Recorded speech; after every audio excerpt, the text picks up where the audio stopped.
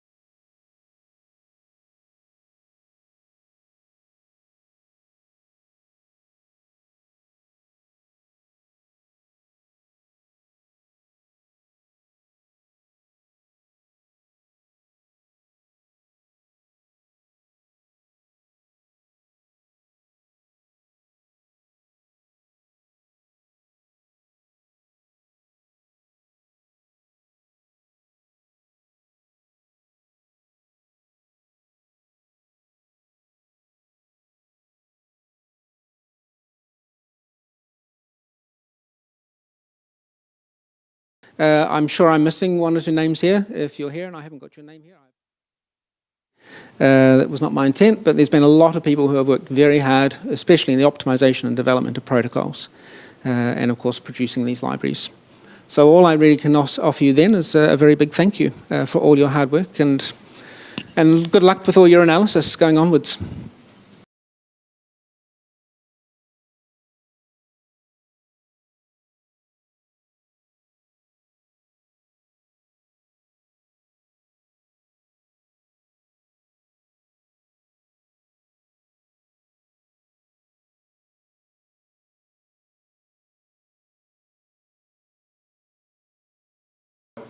Yes. So the product at the moment.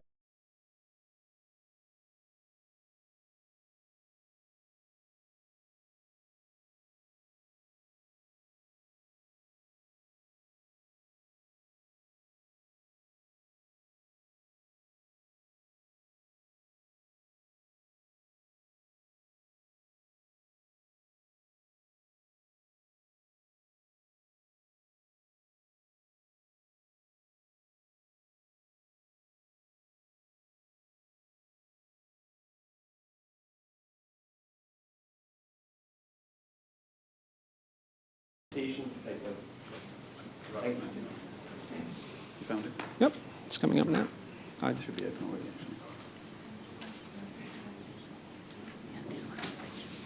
actually. Thank you. You're welcome.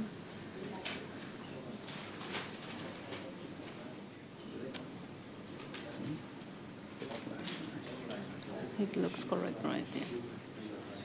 Are you okay with the microphone? Hello. Yeah, Okay, thanks. it's great.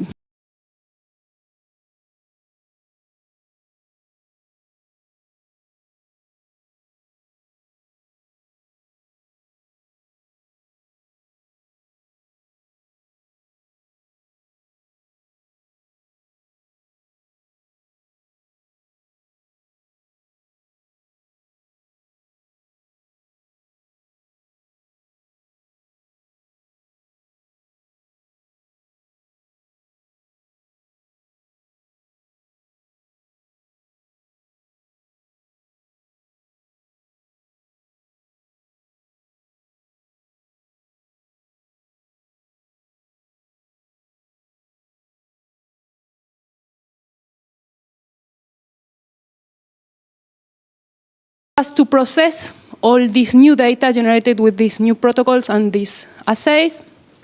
and to identify regulatory elements in 5 of the AQUA-FAANG species that were having data registered until July 2023. That is the month where we finish our first step, that is the registration. Yeah. So it's okay. I think he's hearing something. The name that we use for, in general terms, to refer to our pipeline is the ensemble regulatory build. It's not the microphone. So basically, we have 3 stages. The first one is the importing or retrieving data and experiments from public repositories like the FAANG data portal or ENA or ENCODE for the case of human, because we already provide an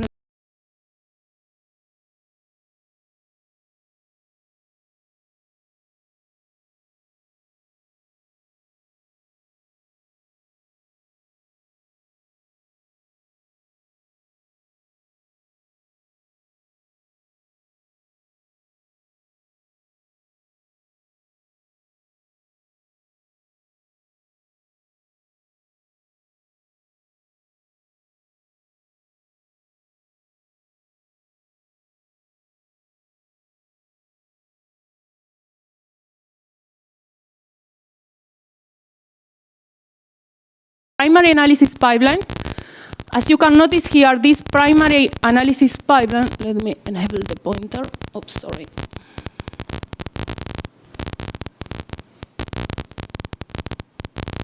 Yeah.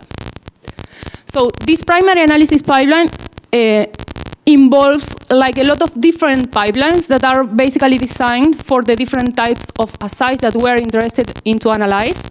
But all of them involve the same steps that are the ones that are summarized here and are based in the same set of tools, right? So we always start from the sequencing grids.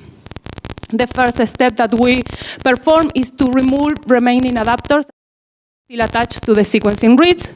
So for doing that, we use FASTP for single-end experiments and ng-merge for parent sequencing experiments.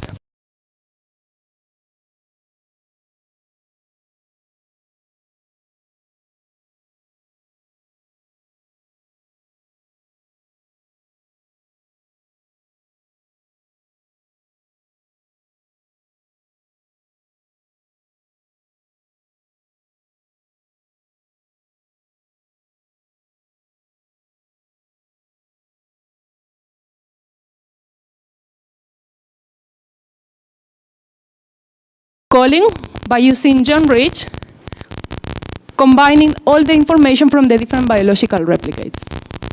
As you can notice, we use GenRich. This is a relatively new pick caller. We are using it because for us it provides several advantages. One of them is that it provides different parameters that we can adapt for our different pipelines. In our primary analysis pipeline, we can adapt it for ATAC-seq, ChIP-seq, DNA-seq. And we also opted for using GenRich because it can handle multiple alignments that can be originated from duplicated genomic regions, like the ones that we know that are present in the fish's genomes.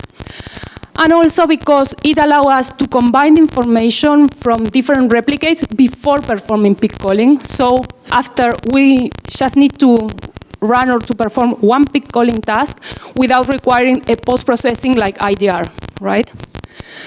So I will try to explain in a broad way how GenRich works. So basically, it starts by taking the alignments from each experimental replicate and to creating an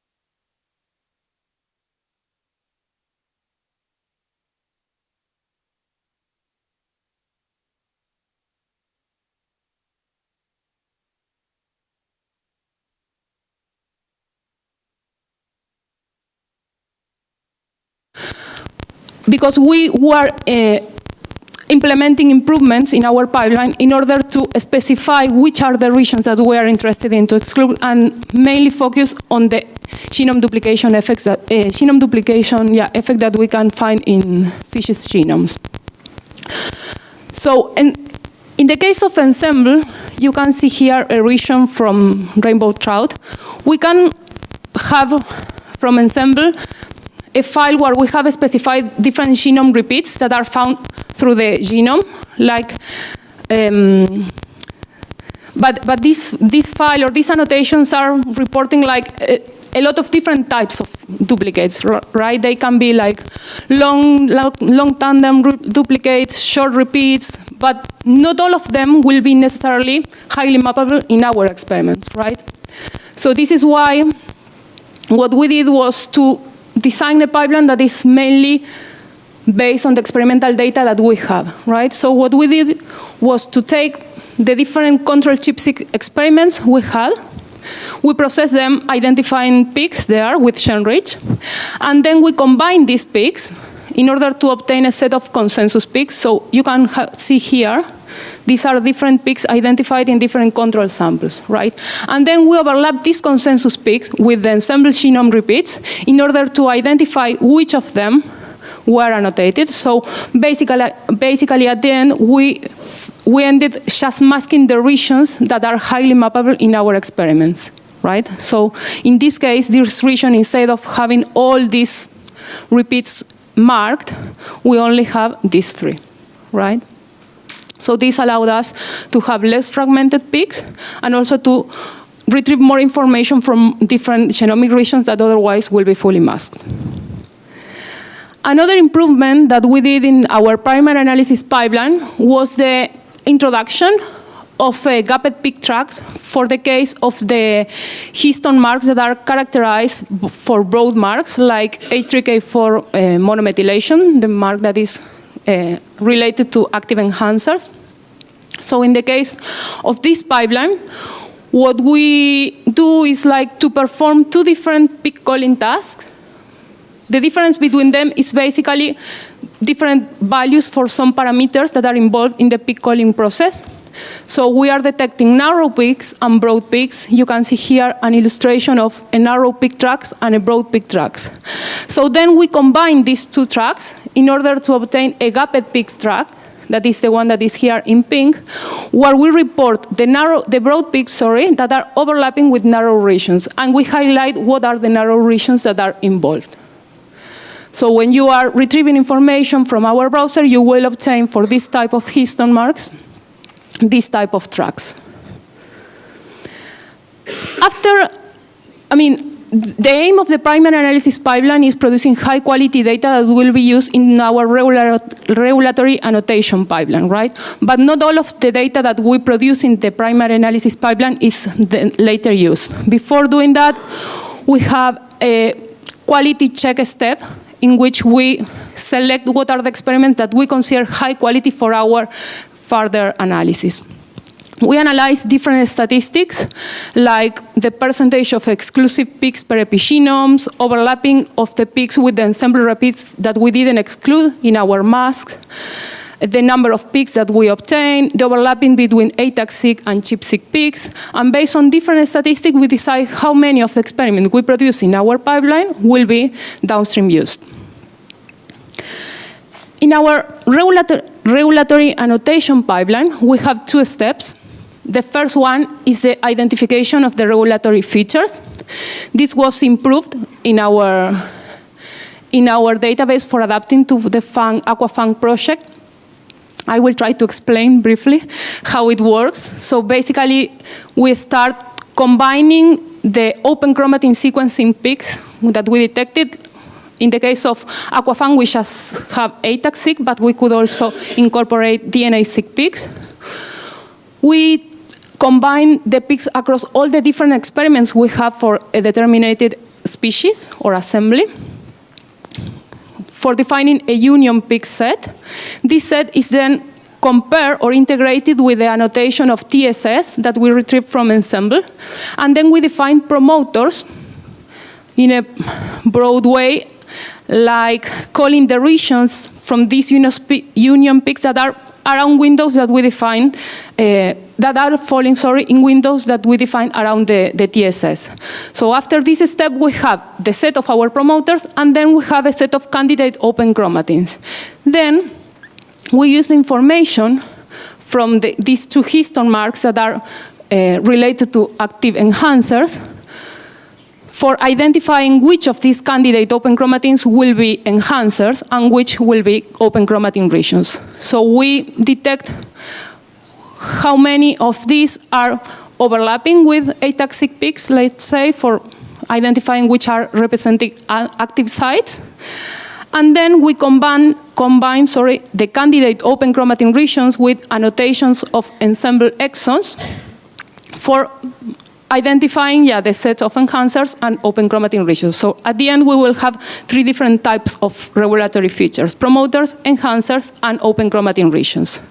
The next step is to take this annotation and per each epigenome, let's say one epigenome can be one tissue imager style male, let's say brain female imager, and we overlap the open chromatin seq peaks that we have for this epigenome with the different features in order to identify which of them are active or inactive, right?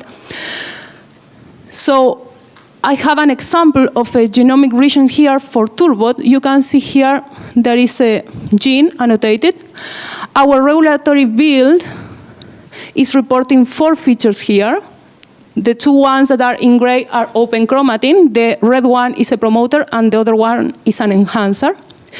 And then I also added the epigenomic activity that we found for the 6 developmental stages for the turbot embryos. And they are like sorted by more immature to mature, right? So as you can see here, the first open chromatin region is always inactive, and the second one is always active. And in the case of the promoter and the enhancer, both are inactive in the first 2 developmental stages, and then they become active, right? So this is kind of the analysis that you can do with this epigenomic activity. I tried to summarize here the number of experiments that we analyzed for our Ensemble 111 release that hopefully will be alive next month. You can see here the number of experiments for the 5 species for which we will be able to annotate regulatory features and the different types of experiments we analyze. And you can appreciate in the darker bars what is the number of experiments that we effectively used after performing the quality control step, right? It's worth to mention that our first release that included regulatory element in fish species was 110. That is the release that is currently alive. So it's the one that you will be able to access if you enter now to our genome browser. In this case, I have here summarized the number of features that we released in this release and in the one that will be alive soon. So for Ensemble 110, we included Atlantic salmon, sea bass, and turbot. And at that moment, we were just able to report promoters and open chromatin regions. In our new release, we improved the annotations for these fishes because we incorporated more experiments, and we also added the annotation for enhancers. And we are also releasing regulatory features for rainbow trout and for common carp.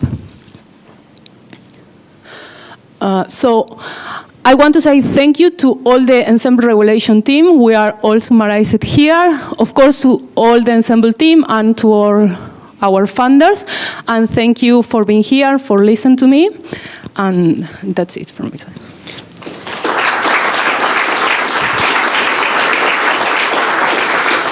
Thank you very much, Gabriela. Is there any questions?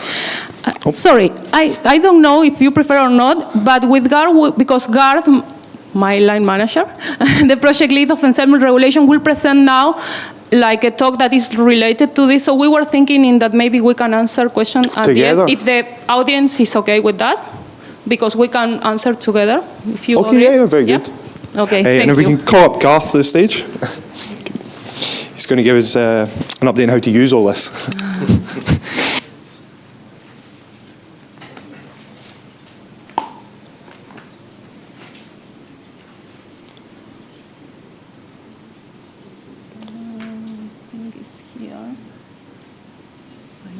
forgot what is the slideshow. Can you Yeah, use this button down? this. Yeah. Yeah. But it will go to the. Yeah, and this is the. Should I not? Yeah, go for it. It's very sensitive. Thank you. Okay. Great, thank you very much. So, yeah, my talk picks up where Gabrielle has left off. So, as she mentioned, we're going to be making this annotation here available hopefully around the middle of November. And my talk is about how to access, the main ways to access and interact with this annotation. And the two main ways are through our website, ensemble.org, and through the companion FTP site.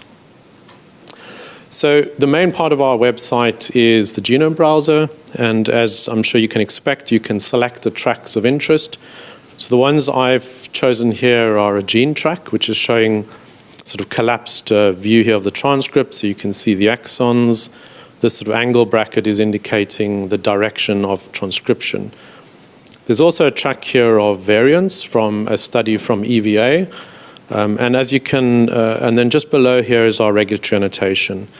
So you can see there's a legend down below, and we have red for promoters, as you can see lining up with the transcription start site as expected by design. And we also have the sort of yellow enhancer, potential enhancers, and we have these gray sort of unclassified open chromatin regions. It's also possible to select the sort of tissue-specific tracks of interest to see the primary data.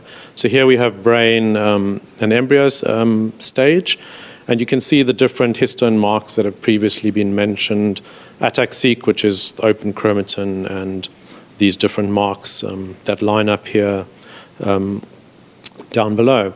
And I think just one thing to highlight, one of the goals of AQUA-FAANG is to help focus where variants might be of interest. You can certainly see that some of these variants are going to potentially land in regulatory regions which are going to be perhaps of much more interest than the ones falling outside. This is what the sort of interface looks like in practice. This is the region in detail view where you can see the tracks and the genome view here.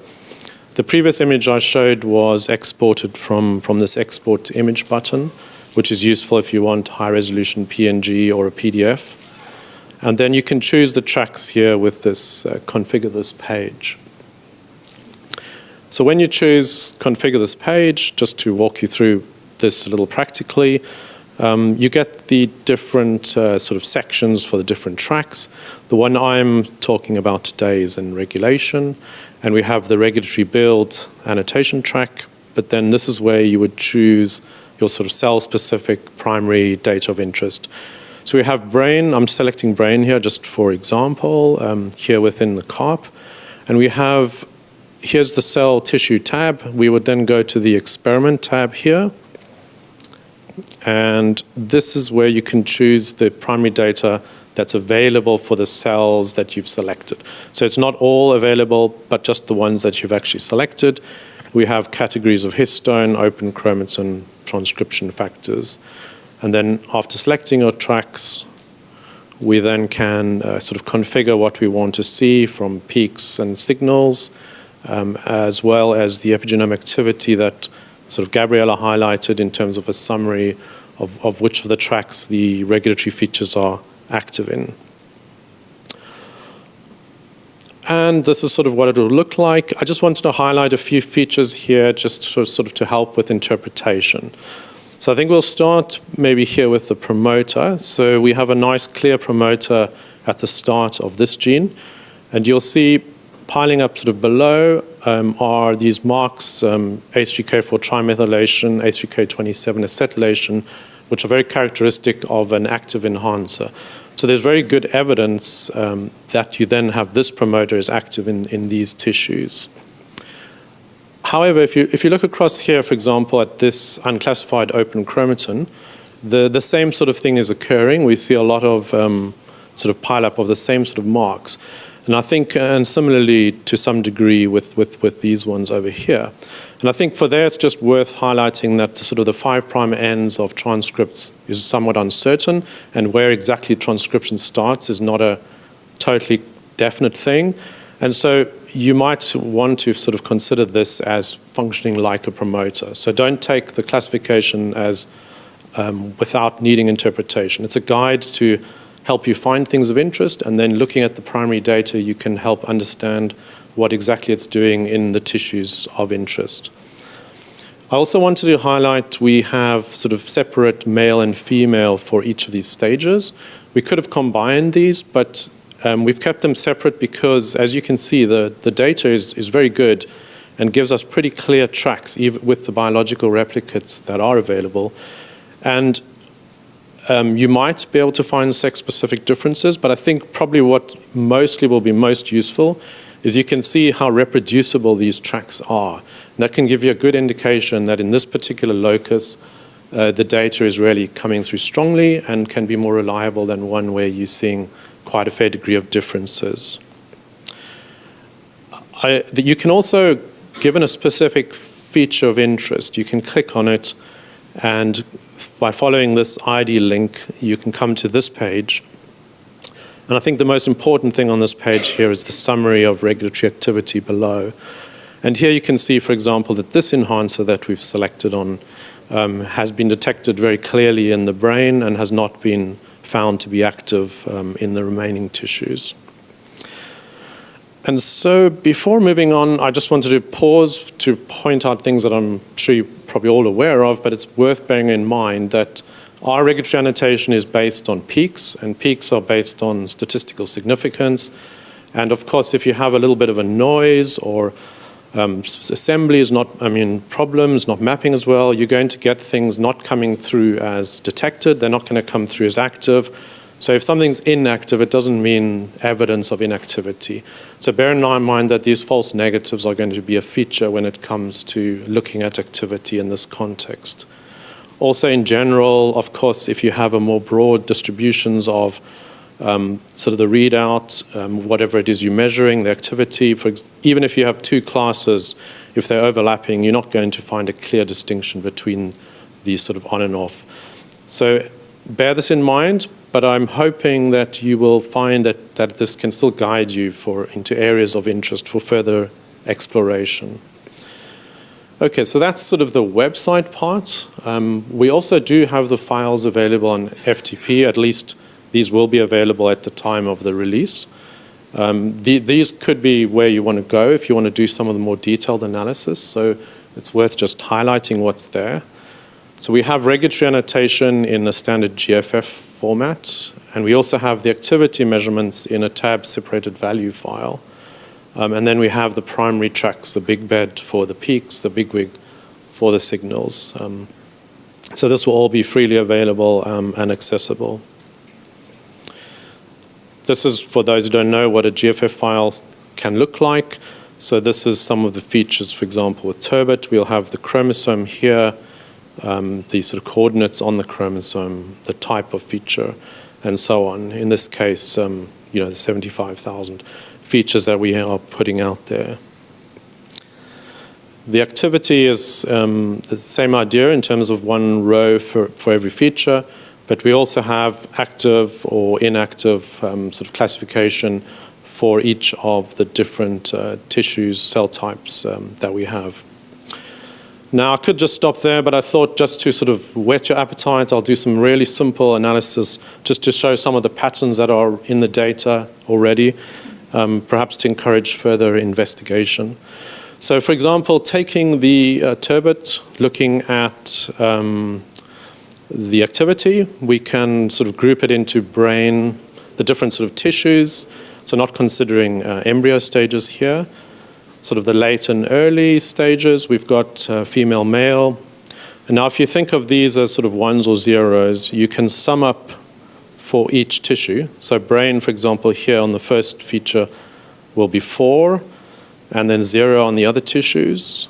As you can see, there'd probably be 3s and 2s and 1s. But if we filter just for the 4s and 0s, we effectively finding those where there is very clear tissue-specific expression. So we're ignoring sex-specific differences, we're ignoring stage differences. But what do we see? Well, we can drop down from 75,000 to 20,000. So definitely more refined. And then if we look at how these sort of sets come out, so we're not picking up very many non-sex specific differences in the gonad, which is perhaps not a huge surprise. And when these features are considered active, we find that they're active in the other tissues as well. And then we have sort of quite a lot of brain ones, although it's just over 5,000, so it's a fairly tractable reduction in the potential regions of interest in the genome. And so if you're looking at it from a whole genome point of view, this can then focus you down to some of the potentially most interesting regions. And so for illustration, I selected one of these random from chromosome 12. It's this particular enhancer here. And as would be expected, it's active in brain. This is how it was chosen. The bottom track is liver, and so it's not active in liver. Now, if we look at the actual gene that it's falling within, it is related to brain, at least by homology. And so this gives you some indication that probably you're finding something of interest there. And in fact, if we look at this sort of cluster of regulatory features, every single one of them is coming through as sort of brain-specific and not occurring in other tissues. But I want to also show you some things that are not quite as clear-cut. So for example, just starting on the right here, this regulatory feature is coming through as just brain, female, 18 months. But if you look below, you'll see there is some signal here, and the background, as you can see, is pretty good in terms of the regulatory features are really standing out nicely here. So there is some signal, but it's just not significant enough. And the question is, well, is this just one of those borderline cases of activity? As I say, you can't just take this as the label says. One needs to do further investigation. This one here, open chromatin, is same idea with brain. Perhaps there's some signal here, but I also just want to show it comes out with sort of late-stage embryo, which is again quite nicely suggestive that perhaps it's involved in sort of, or at least it occurs in the late stage of the embryo in terms of brain development potentially. So here are some of the things with fairly simple analysis you can already do with the annotation. And yeah, sorry, just to point out in Ensemble, we also have the individual transcripts. So if you, for example, have the promoter here of interest, you can see it's sort of at the start of this cluster of transcripts.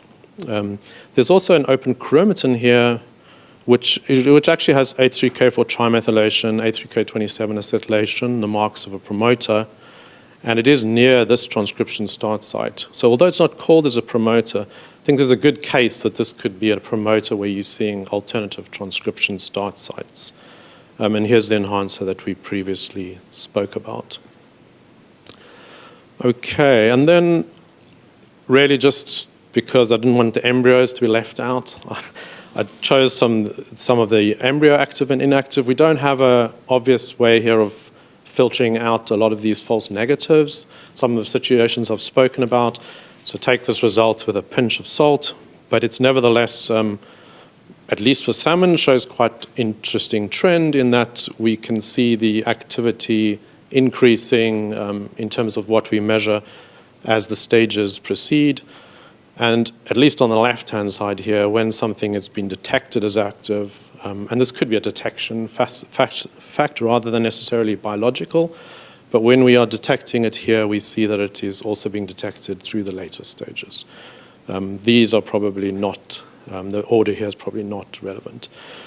But that's, I think, primarily what I wanted to show in terms of what we have available, just, I think, to hopefully highlight that this annotation, the availability of this data, all of this really opens up a lot in terms of further research. And I think the quality of the data is really coming through clearly, and that none of what we have been able to do would be possible without, really good data.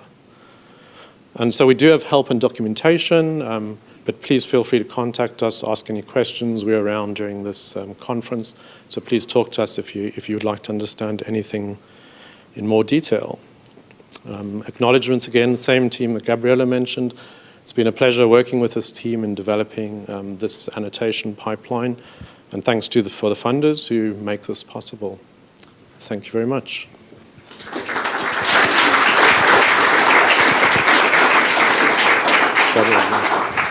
Thank you very much. Dan? Thanks, Gar. Thanks, Gabriella. Really good to hear that the data is good. So well done to all the producers of the data as well.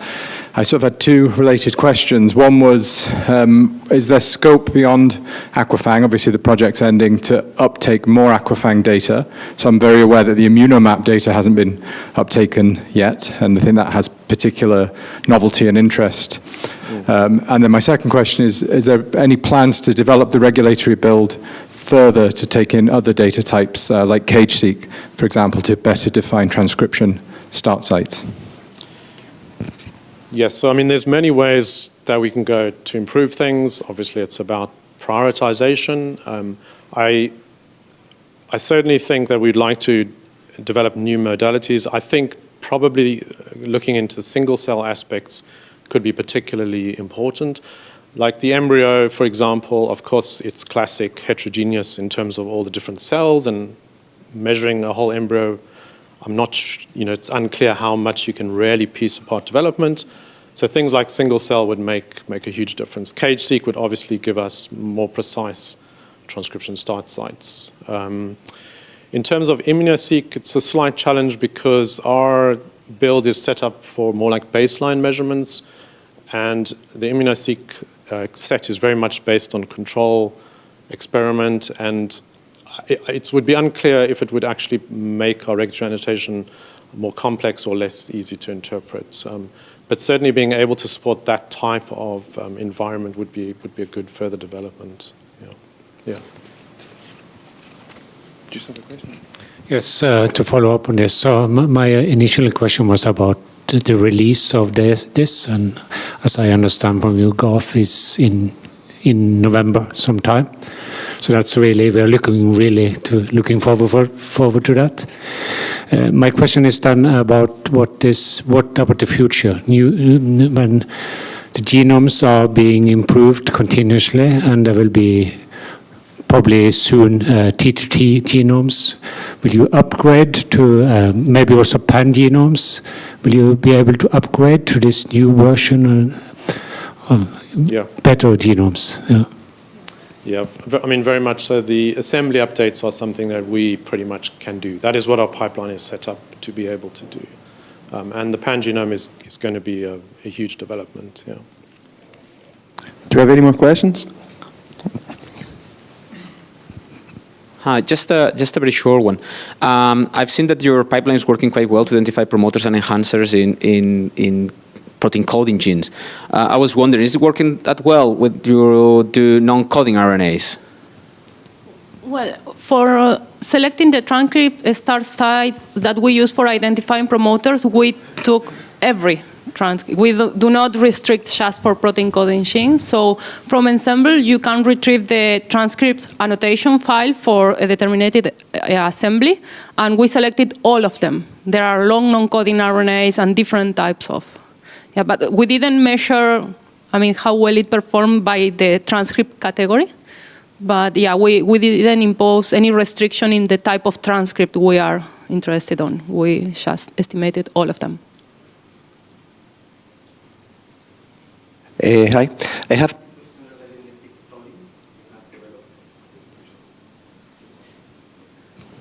Okay, thank you. Two questions. One is regarding the peak calling, the masking of the regions that can be making some noise is beyond the blacklist we have identified with T-chips. And the second is, what is the improvement of your pipeline beyond, for example, diff-bind for identifying the peaks using the big week of the... Yeah, well, in terms of the mask, we were comparing different alternatives. And this one that we finally included in our pipeline is the one that performed better from different aspects. Because we can identify different type of repeats, and if we include too many repeats, we can end with a lot of small peaks, with the fragmented big track, right? And yeah, this strategy allowed us to have more consistent peaks across different experiments. One was regarding the improvement regarding, for example, the diff bind to identify the cold peaks. I mean, I think if I understand, that would be good for comparing two conditions. And I think like what we are trying to do is sort of a baseline measurement that works whatever angle and subset you're looking at. But of course, there's potential for improvement. And it is something we'll keep looking for. And if you have specific feedback on something that's not working or a better method that you're aware of, we'd be very interested to hear so we can feed that back into our future improvements.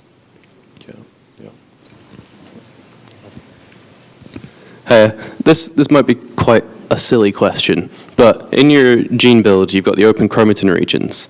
They don't extend the full length of the gene. Why don't the open chromatin regions extend the full length of the gene? Surely if a gene's being transcribed, the whole chromatin region of that gene is open. Yeah, I mean, I'm not familiar with the details of biology, but my understanding is the nucleosomes are able somehow to get out of the way and get back in place without too much difficulty. So you do tend to see the open chromatin more near the 5' beginning of the gene body. And then again, potentially it would one hopes where enhancers are, where transcription factors are binding more persistently. So we have time for one or two more questions. Pierre? I'm just curious to know if you have a special approach for the TCR and immunoglobulin genes for which the annotation is rather complex. Yeah, so... No, we don't have, I mean, we don't have different annotations from a specific group of genes. We just consider all of them together. Yeah, we know there are some regions that are more complicated and some annotations that need to be improved. And yeah, we expect to also improve our annotations when these annotations are improved too. Last question, anyone? Or... Okay, I think you're off the hook. Thank you very much, guys, and that concludes the first session.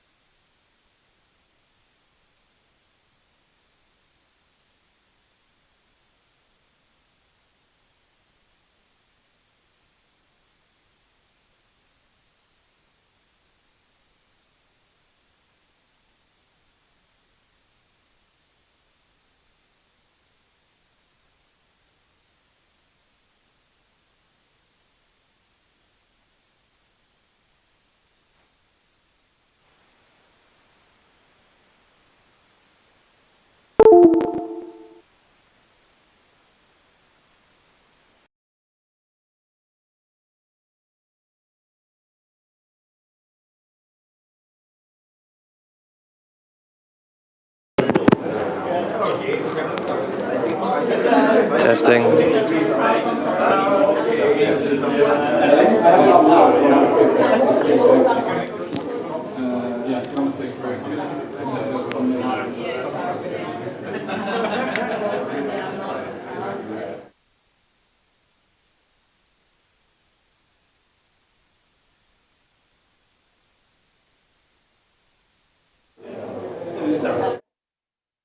Testing.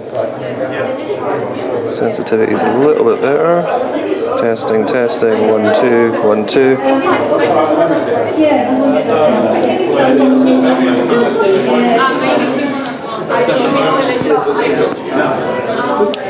Testing, testing.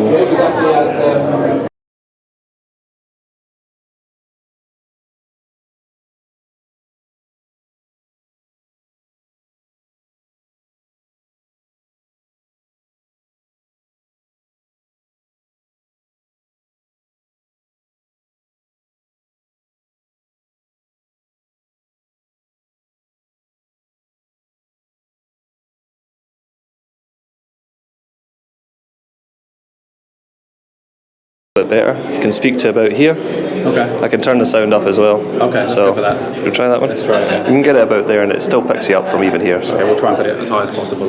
Yeah, cool. I'll take the mics back then. I'll leave this here. Should we? I think I'll check with John that it's actually coming through the stream as well. Perfect.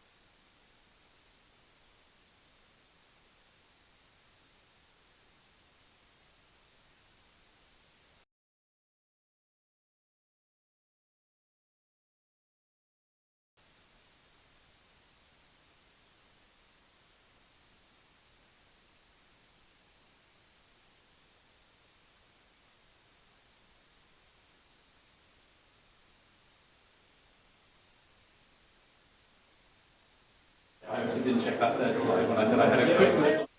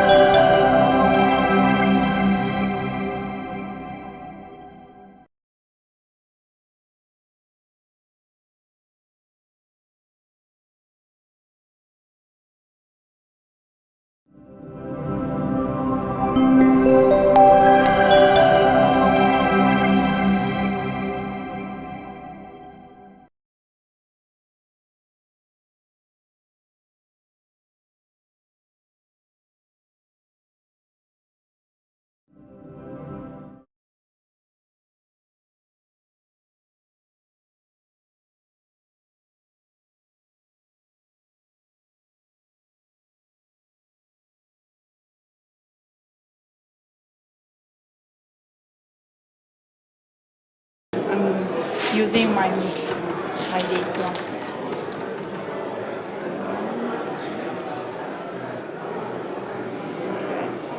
Well, anyway, I can. I can get Ross. See, this is my second name, so I'll get Ross. Okay. Okay. Thank you.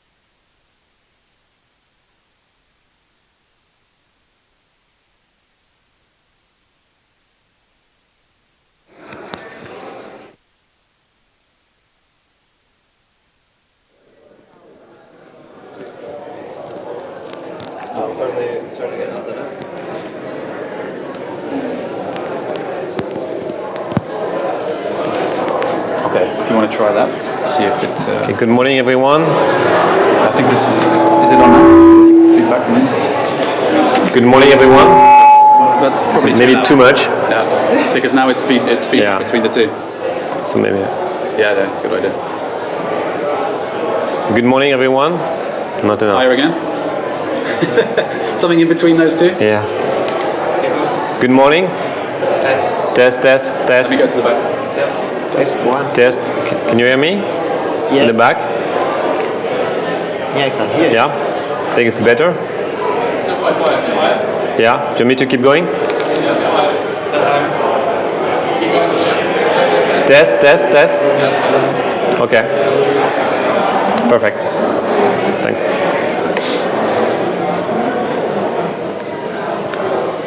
John, presumably you're still getting that audio? If you go to slide mode, or so presentation mode. Yeah. I'm used to Mac, so I'll let you do it.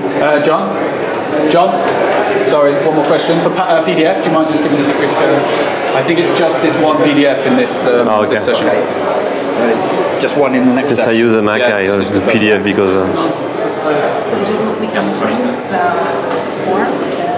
If you can access it, could you email it to me? And I'll send it to the conference team and they'll print it. Okay, great. And another stuff is... And then I'll do that. Perfect. Is that working? Yeah, thanks. It's a Zapper. Yeah, I have that. Yeah. Perfect, thanks. I'll come after the presentation. I'll come so we can get the next one queued up. Okay, okay.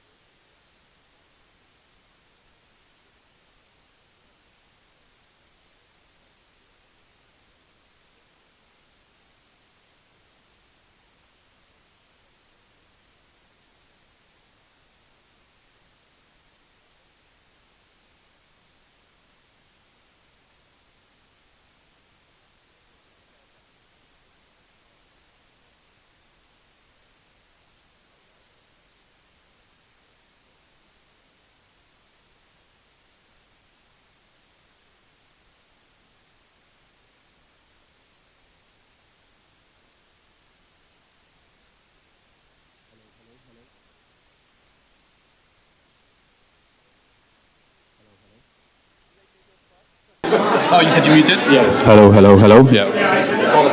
This one is mine. Yeah, testing, testing. Testing 1, 2. Hello, hello, hello. Hello, hello, hello.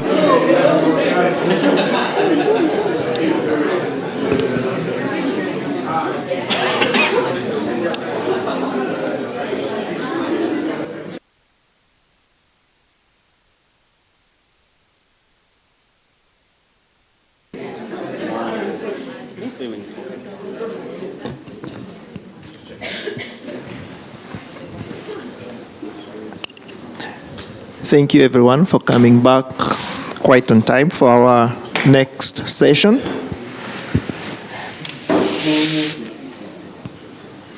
And to begin our session, I would like to welcome Julian to give us the first talk. Thank you very much. The mic should be, the mic should be on, so. Good morning, everyone. So today, my name is Julian Bob, coming from INRAE in France, in Rennes. I will be talking about microRNA annotation today. So as you, I'm sure, know, microRNAs are a class of small, non-coding RNAs of very short, 22 nucleotides, and they actually act on mRNA levels. They regulate mRNA levels through deadenylation and translation repression that will ultimately lead to mRNA decay. So that's how they work. And they are actually transcribed from genes that are processed into hairpins and then into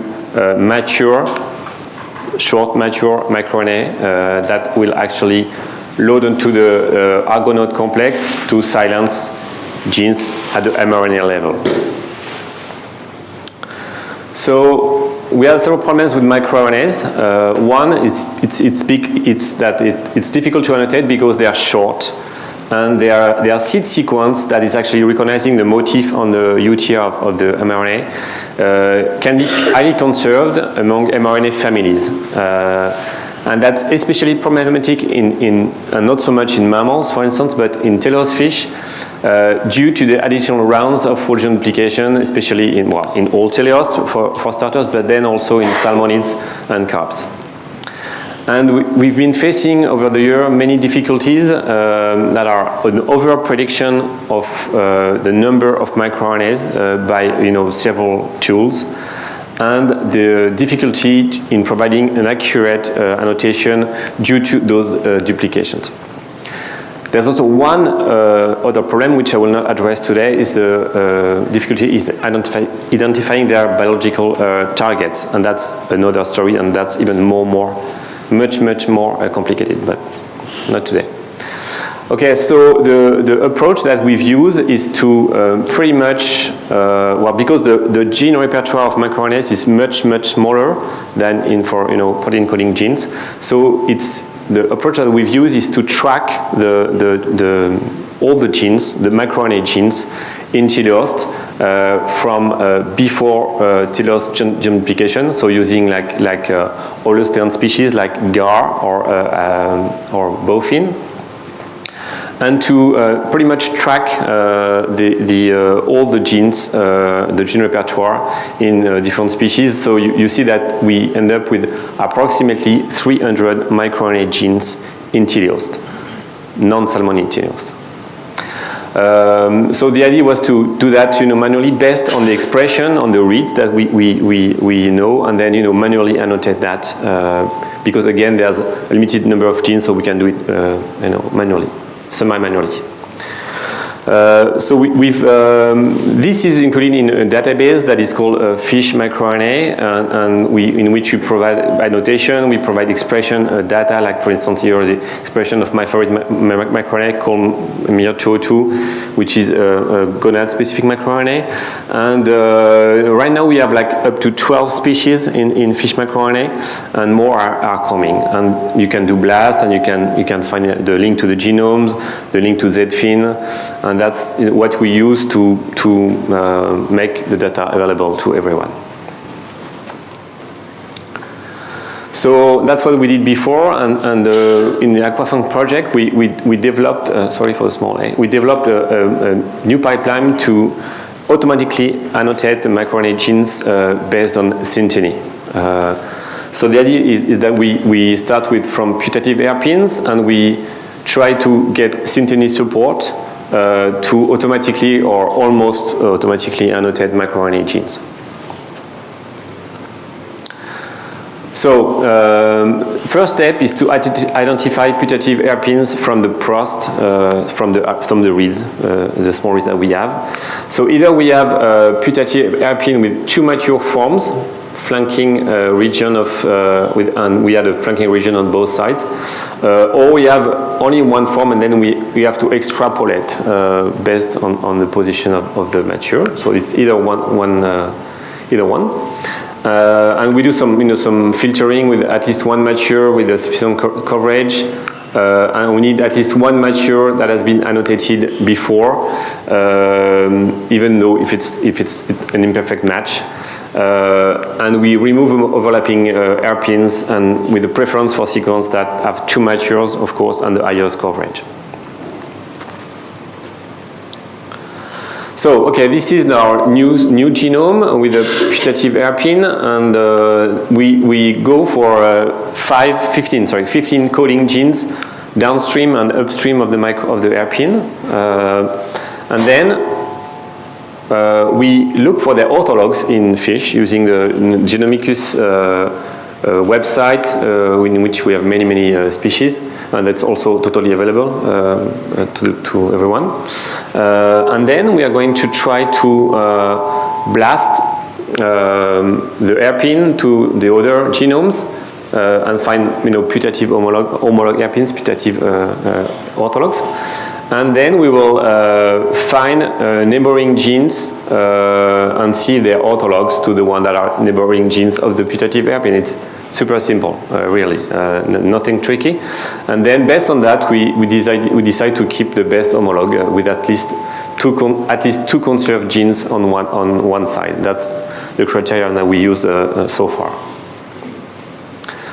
Okay, and this is the result we got for rainbow trout, and you can so here are all the species that we have in the pipeline, and you can see that that's the number of annotated microRNAs. Okay, so the way you have to read that is for rainbow trout microRNAs. We have 300 microRNAs that can be annotated based on this species. Okay. And you see that the most contributing species is Umbra pygmae, which is the sister group of salmonids just before duplication. So it actually totally makes sense. And you see that most microRNAs are supported, annotation are supported with at least two species, and some with even more species. And the idea behind that is the more species you get, the easier it gets. So we've done the difficult part now, but with more and more species, it's going to be very simple to annotate microRNA genes in the future. And then that's what I just said. We use more species to increase confidence, and all fish microRNA sequence have a telehost last common ancestor ortholog that we define, and based on that we can propose an automatic annotation. And in that case, for instance, that's what we had for this microRNA, and we came up with this annotation because it was the one found in the closest related species. Here and here, stickleback and medaca. Okay, so what we have identified 660 unique mature mRNAs expressed in our data set, and they correspond to 666 genes. It's not expected that it should be the same number. It's totally unexpected, actually. It's just by chance, right? And you have to understand that if you work with the salmonids, that sometimes the orthologs are very similar. The homologs after duplication. So, and because it's a short sequence, two homolog genes can give exactly the same mature microRNA, right? The sequence is the same, and you don't know from which homolog it's coming.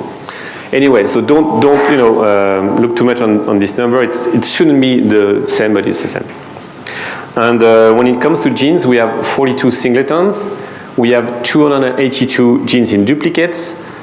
And we have 26 MIR430 genes, which always we deal with separately because they are complicated. They're in clusters. So that's a big leap in comparison to the previously described 354 mature microRNA in rainbow trout in 21 from 280 genes. So we've made a big increase in our knowledge. And please note that we have an 87 retention rate after whole genome replication based on those numbers. Okay, and that's actually what I'm also interested in. And so we have 87 in this study based on 322 pre-whole genome replication genes. And in the rainbow trout genome paper in 2014, I think, quite a while ago, we had we came up with a 97% of retention, but it was done only on 241 pre-genome replication genes, and they were located on highly conserved synthetic regions. Okay, so it's I mean it's consistent, but it's probably a little bit lower than what we had calculated before. So you can see an example of duplicated region in rainbow trout, and you see that the microRNA genes in red are almost always present in duplicates. Okay. So we did the same thing. So rainbow trout was more difficult because of the gene replication. We have to work from one TGD species and try to map on the two homologs. But for CBRIM, it was much easier, and we ended up with okay. So you see the same type of information. So the number of microRNA contributed from the different species. You can see that, for instance, stickleback, medacar are providing high number, and you can see that here, again, the vast majority of microRNA are supported by at least two species. Okay, and we end up with 333 genes, including 20 MIR430, and that corresponds to 479 unique mature microRNAs, and actually 88% of the genes have both strands annotated. So it's actually very good. We are very happy with the CBAS annotation. Okay, so maybe that was a little bit too short, but we'll have some more questions. But in summary, we've provided a comprehensive microRNA annotation. We succeeded in both rainbow trout and CBRIM. It took us some time to develop this, automatic annotation pipeline, but it really helped both in terms of speed of the process. At the end, it's super fast to do it. You run it, and then 1 day of work, pretty much you have I would say decent annotation, and also in terms of accuracy. Of course, when it's automatic, it's you lower the chance of making mistakes. And actually, most of the problems that we had is that we run the pipeline and we found some inconsistencies, and then we will look back, and actually they came from mistakes that we'd done before when we manually annotated the species. So I think now it's going to be, we are on solid ground, and it's going to be much easier for other species. So, and I mean, you when you see that, you clearly know why. But the higher number of species you get, the easier it gets. So, man, that makes sense. So what's next? We will annotate. We will use this annotation and expression data to implement the fish microRNA database. Well, mostly the body maps actually, and we will also annotate the other AQUA-FAANG species the same way. Probably carp is going to be more difficult, but for the regular TGD species, should be pretty straightforward. And that's it. Thank you.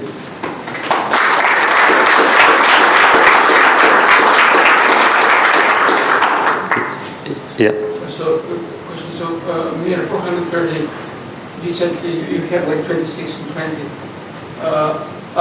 So I'm just wondering how good the genome assembly is in the macro in MIR430 region, because in zebrafish, the original notation of chromosome 40 started in low double digits, but after long reads, the number of copies turned out to go into hundreds.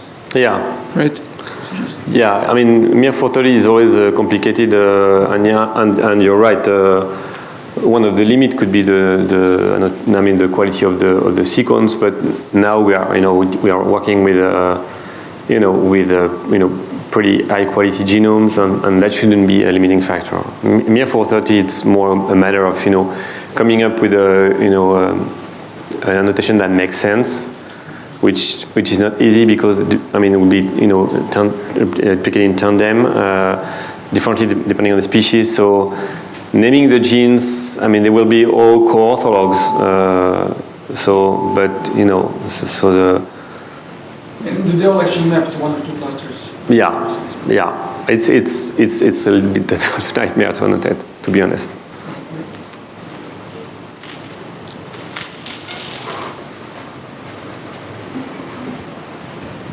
Cheers, Julian, for a nice talk. You said the sea bream and the trout were done. Was that just with the body maps you've done so far with the Not sure, but once you have the notation, you can run the Prost analysis with as many samples as you have, libraries as you have. But I think we fine-tune the pipeline with the body map, but I think the sea bream I think we took everything. But I will have to double check. Okay, and do you have any feeling for an overall timeline when all the different species would be uptaken to this and available? Hard question, sorry. No, yeah, it's fair. It's just we did that in collaboration with Thomas Deving and John Potsulet's group in Oregon. So he has other projects also. So we are almost ready for tourists for sea bream, and then as I said, the sea bass turbot should be straightforward. The salmon, we expect that the trout will help a lot. So I'm hoping at the end of the year. Cool. Thanks. Thank you. Thanks. Thanks, Julian, for a nice talk. I hope that Julian? Another question for you. I was taking your microphone off. Apart from, I'm very keen to see the sea bass data there, but you didn't talk at all about the target genes, which is, I know from what I understand, it's quite difficult to predict, as you were saying, but that's probably the most relevant for the downstream genetic applications, because I guess there's not much variation within a species in terms of which microRNAs are there, I guess. Yeah. So yeah, you're right. The target genes is the main question, and you all know that for one specific microRNA, you can predict hundreds or thousands of targets.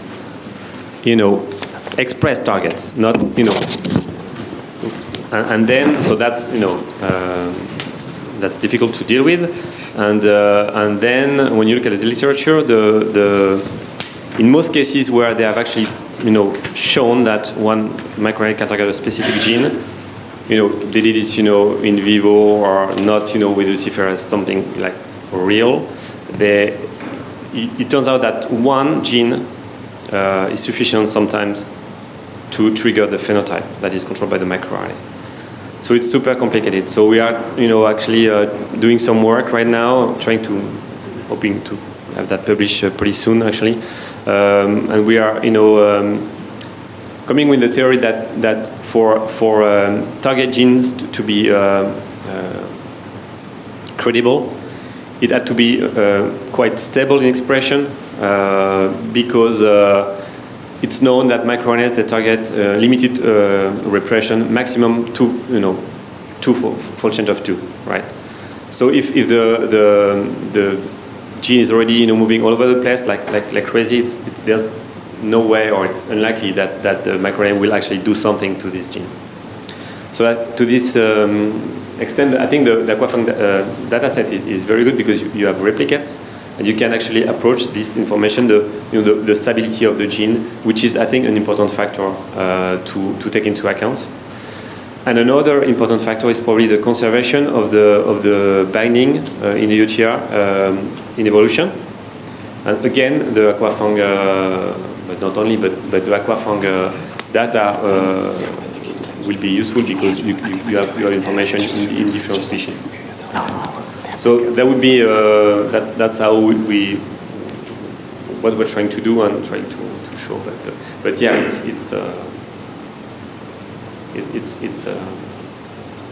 really a critical question. Yeah, thank you, Julian.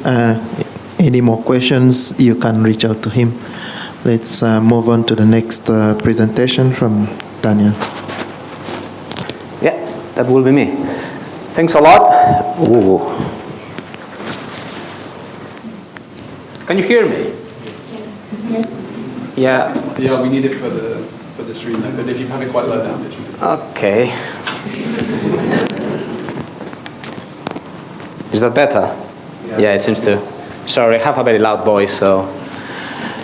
Hello, my name is Daniel. No, further down, it's okay. My name is Daniel. I'm not going to show you like proper results. I'm going to show you more what we're doing so far and where we're going. Because basically, okay, it doesn't work. I have to go here. Basically, we're part of, Work Package 6. So we were at the end of the line from all the other work packages doing comparative analysis of the different data. In my case, it was more focused on comparative analysis of non-coding RNAs, okay, and a bit more in comparative analysis of genomic relation between sexes and tissues. So there is a lot of partners involved here, directly or indirectly, but basically the non-coding RNA task is the one I'm going to show more and has been coordinated by our colleagues in Crete. So probably you all know, but just a bit of introduction. Non-coding RNAs are supposed to be RNAs that do not codify for proteins. Well, at least the majority of them. And they are broadly, classified in small ones, that is under 200 nucleotides, including like the classical ones, ribosomic and tRNAs, also microRNAs, as our colleague just explained. And the long non-coding RNAs is over 200 nucleotides. There's different classifications, okay? Depends on the structure, the action, the location.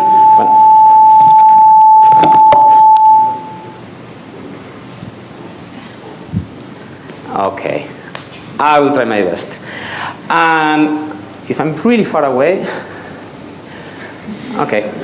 So, but mainly what we are working in here is the long non-coding RNAs that are called intergenic ones, okay? That's the one I'm gonna speak about, the intergenic ones, between the genes. There are many different ones, but that's the ones I'm gonna talk.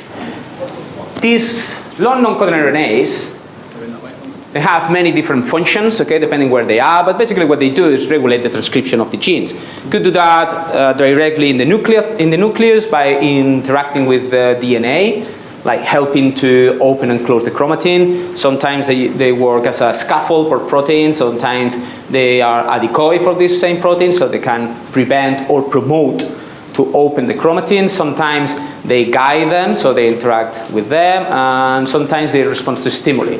In the cytoplasm, they also have a very important function. Sometimes they act as sponges for microRNAs. That's very useful because they are used as decoys. And sometimes they can interact directly with the messenger RNA, either stabilizing the mRNA or helping to degrade it. So they have very different places where they can work. Yeah. So in general, that's a bit old, but still holding. In general, when you go to mammals, the number of long non-coding RNAs is quite big. It's really, really big. I mean, if you take a look into the ensemble latest genome annotation of the human, you can see that 29% of the genes are long non-coding RNA. So it's pretty high. Okay, it seems that fish is a bit lower and much lower in invertebrates, but in zebrafish we have at least roughly 1,500 long non-coding RNAs that represents around 5% of the genes that are annotated. In the AQUA-FAANG consortium, if you take a look at the species, Carp and salmon, they have a much higher number of long non-coding RNAs. It goes up to 15, 18%. These, the sea bass, the gillhead sea bream, and the turbot, they have similar percentages than the zebrafish. And the rainbow trout is the only one that seems to have a lower number of long non-coding RNAs, at least in proportion, not in number, but at least in proportion compared to the carp and the salmon. It's a bit strange, but well, that's what it is. So we suppose that this higher number is due to the whole genome duplication, okay? But that needs to be seen a bit more. So in here, I was trying to do a comparative analysis between the 6 different species, okay? What is a problem? Because initially many people, what they use to do these comparisons is the sequence. So here is an example of that using different types of flies and mosquitoes. And in here, just don't bother too much about the numbers, but here are the numbers of similar non-long coding arrays between the different species. And you see the numbers are not too high. It's about, in this case, about 160, 150. But look at that. They are very close related species. They are the same genus.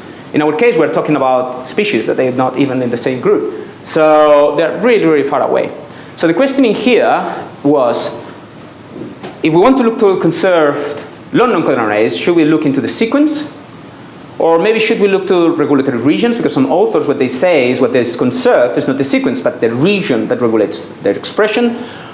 Or some people, they say that what is actually conserved is the structure, not the sequence. Because if you take a look at the long non-coding arrays in general, the sequence doesn't seem to be very, very conserved. Or maybe what is conserved are the interactions. So what we're doing is trying to tackle all 4 of them.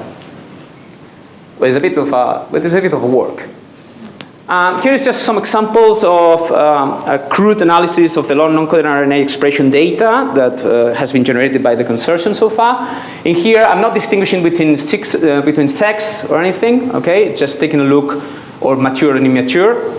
Just taking a look what is in there. And here it shows the long non-coding RNAs that are expressed in average, over 10 TPM. So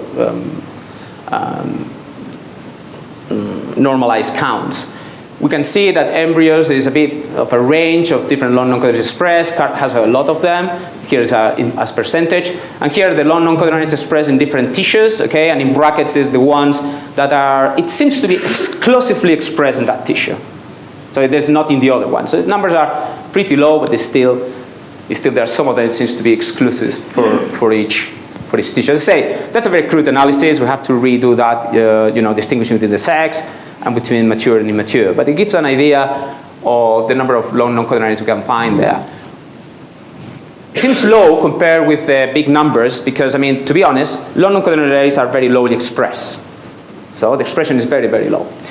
So the first we tried was to look into similarity. Let's see if we can find long non-coding RNAs are common in all the species. So we did just the normal BLAST10 approach that has been used by many, many authors. Initially, what we use is the zebrafish as a reference, okay, blasted against all the 6 species of the AQUA-FAANG, and it gives us like 148 clusters of the same long non-coding RNA found in the 6 different species. So when we take a look into the similarity, average similarity of all the long non-coding RNAs, we can see that it ranged between 60 and even 100% similarity, but the E-values were not too good. They were not too good. What was happening is that in the majority of cases, we had this situation, that what the BLAST was recognizing was the repetitive regions. So that was a bit of a bummer. So we tried again using salmon, because it has the higher number of long non-coding RNAs, and we used again all the long non-coding RNAs from the other species of the AQUA-FAANG. We had a lower number of clusters. Again, we had repetitive regions that are aligned, so these results are not that good. But in this case, we had a pretty big number of long non-coding RNAs with quite good alignments. So they are potentially conserved between the 6 species. But you have to take into look with the transcriptomic data and structure data to confirm this. We are starting to take a look into the synteny, and initially it doesn't seem to work very well. So it seems that the synteny, at least taking a look at the genomicals, it seems not working very well. There's not conserved synteny so far, or a very poor conservation of the synteny. But again, there's a preliminary analysis. We have to improve this because we've been using genomicals so far. The first look, it doesn't look very well, but we're working on it. The second we were trying to do is, well, let's take a look to the correlations. See, I mean, let's take a look. In this case, we use embryos because you have more time points than using tissues because it's not that many. So we found quite 70 long non-coded RNAs that they have very high correlation between the different species, like above 80%. Here's an example of that. Okay, this one doesn't look to correlate with them, but if you take a look into a more proper scale, they have the similar profile. And what we are doing is a very crude analysis. Now it will be improved with the TAC-seq data and also with the data from the ensemble people that they have this nice promoter detection thing, so it's going to work very well now. But we did a crude analysis of, of the 200 base pairs upstreams of the genes, looking for motifs that were common in all of them. And actually we found that in the great majority of cases, there were motifs that were 100% conserved between them. So it seems that at least the regulatory regions might be conserved in this case. We will improve that with the data from the other colleagues. So, and again, in this case, we're looking for interactions. That's quite hard, to be honest. It takes an awful long time. We're focusing on two kinds of interactions, the long non-coded RNAs versus messenger RNAs, and long non-coded RNAs versus proteins. Okay, in this case, because that takes a long time and is a very time-consuming process, we were focusing in genes that were related with the muscle, because basically I work with muscle, so for me it's easier to select them. So we were talking about around 500 genes, coding genes. So in this case, for messenger RNA, long non-coded RNAs, we found at least 57 muscle genes that seems to interact with at least 1,800 long non-coded RNAs. That's because we have multiple long non-coded RNAs that can interact with the same messenger RNA. Here is the 3-SCOLE. That's a program that what they use is they normalize the possible interactions, and it tells you the probability of that the interaction is very strong or not, depending on the free energy. And here's an example with MyoD, a very well-known transcription factor in the muscle. And in bats, we have 15 long non-coded RNAs that interact, 2 in bream, 2 in turbot, 1 in salmon. I'm very tempted to repeat this analysis in salmon because the numbers were too low. 10 in trout and 9 in carp, with very, very strong predicted interactions. From proteins, we only have done it with Gilhead bream so far, because it takes quite a lot of time, but we're working with the other ones. And in this case, what we found is 32 proteins that are predicted to interact with 39 long non-coding RNAs. The idea is to cross all this data, transcription data, similarity data, and this interaction data to see if there is any common patterns between them. Okay, that's the idea. And finally, because we all know about whole genome duplications, we are trying to find duplicated non-coding RNAs. So in this case, we do just self-blast of the long non-coding RNAs. We look the ones that are highly similar with good A values, and then they have an alignment at over 100 base pairs. And that's the numbers we have found so far. Okay, over 150 in all cases, pairs of long non-coding RNAs. And we're looking as well into the conserved structure of the pairs. Okay, we didn't finish the trout, salmon, and carp, but so far we found some of them where the structure is very conserved. That's 3 examples of that. Here is a pair of long non-coded RNAs. We compare the secondary structure of the two. Okay, the similarity is quite high, and the structure, if it's under 0.09, that means that they are very similar. Okay, the lower, the more similar they are. And we found this one, for instance, is very, very similar. Is very significant. The correlation between the two in expression, at least in embryos, is very high, and they are located in different chromosomes. So it seems that it could be from a whole genome duplication. It's just an indication. Then we have other ones that they are very similar in structure and everything, but it seems to be originated by local duplications, but they are next to each other. And the correlations are, in this case, they are not positive. They seem to be inverse. But sometimes you think, well, that's because they're similar, but you have situations where similarity is not that high, but the secondary structure is still conserved. So they say that if they have the similar secondary structure, you can be pretty sure that they have the same function. At least what they say. Okay, that has to be corroborated.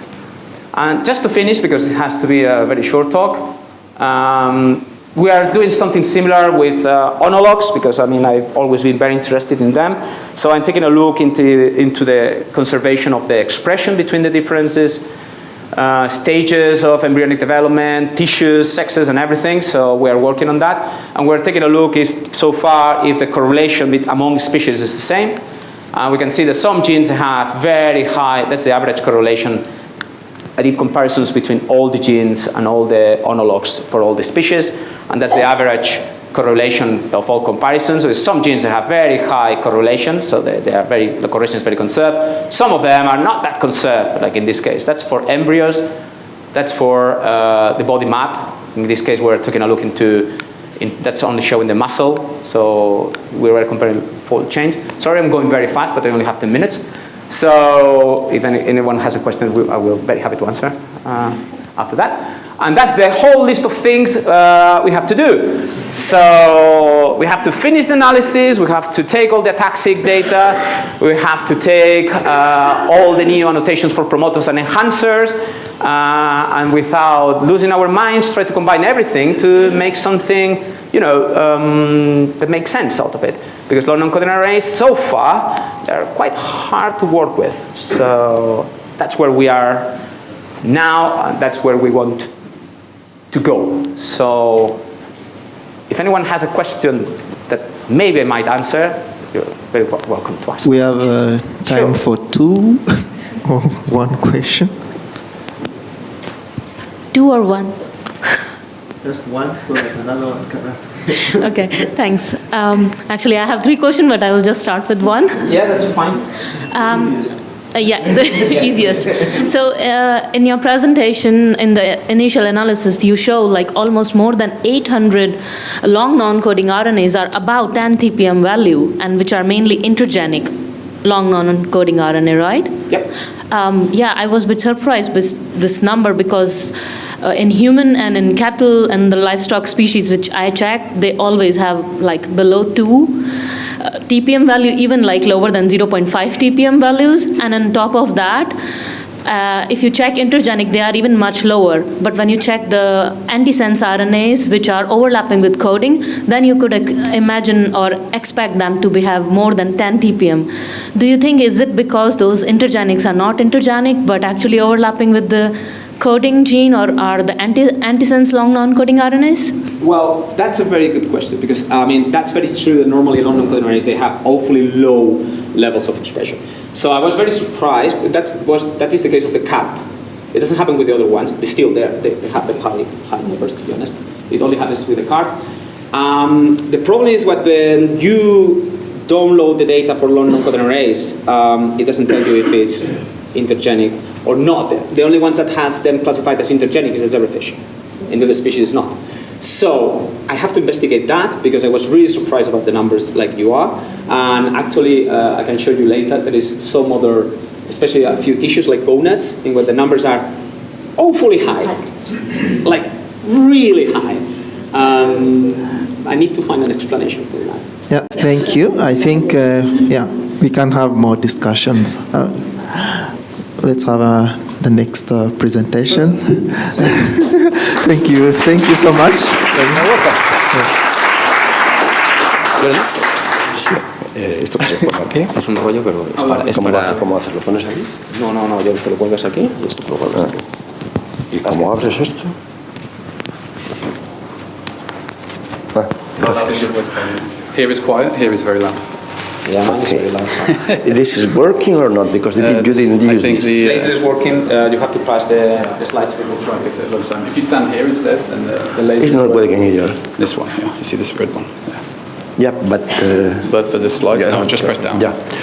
Okay, good morning everyone. My name is Paulina Martinez, and I'm coordinating the work on Tarbot in the AQUA-FAANG project.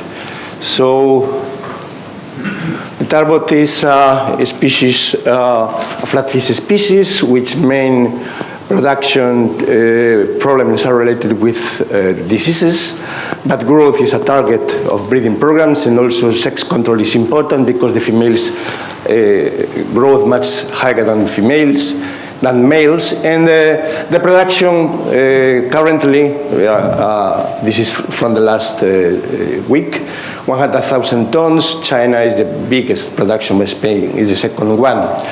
It has a big, high commercial value, and the companies are in the 6th generation of the breeding programs. Within this project, in collaboration with an MBU and the 6 group, we have assembled the target genome and identified the sex-determining gene. That was very important to have a very robust genome and well-assembled, terrific genome, as SIG named when it was assembled. And that is been very easy to manage, as the EBI people are seeing, because it has no duplication. It's a very compact genome. We have very important previous information in the tablet regarding the QTLs, with the different traits we were working with, resistance to pathologies mostly, but also growth. And Oscar, in his PhD thesis, he has reannotated and updated all the information previously released in the new target genome. That is very important, because 20% of the information previously annotated in the genomes was reannotated and was relocated and remapped. Oscar identified common genes to the different pathogens, suggestive of general immunity of the fish, but also specific genes related with the viruses, bacteria, or parasites. So this is very important baseline for working for the future identification of allelic variants related with elements. So this has been published within this project in the thesis Oscar, with integration of the host pathogen functional genomics in the chromosome level genome of target. So going ahead with the work done in this project regarding the atlas, as has been said, we developed a dev map using the stages that Matthew told before. We also analyzed 6 organs in juveniles and adults, males and females. And we also developed a immunomap that will be presented tomorrow by Oscar. A paper is being submitted for publication very, very quickly. In addition, in collaboration with Dan's group and Diego's group, 54 breeders of the main companies of a broodstock, representative of the main companies of Tarbot, were resequenced at the whole genome level, and using the previous information of RADSEC, in imputation, a lot of information was gathered regarding the SNP variants across the whole Tarbot genome and structural variants across the whole Tarbot genome. So we used transcriptomics, epigenomics, ATAC-seq, ChIP-seq, that was previously presented by Matthew, and the bioinformatic tool generated by the BI. And we used a particular, our homemade pipeline for microRNA annotation. We have used previously PROST with Senegal Soul, as Julian knows very well. We have a talk in Granada, and we use a new pipeline using short stacks to identify the significant clusters, and then the most frequent sequence to be blasted or to be compared with the FISMIR database. Taking the harping, we blasted against the Tarbot genome, and then counted the number of mature 5P and 3P. 362 libraries were constructed for a body map. The main problem was related with brain and liver, two fatty organs that made some problems for doing that, but mostly of the libraries foreseen were produced. And with the maps, 102 libraries were produced. In this case, the main problem came from the very hard chorion of marine feces, but all the libraries were produced as foreseen in the project. So with the raw data coming from the sequencing data, we used DiffBind to identify the significant peaks for attack in the 4 chipset marks. Result seems quite reasonable because the attack peaks were double for all tissues. We analyzed down most of the chipset peaks, and there was some variation. For example, the brain in the female was very low, as in the gonad, but it is quite consistently across all the as foreseen. So then we used this information to look for the correlation using, in this case, deep tools, to look for the correlation of the different techniques and samples across the whole genome using 1 kilobase window. And we produced a heat map of this correlation. The clusters were mostly related with the technique used. For example, this cluster is related with RNA-seq, this cluster is related with attack-seq, and this cluster is related with the silencer signal, and a more admixture of clusters were detected with the other marks related with promoters, enhancers, and active genes. Regarding the tissues, the tissues clustered within its technique. For example, here in RNA-seq, each tissue has a specific cluster, but it's interesting that the muscle and the gonad conformed a cluster, a huge cluster that suggests some similarity between them. We don't know exactly why. We performed the same analysis for the maps, using, again, the DeepBind and deep tools. The results were very consistently in both cases. So we then moved to categorize the chromatin state using chromatography, and we identified in the class, in the case of body map, 10 different chromatin states, and these chromatin states were grouped in 5 different features: promoters, enhancers, repressed, attack islands, and quiescent. And with this information, this is a representative of the gill female. We detected some differences between the different tissues, especially in the gonad, the muscle, and the head kidney. The information is, we have this information available if needed. After this classification, we identify the number of quiescent, attack islands, promoters, enhancers, and repressed regions for the different tissues. For example, in the case of brain, a huge repression signal comparing to the other tissues. Quiescent was very common, for example, in the gonad and also in several other tissues. And this information was also generated for the maps. We categorized the chromatin states with chromatography. In this case, very consistent across the different developmental stages. And again, we categorize 5 different features across the genome. And as in the body maps, we presented the histogram with the different types of regulatory elements across the different stages. So then we identified active enhancers across the genome using crossing the information with the attack islands as previously was presented by the EBI people, and we identified clusters of enhancers across the whole genome. You see here 2 clusters of enhancers in chromosome 1. As a sample in chromosome 1, we detected 64 clusters of enhancers with a mean and average difference between consecutive enhancers of 2 kilobases and representing approximately 5% of the whole chromosome length.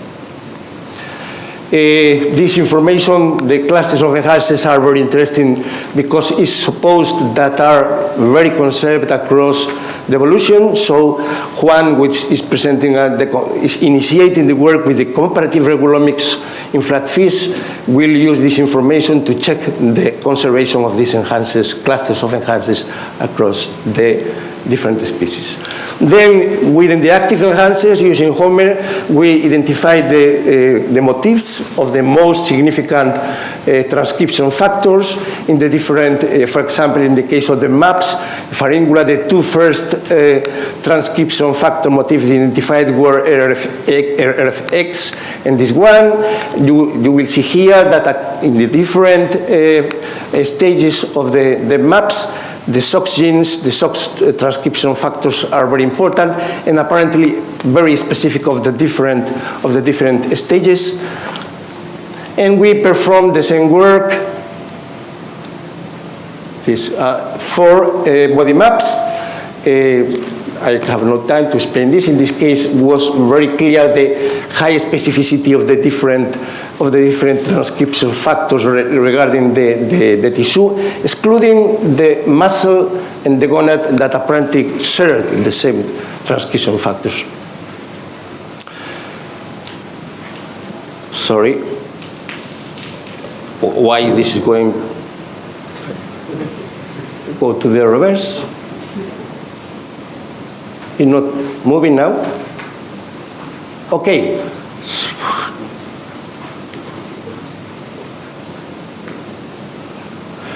Then we, using the information of the small RNA libraries, we identified within the pipeline around 250 microRNAs and 52 pWe-RNAs. We mapped in the target genome this in black, the microRNAs, some clusters of microRNAs are detected, and in red, the pBRNAs. You see that the pBRNAs clustered very clearly across the target genome.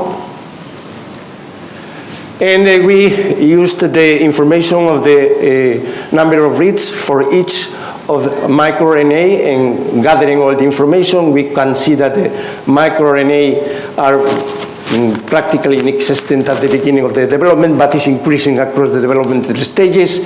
And regarding the tissues, depending on the tissue, the activity of the microRNAs is very different. For example, apparently no activation of microRNAs in the gonad, but high activation, for example, in the brain.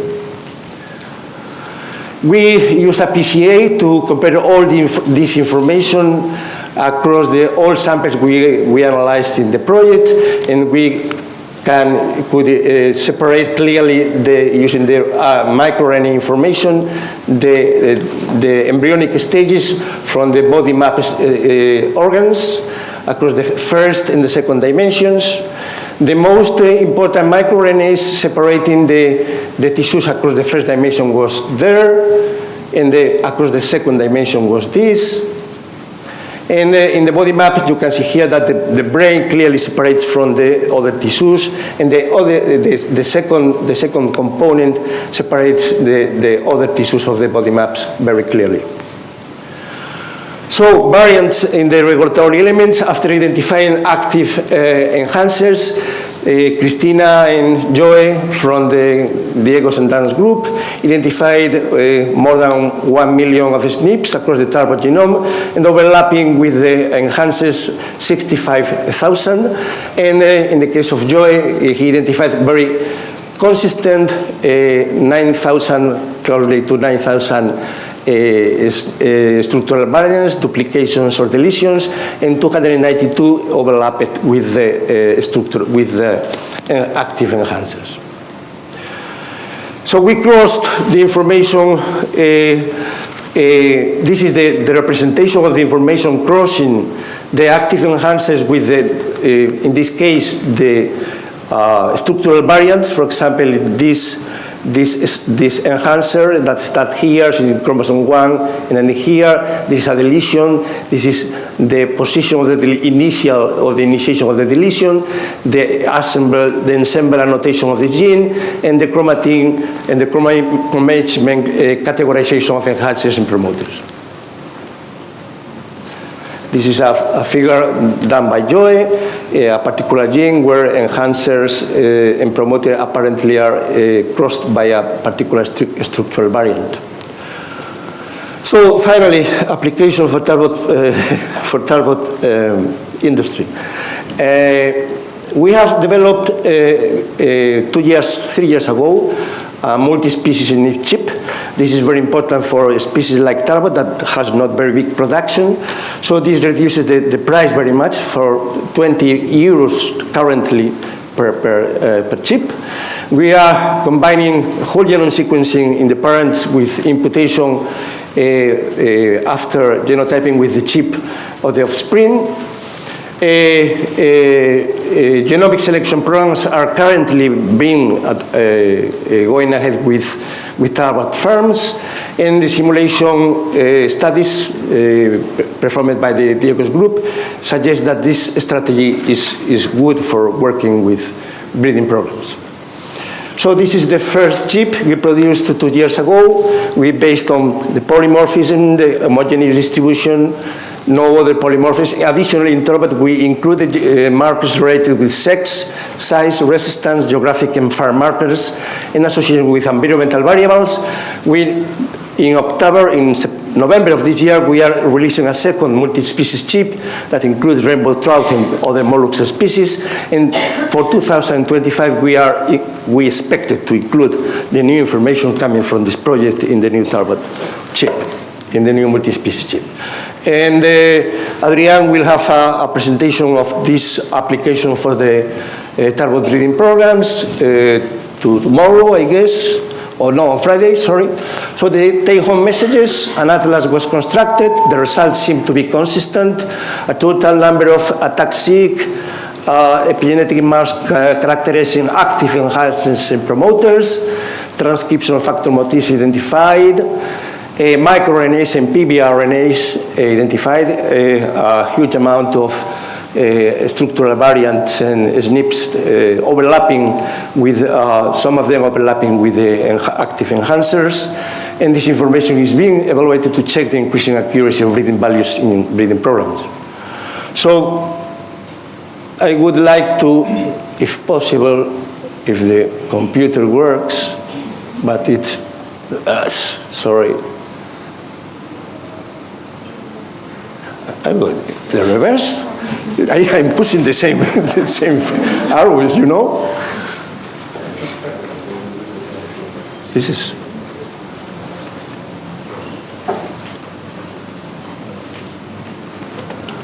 It's important the last I don't seem to see anything. Here it is. So I want to thank to all the people from the AQUA-FAANG project. I think it's working now. No, sorry. It takes a while to... Okay. Then, is it working? No, works. The Rolling Institute, the groups of Dan and Diego. Of course, the sixth group, I don't have the picture, sorry. And it disappeared, but my group was also involved in this work, you know? And many people of my group. So that's all.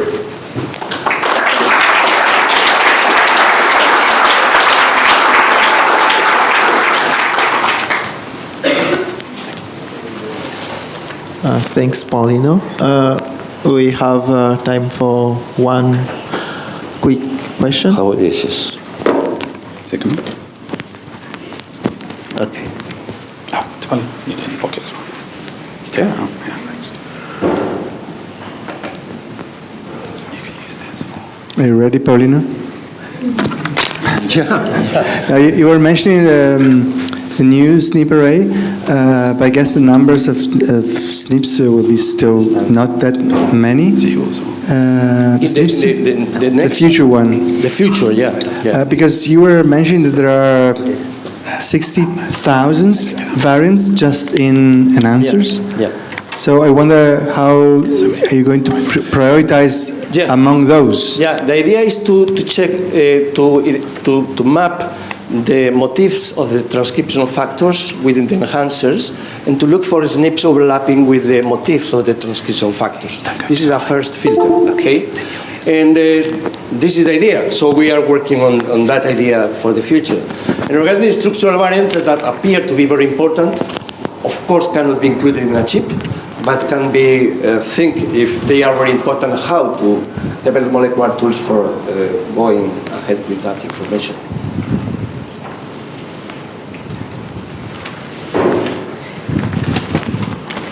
Thank you, Paulina. So now it is time for our first invited speaker. And I would like to give a short introduction.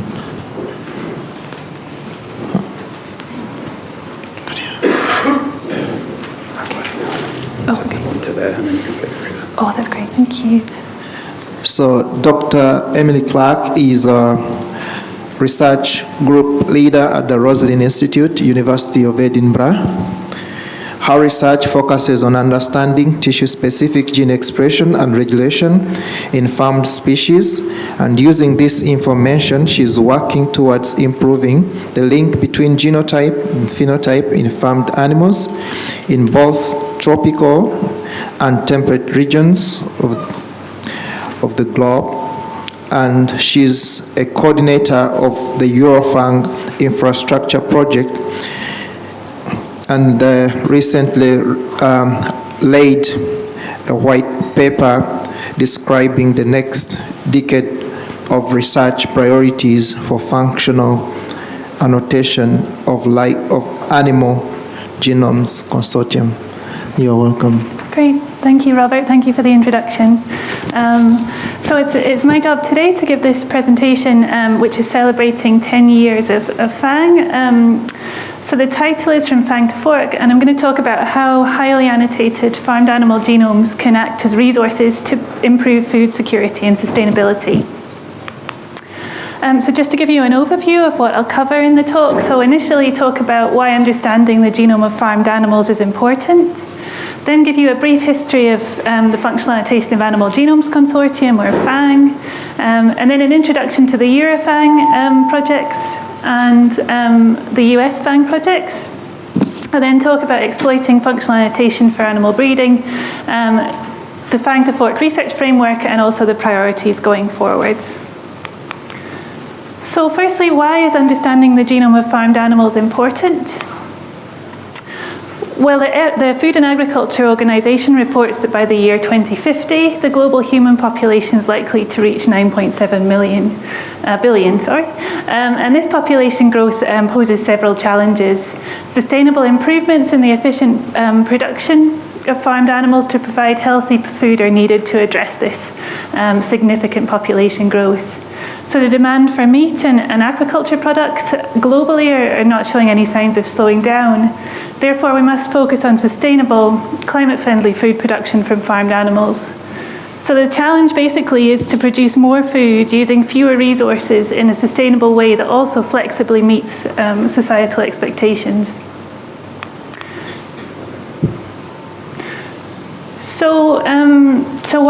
So how can highly annotated farmed animal genomes help to meet these challenges of global food production? Well, breeding and management programs are a balanced combination of responsible traits and breeding management strategies. In reality, this is quite complex to achieve, and understanding more about the genetic code of farmed animals can benefit animal breeding and husbandry through, for example, genome editing. So knowing more about the genome, we can highlight targets from genome editing, and you'll have seen probably in the media yesterday the publication on editing chickens for resistant to avian flu as one example. Having more information about the genome can help also improve genomic prediction accuracy and genomic selection. In a future where potentially high-value animals would have their genome sequenced, it could also inform genome-enabled management strategies, and also help us to link cell tissue and whole animal scale knowledge to understand more about the fundamental biology of healthy animals. So in order to meet the challenges of global food production, chief among the improvements required in animal breeding and management is the ability to more accurately use an animal's genetic code or its genotype to predict its characteristics or phenotype. So populations of animals, such as these sheep on the left, have thousands of genetic differences and hundreds of different characteristics. What we want to be able to do is associate the genetic code with those characteristics, and we call this G2P research. So what the FAANG consortium is doing is adding genomic information to help improve genomic prediction equations in order to breed healthier and improved animals through better prediction accuracy, and breed the best animals, for example, for resistance to disease, reduced environmental impact, and adaptation to changing environments, which is going to become particularly important given the pressures that climate change is also going to put on food production. So advances in the analysis of genome function will provide tools and knowledge for the genetic improvement of farmed animals. So the FAANG consortium is working to discover basic functional genomic knowledge. This will underpin the genotype to phenotype question across the major farmed animal species. And the first stages of FAANG have really, over the previous 10 years, focused on creating comprehensive genome annotation maps for a relatively small number of adult reference animals. So just to give you a brief history of FAANG. So Matthew in his first talk gave a really good overview of the different assays, so I won't spend too long on this one, but the aim of the FAANG consortium was really based on the principles from the ENCODE project for humans, where we were unlocking genome dynamics and genome characteristics using different functional assays. So for example, ChIP-seq, ATAC-seq looking at chromatin, various assays looking at the expressed regions of the genome, the transcriptome, and then also assays to look at methylation. And then since the start of the FAANG consortium, other assays have been developed, such as single-cell RNA sequencing, that allows us to look at gene expression and regulation at a single-cell resolution. So it's important to make the point, I guess, that the ENCODE project was based on an awful lot of funding, and we've had a much smaller amount of funding for farmed animals, but still been able to achieve quite a lot. So the goals of the functional annotation of animal genomes consortium then, so they're to standardize core functional assays and experimental protocols, coordinate and facilitate data sharing through the FAANG data portal and data coordination center, and then establish suitable infrastructures for data analysis in order to improve farmed animal genotype to phenotype prediction. So there are major initiatives for FAANG funded across the globe. For example, US FAANG, Dairy Bio in Australia, Genome Canada, AGTPI, and the Horizon 2020 and Horizon Europe projects that we're familiar with. So FAANG started with a meeting in the US and a white paper in 2015, and then that was followed by the FAST-G, I guess, meeting, which potentially was at PAG, I think, and another white paper for the salmonid community.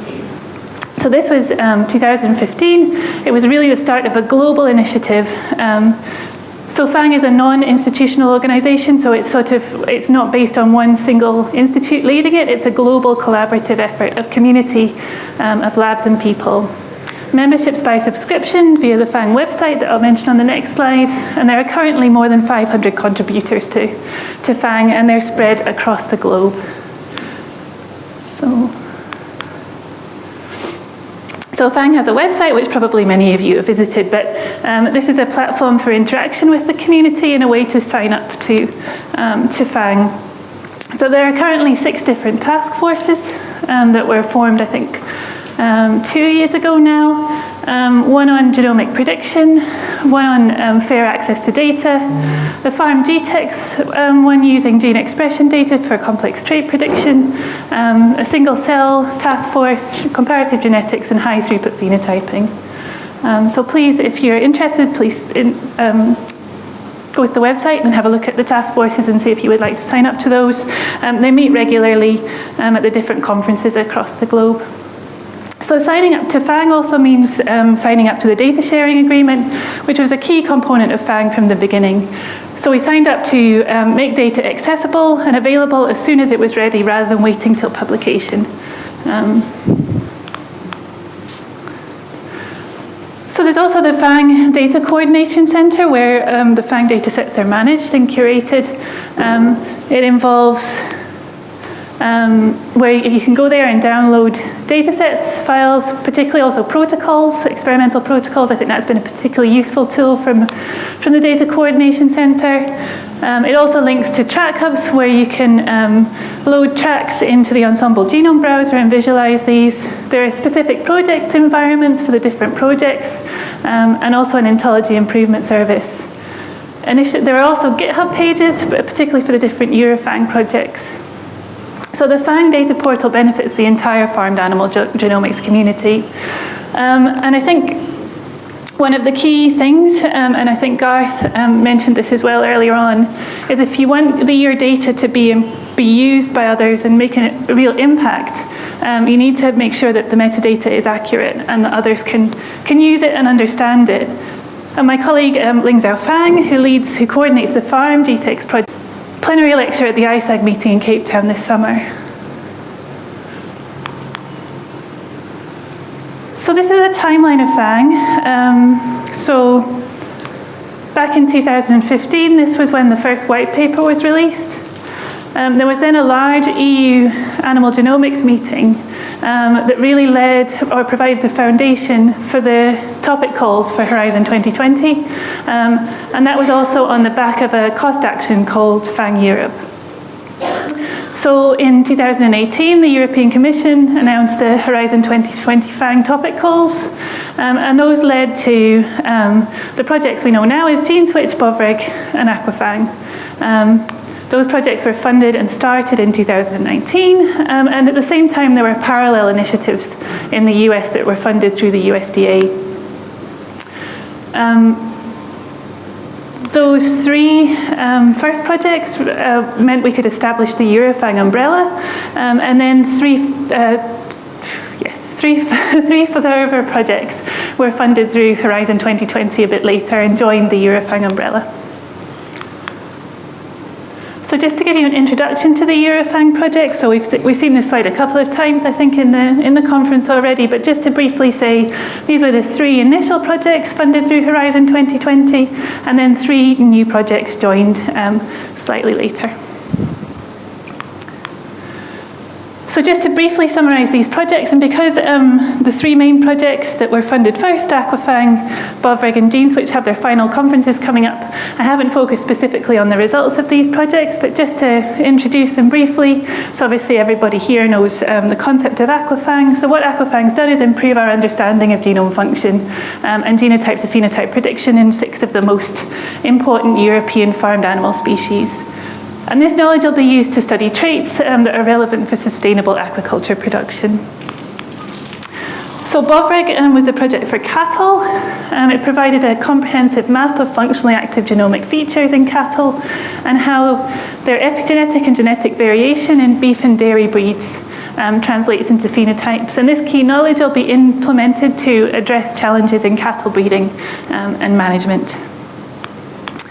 Then the GeneSwitch project is for pigs and chickens and produce new genome information to enable characterization of the genetic and epigenetic determinants of complex traits in these 2 monogastric species.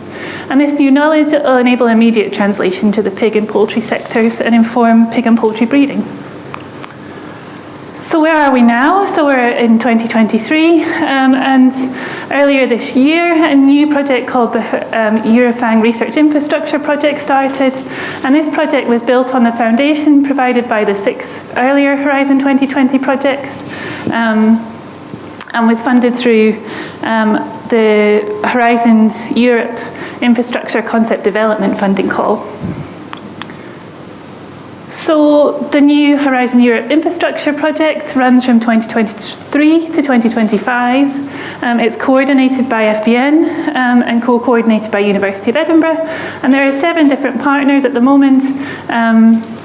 So the aim is to develop a concept for an infrastructure that would facilitate research and innovation for genotype to phenotype research in farmed animals to achieve sustainable, efficient, and societally acceptable farmed animal production in Europe It has many planned activities, including a summer school on in vitro systems that was held at INRA in September. There are virtual think tanks set up, one on in vitro systems and the other on genome editing. We did a biobanking survey this summer to look at biobanking capacity across Europe and how that could be better linked. And then also we have various stakeholder workshops. The most recent one was at the FABRA-TP AGM in Brussels in May. So this, as I mentioned, builds on the foundation provided by the AQUA-FAANG projects and is a concept development project. So this is really just the first stage of the infrastructure, developing how the concept will look for the infrastructure, and then we apply for funding for the next phase.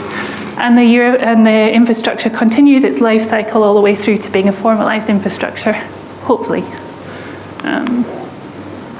So just colleagues in the US sent me some summaries of their projects, so that we thought this would be a good opportunity to discuss the US projects and present them in a European meeting. So I'm just going to start with the one that's probably most relevant to everybody in the room. So this is the Rainbow Trout Genome Project that's led by Mohammed Salam at the University of Maryland. And the slide he sent me describes the annotation of the genomes that they've generated for the project. So they've generated chromatin state and accessibility maps, as well as DNA methylation data for the rainbow trout genome.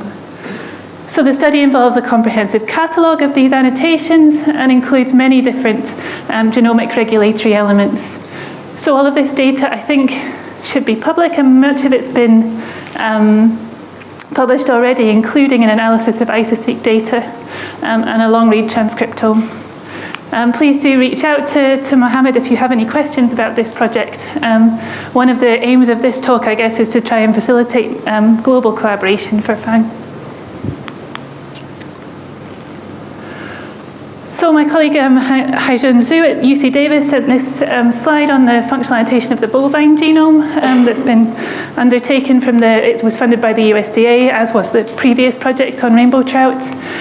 So they've taken a similar approach, I guess, to AQUA-FAANG and included different developmental stages, generated a wide variety of different assays, and looked specifically at different histone marks. And then they have various different publications. So there's a publication on the Rampage data looking at transcription start sites across tissues, and also a larger publication on the histone marks in the Hereford cattle. But they also have a summary, I guess, paper for the project that's currently under review at GigaScience. So Chris Tuggle at Iowa State sent me this slide for the pig functional annotation project, which was also funded by USDA. And the overall objective of that project is to catalogue functional elements in the pig genome for more than 30 adult and fetal tissues. And also they've done a really nice characterization of major circulating immune cells at single cell resolution. So they've submitted all of the data for these projects and have described multiple analyses in different papers. Some of these are here. They're also working with Ling Zhao and Fang and others in the pig GTEx project to integrate immune cell chromatin states with pig EQTL data. As I mentioned, they've done nice single cell resolution analysis of spleen in pig, but also PBMCs. I think there's at least 8 different cell types in that analysis, and then deconvolution to single cell resolution.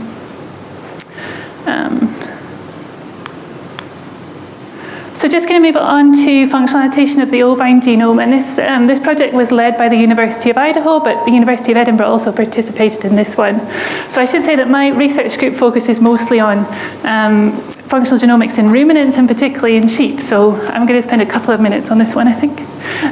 So the AQUA-FAANG project has 3 main aims: to develop a robust set of transcribed and regulatory elements in the genome, to annotate a new genome for sheep that was published relatively recently, the Rambouillet version 2 genome. And this was a highly contiguous genome for sheep. So the community had used a genome from a Texel for a really long time, and this was the update on it. So the AQUA-FAANG project also aimed to provide data to support the community and generated data for ChIP-seq. And my group at Roslin,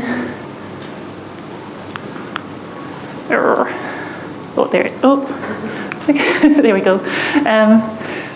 My group at Roslin did a high-resolution annotation of transcription start sites across the genome using cage sequencing, so cap analysis of gene expression. Variants within or near transcription start sites can considerably have a considerable effect on gene expression. For example, a variant in the 3' UTR of the myostatin gene in Texel can significantly affect the phenotype, and in Texel it disrupts microRNA binding and leads to a double muscling phenotype. So we looked at transcription start sites across 56 tissues, and these were tissues collected on, I won't go back a slide because it won't go forwards, but collected on the Rambouillet sheep that we generated the genome for. So these tissues were from the same animal that we used to generate the genome annotation. So these were 56 tissues, and you can see the promoters here from the cage analysis and how they're shared across tissues. So some are highly tissue-specific promoters and others are shared. And you see large amounts of sharing of tissues across tissues with a similar function. For sheep, we provided one of the highest resolution annotations of transcription start sites for a livestock species at that time. And then we compared those transcription start sites for sheep with ones for cattle that we'd prepared for the BOVREG project and did a comparative analysis. So for BOVREG, we provided, used a very similar approach to the approach for the sheep project, but in BOVREG we had more populations of cattle rather than a single individual. So we had beef and dairy cattle as well, but a similar number of tissues. So we annotated transcription start sites from those populations, provided a resource for the cattle breeding community, and then we looked at how many transcription start sites were specific across species. So for example, in cattle there were 4,000 of these, in sheep only just a few more, in 6,000. You can see that the large numbers of species-specific transcription start sites in human and mouse, and this is largely because these genomes are so well annotated, I think.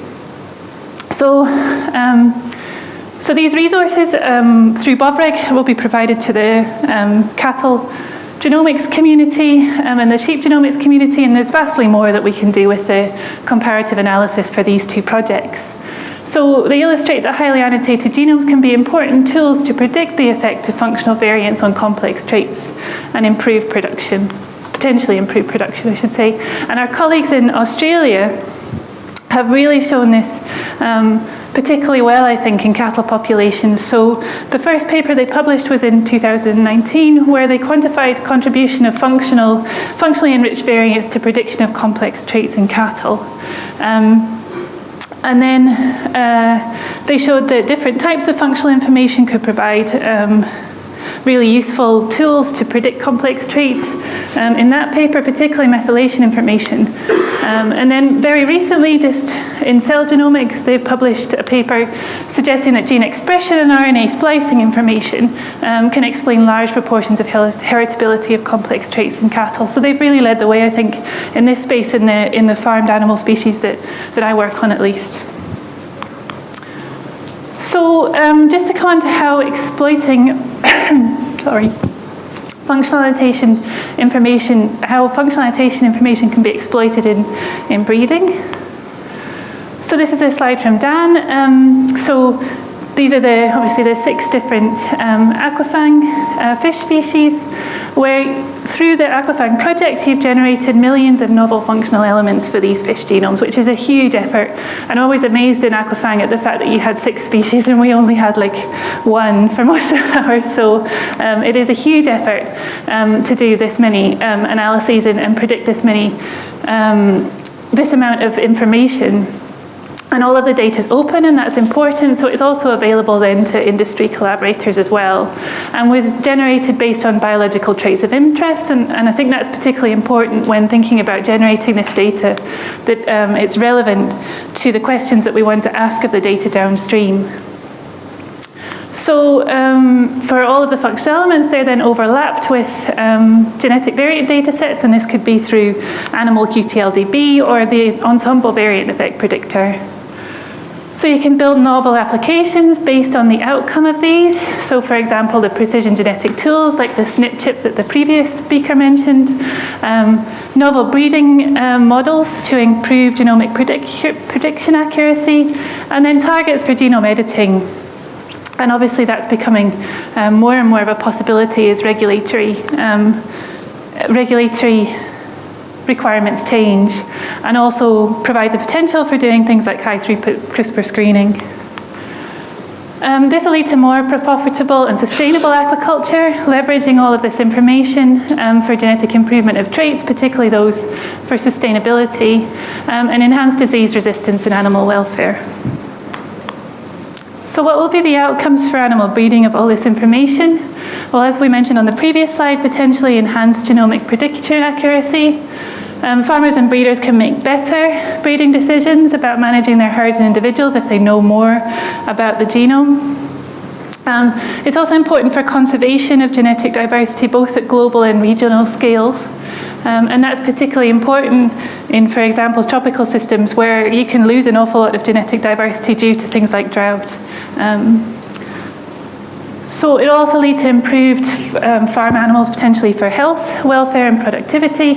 And that's particularly important given the challenges that are currently faced to global food production. And obviously one of those examples is the pressures of avian flu and the potential to edit chickens to become more resistant potentially to flu is one way to mitigate these challenges. And those challenges are only going to increase as time goes on. So these things help to meet the goals, I guess, of the EU Farm to Fork strategy around sustainable food production.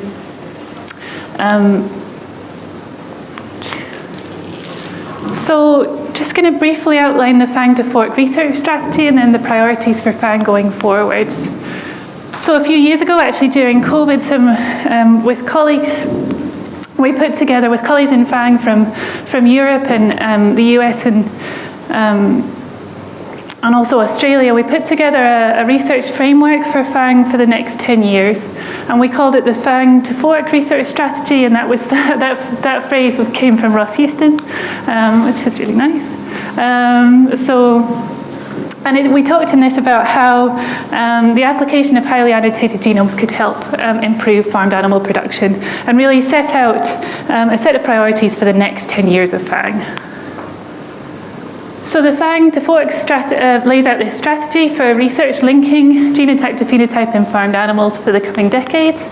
It has 3 components: to generate more knowledge of the genetic code of farmed animals, to make informed breeding decisions, so moving probably from a small number of reference animals to a population level analysis, to build maps of gene expression and regulation for farmed animal species, and then provide information about fundamental biology to link cell tissue and whole animal scale knowledge.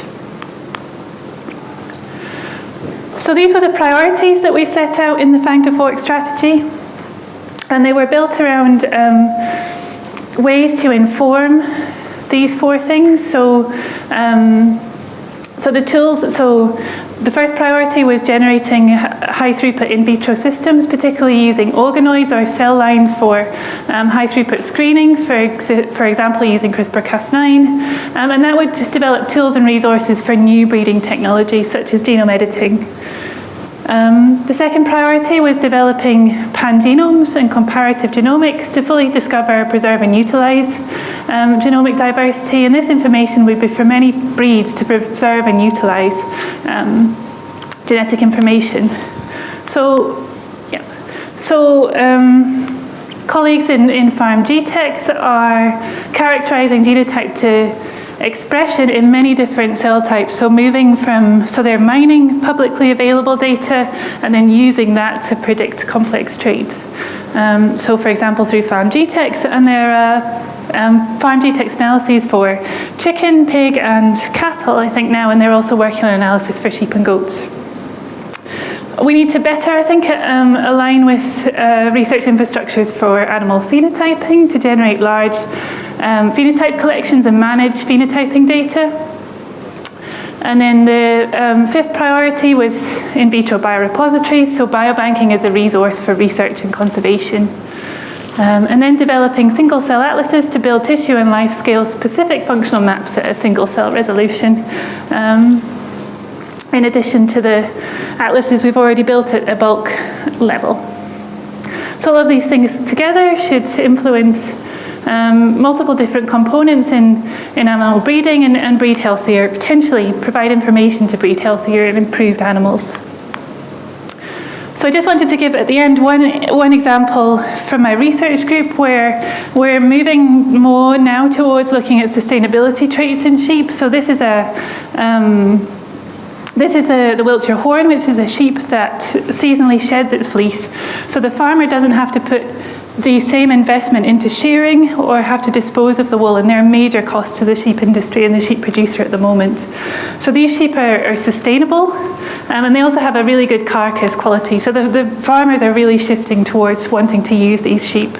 They're also a component of the Easy Care sheep, which some of you may have heard of as well, which is becoming particularly popular in the UK. So we're generating a reference genome assembly for the Wiltshire horn. Because it's a sustainable breed, so it's becoming increasingly popular. It's very hardy, it's a native breed, it has an excellent carcass quality and sheds its fleece, so it's very sustainable. There's a sheep pan-genome project that's generating reference quality assemblies for sheep from across the globe, and we'll add the Wiltshire horn to these to ensure that a highly sustainable UK breed is included.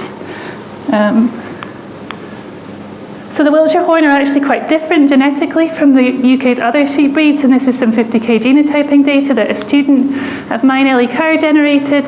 So these are some of the other UK native breeds, and this is the Wiltshire horn here, showing that it represents some unique genetic diversity in the UK. So even though the UK sheep breeds are a mainstay of sheep production across the UK, they're actually very, very poorly genetically characterised. So for this project, we plan to generate a day 100 fetus from a trio of Wiltshires and collect tissues from that fetus and also the parents, and provide a PacBio assembly for the Wiltshire horn with comparable transcriptome data for annotation from relevant tissues that are relevant for the phenotype and different cell types. And colleagues at Roslin have been working on the genetics of wool shedding for a while, and we hope that the new assembly will give us some more resolution on the genetic regions that they've already identified for this. So the outcomes will be the Wiltshire horns represented in the sheep pan-genome, and provide new genetic resources for investigating sustainability traits in sheep. And it should help to meet the priority. This project, I thought I would show it because it's a project that we designed to meet many of the priorities in the Fang to Fork research strategy going forward. So it'll generate new genomic resources for an indigenous sustainable population of sheep in the UK. We'll culture embryonic fibroblasts from skin as a non-finite cellular resource for biobanking for these animals. Generate single cell data from an informative tissue. In this case, it would be skin, so a tissue that's relevant to the phenotype. And then also provide sustainability targets for genome editing. So the sheep sector is interesting in the UK in that they're moving into a new phase where the potential for genome editing is possible. Some of the breeders are interested in doing that, but they are also about to implement genomic selection on a larger scale. So increased genomic information as well is really useful for sheep at the moment, particularly for guiding the sector in terms of sustainability. So priorities for FAANG going forwards, just to finish. So the main priority is to generate functional genomic information for additional breeds, or one of the main priorities is to generate functional genomic information for additional breeds and populations, particularly with sustainable traits, given the pressures of global food production and climate that are likely to become so important in coming decades, in order to predict genotype to phenotype. So population scale information will help to translate the research that we do in the AQUA-FAANG projects out into the field, out as a laboratory and into an industry application in the field. And I think aquaculture species have such an important potential here because you can do experiments at scale in a way that we can't in the larger farmed animal species. So public investment, international collaboration and training of new scientists is really needed to expand this research, and we've been hugely benefited and been hugely lucky with the funding that we've received from the European Commission and that was received for the FAANG projects from the USDA. And we need to continue, and obviously the AQUA-FAANG Research Infrastructure Project is one way to do that. So overall, this will contribute to genetic improvement of diverse farmed animal populations to meet food security and sustainability challenges in the future, and allow us to harness the power of functional genomic variation and turn it into sustainable genetic gain. So that's just a summary of FAANG, the history of FAANG and the progress that we've made, and also potentially some priorities for the future, given the challenges that the community is likely to face and that producers are likely to face in coming decades. So just wanted to mention that GeneSwitch have their final conference in Brussels on November 6th to 8th. There's a FAANG workshop at the Plant and Animal Genomes Conference in San Diego on the 16th of January. The BOVRIC final conference is in February next year. And we currently have a special issue in the journal Genomics, which is entitled Celebrating 10 Years of FAANG. I don't think it's quite open yet on the website, but please consider submitting some papers to there. And then just to thank everybody for your attention.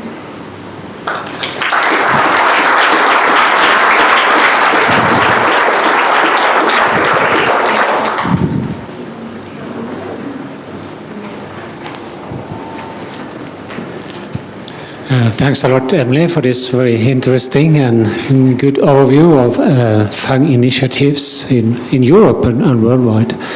So my question, we have in AQUA-FAANG, we have been very concerned about documenting, so providing metadata for the data we produce and the samples and the tissues. We put all the data immediately publicly available. We make them easily accessible through Ensemble. So I think this is very important because farm animals, we have, if you compare with humans, we have limited resources, so it is very important to share and make them data available for everyone. So how is this with other projects? I guess in Europe they are kind of a good coordination, but what about projects from US and data from US? Are they also submitted, documented and sent to Ensemble, or is that done elsewhere? Yeah, so as you mentioned, for the European FAANG projects, it's been really straightforward because they were submitted to the ENA. So there were some issues with the US FAANG data going through NCBI rather than the ENA, and that caused a lot of problems that then had to be fixed going backwards. And I'm looking at Garth because he probably knows potentially more about this than me. So there were some issues with the US FAANG data, but the majority of those are resolved now. Is that right? And it was mostly to do with submission rather than anything else, and metadata accuracy, like compatibility. Yeah. So I think they're more or less all at the same stage. The only project I'm not very familiar with, I must say, is the rainbow trout one, but I believe that's at the same stage. So certainly the cattle, pig, and sheep data are all either submitted or, I think they're mostly all submitted. And you can see many of these, if you go to the FAANGmine browser as well, you can also see which data you can upload as tracks at the moment. But so far as I know, all of the raw data is either in the ENA or in NCBI, and the issues were really that our submission portal is compatible with the ENA but doesn't work so well with NCBI. Ensemble is making the regulatory tables for these species, and taking data from all projects. Yeah, I mean, most of what we've done was with pig and chicken, so putting, and there it worked quite fine. Yeah. Yeah, so I think the issue is, I guess, resources to do it. So the AQUA-FAANG projects funded the regulatory builds for the aquaculture species and the pig and chicken for GeneSwitch. Peter Parison submitted a grant with James Coldis in the US that would cover doing regulatory builds for sheep and cattle. But I think, really need more resources to do more. Is that that fair? Yeah. Yeah, I mean, resourcing is always an issue. With the existing pig and chicken has been good. I think cow, we're still waiting for Bovreg to actually make that data fully available. Yeah. But otherwise, yeah, everything is actually working fairly well, I think. Thank you for your talk, Emily. Coming back to aquaculture, species currently FAANG in an aquaculture sense is finfish, but when we talk about sustainable aquaculture going into the future, we should also be looking to marine invertebrates, things like bivalves. And I know FAANG's welcome to that, but what more should we be doing to bring in that community, which also has some excellent genomic resources going forward? Any ideas? Yeah, so I guess talking to the funders is always useful, giving them a perspective. So to say to them that this is currently not included in FAANG and we want to include it. And then I guess, yeah, the intricacies of the genomes of many of the invertebrates will be interesting, and would need to adapt the data portal to do that. And that's one of the key things with the AQUA-FAANG research infrastructure. It will provide opportunities to really work together and network and think about how we want it to evolve. So I guess participating and buying into the kind of activities we have planned for the research infrastructure, if you're in that space, would be really helpful. And that gives us a clear idea of what we need to be thinking about for integration of more species. So yeah, there's also discussion around companion animals and other farmed animals or domesticated animals like bees and things. So it's on the radar, definitely.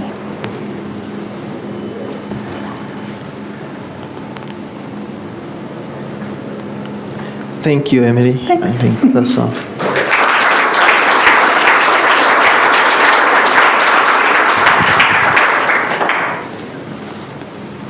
Yeah, so it's now lunch, which is served in the same space as the coffee, and we're pretty well on time. So back here at 1:20.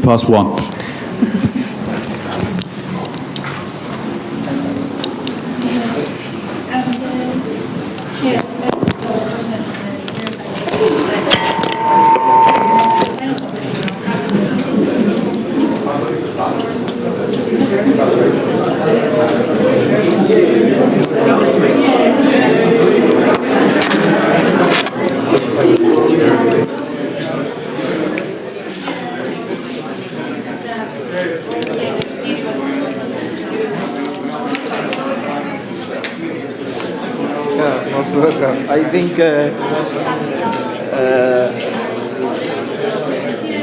I think Daniel should have asked for a full presentation. He didn't want to do a presentation at all.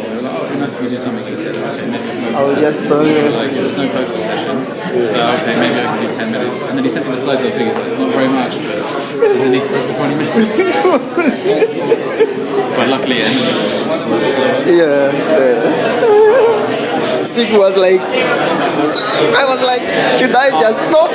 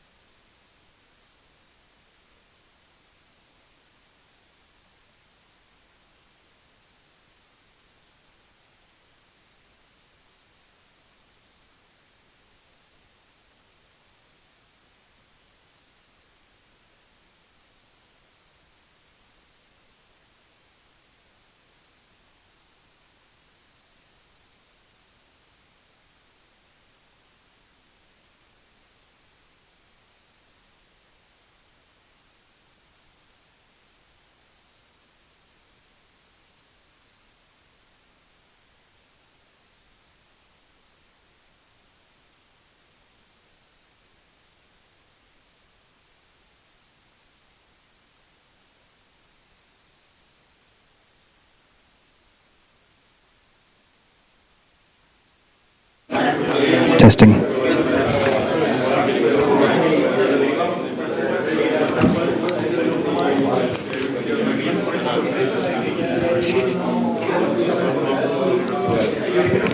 Testing, testing.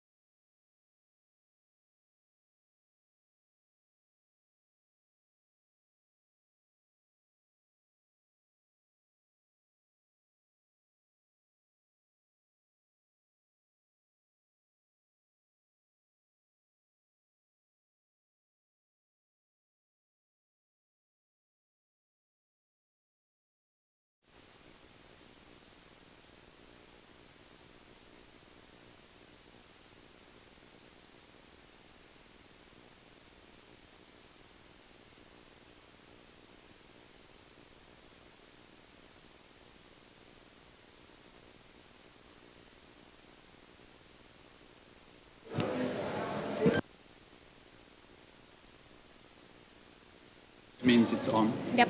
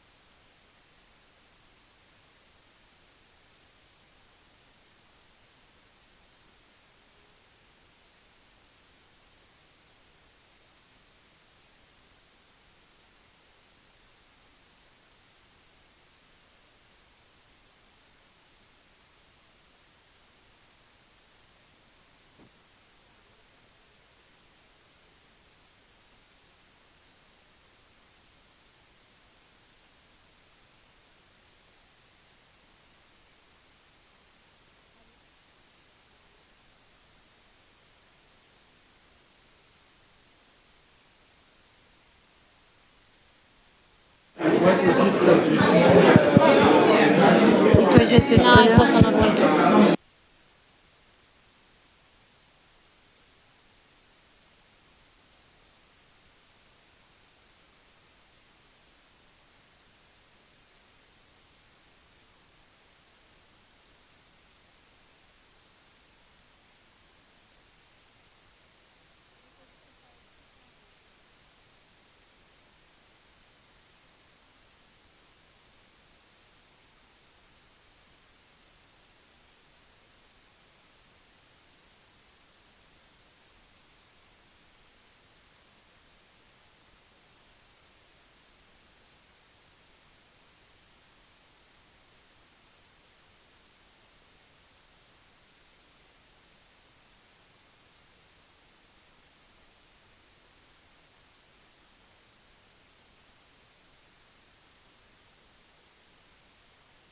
I think it's the same problem than that one. I think if you don't use it, it switches off. No, so no. Hello, hello. Susanna, can you use my Yeah, but is this not working now? Test? No. Is it muted? Yeah, no, it's not anymore. Hi, we're just checking if this should work. I don't think it's picking anything up. Is it off there or something? Maybe it's not, but Try now. yeah, it's working. Hello? Yeah.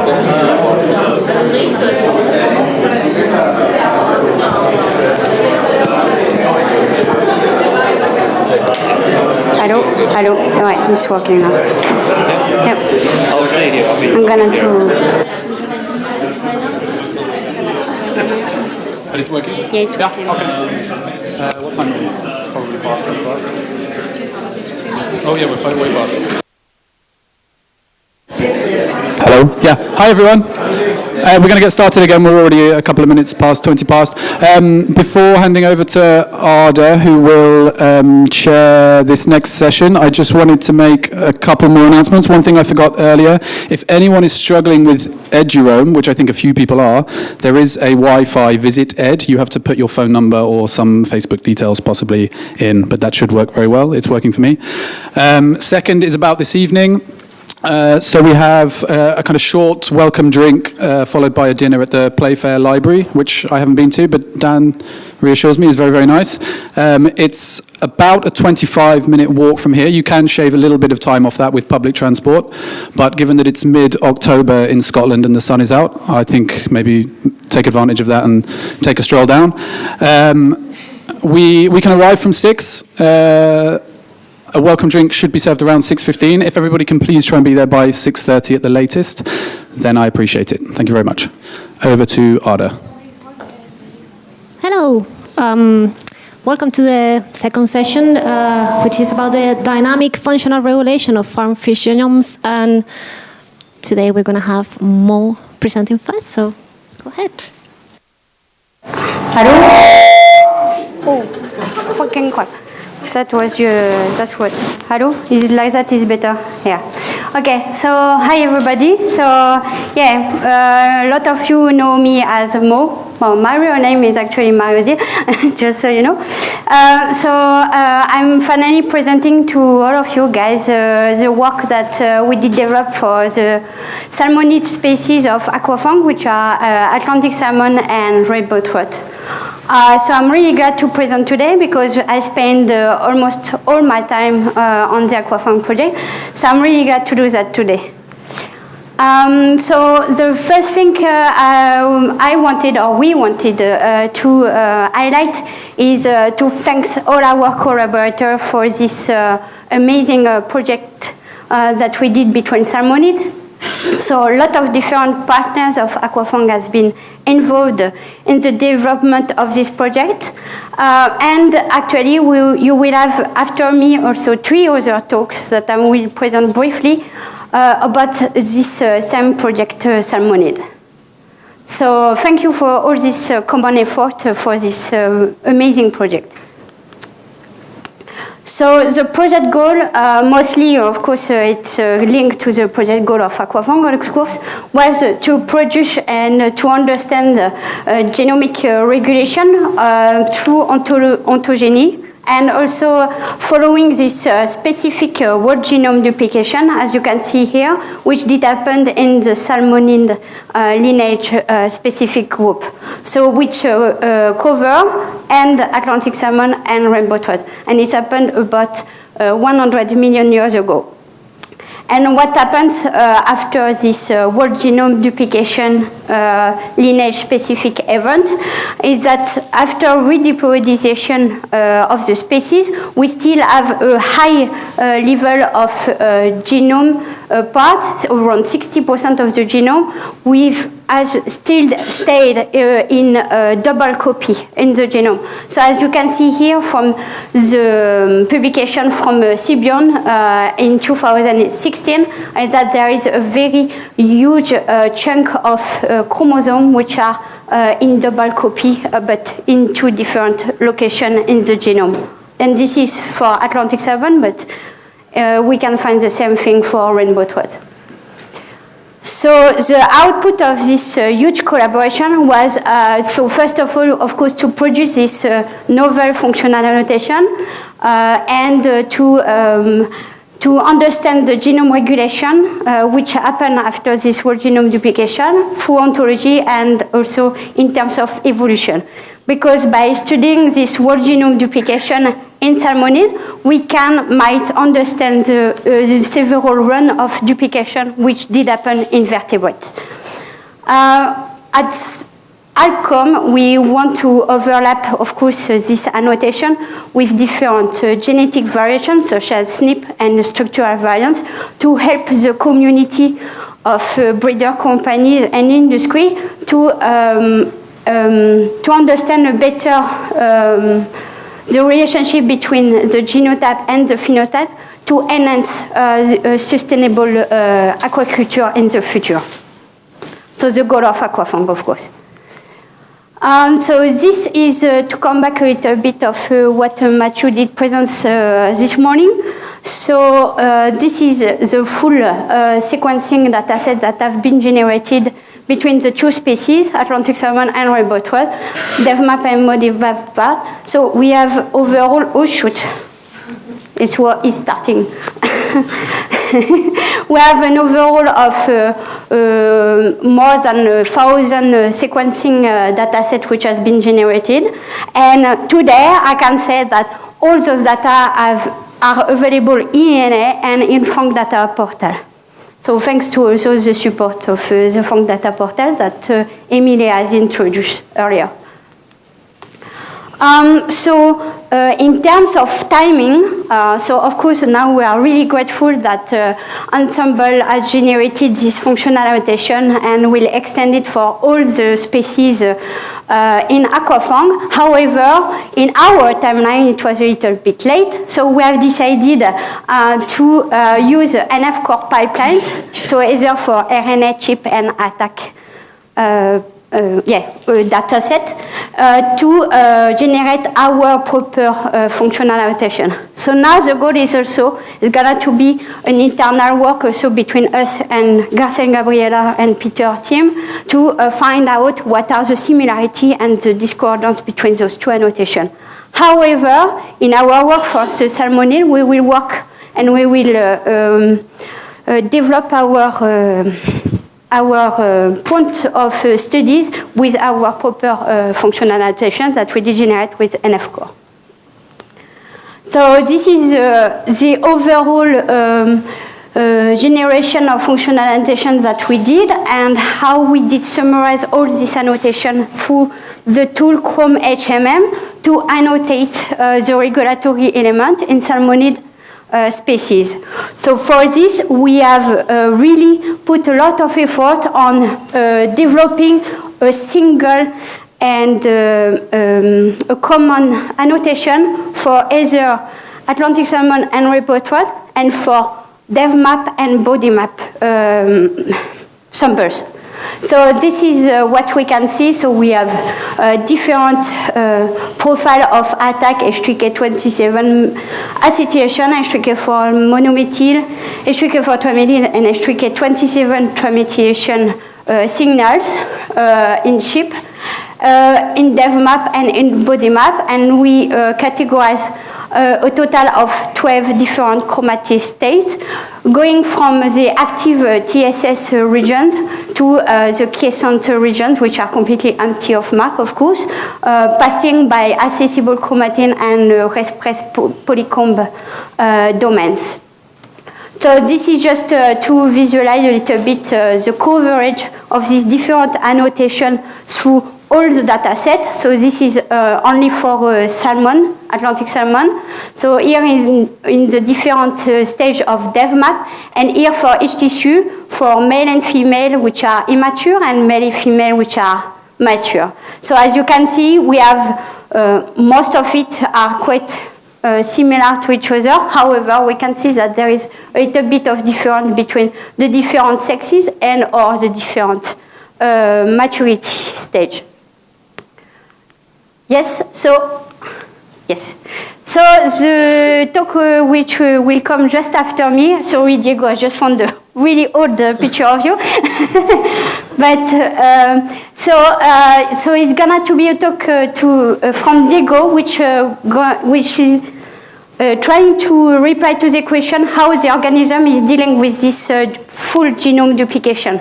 So he took out the mRNA-seq data, and he applied different methods of clusterization, and he analyzed also the trajectory of the gene expression during embryogenesis and in tissue, and tried to understand what is happening in salmonid, especially in ontology. So he will present you that. Manu did a lot of work on the comparative regulomics. So he will give you a talk where he tried to explain what are the mechanisms which took place on the two species to deal still with this whole genome duplication. So I will certainly talk about the genome alignment and the categorization of these different regulatory elements between the duplicated genes. And also it will give you more insight about the effect of conserved non-coding element. And finally, Gareth will give you an explanation or trying to look at what are the link between the gene expression and the regulatory element, and he will show you which tool or development of analysis he did created to try to understand this question, to analyze if there is a correlation or not between this gene expression and the regulatory element that we found out. Yeah, so these are the three persons which will speak after me. So me, what I wanted to do is to present also another set of data that we did produce during this collaboration. So the first one is about how duplicated genes are expressed and how they are expressed also between the two species. So if we look at here, so we can have like, of course, two copies. Not all of genes are induplicated. So over 60–70%. So for Atlantic salmon, here they are colored in light blue. So you have the copy 1 and the copy 2, and the copy of rainbow trout, copy 1 and copy 2. After this salmon-specific whole genome duplication and some speciation of function. So if we cluster the expression of those 4 copies that we call a tetrad, if we look at their expression level between the 2 copies of each species, we can create an overall of 4 categories. So the first category are the genes, the copy of genes that are behaving the same way, either compared to the copy or the species. The second category are the ones which are expressing the same way in the same species, but not between the 2 species. There is the category 3, which can be either for specific to Atlantic salmon or to rainbow trout. So as you can see here, this copy in Atlantic salmon is expressing a different way, so it's just the color is indicating the level of expression, right? Or the copy in rainbow trout is not expressed at the same level as the other copy. And finally, we have a divergent group from the ancestral species, where the copy 1 of the copy 1 in Atlantic salmon and rainbow trout are behaving the same way, while on the other end, the copy 2 of Atlantic salmon and rainbow trout are behaving differently to the first 2 copies. So now we try to understand if there is a correlation between those patterns of expression and some regulatory elements around it. So the work that has been mostly done by Puran was to investigate the TFBS, so transcription factor binding site, which were present under the attack peaks that we did determine with NF-core pipeline. So it's just an example here of different transcription factor binding site, and I tried to align between the 2 species the same type of transcription factor binding site. And as you can see, during the embryogenesis, blue means that they are not used, while red, they are becoming to be used, so the chromatin is open and we have access to the transcription factor binding site, which is under it, we can see that overall we have a quite similar behavior between Atlantic salmon and rainbow trout usage of transcription factor binding site.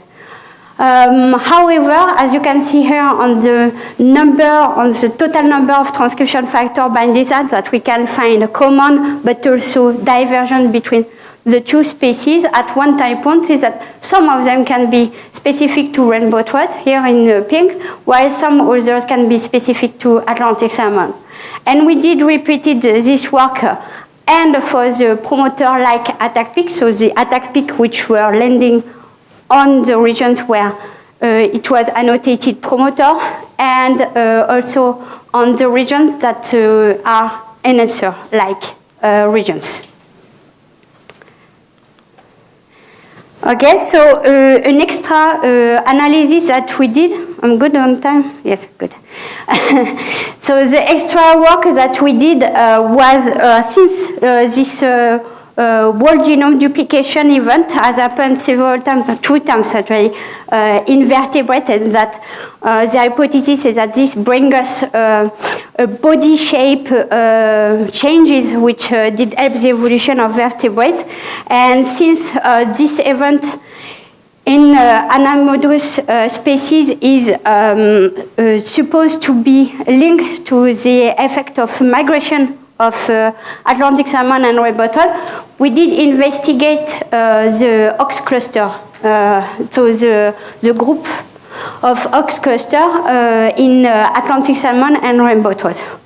So here, each box corresponds to a gene which is present at each position, so 1 to 13. So, and here it's like the different clusters, so A, B, C, D, with the result of the first duplication at the level of telehost, A or B, and then the second duplication that we have specific to salmonid, we did write them alpha and beta. So as you can see here, the link,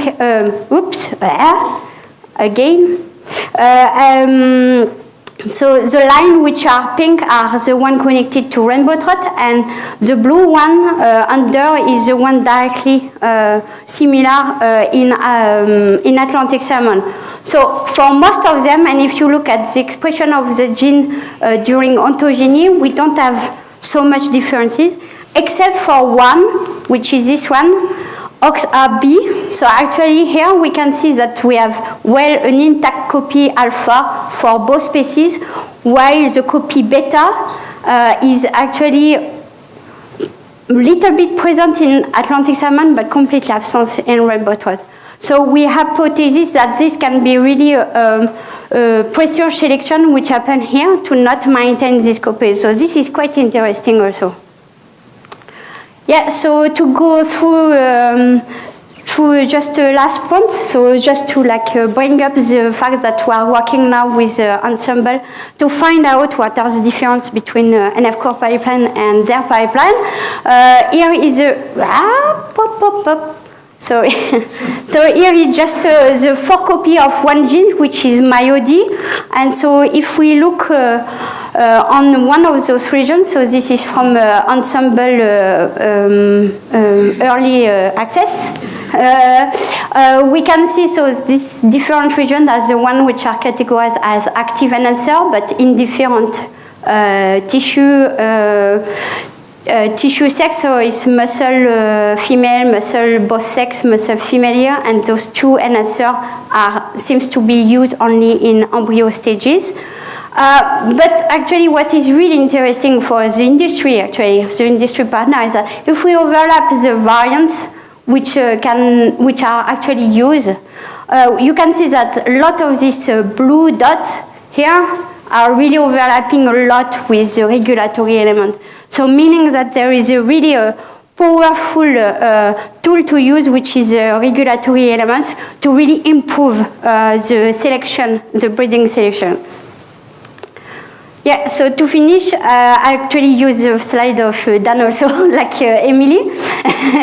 So so now the goal of all this project is also to overlap our regulatory elements to the genetic variant dataset, such as SNP or even structural variants, to be able to narrow down some specific trait of selection in breeding companies to improve sustainability and better profitable aquaculture, of course, with all the goals that Emily mentioned earlier this morning.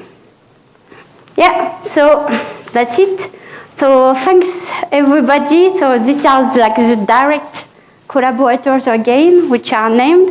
But also, thanks AQUA-FAANG. So it has been a long time to work in this project, and again, I'm really happy to have shared this with you. Thanks.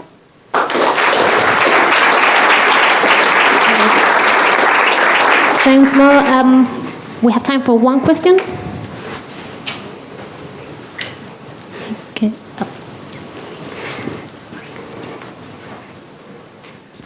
Very nice talk. The transcription factor binding site divergence you showed, how was that compared? It looked quite amazingly divergent between the two species. What was actually compared there? What? The transcription factor binding site Yes. divergence between the two species. You showed some stack bars and numbers which suggested quite a lot of species-specific. Yeah, so actually, we have reduced the analysis in a more broad spectrum, but what we can see is that so the main players, the main transcription factor binding sites that we expect, for example, by tissue to be used, are used the same way between, or a really similar way between Atlantic salmon and rainbow trout. So this we are going to investigate more. What are the differences actually? Yeah. So this is ongoing work. Good. Thanks, Mo. We need to move on to Diego. So yeah, next we have applause for Mo, please. Next we have Diego. There you are. And he will be presenting today his work on gene expression and regulation across salmonid ontogeny.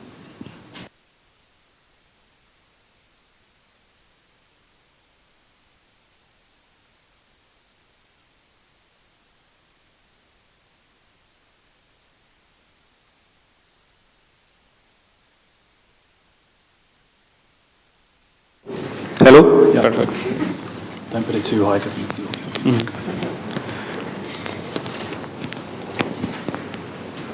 just those things.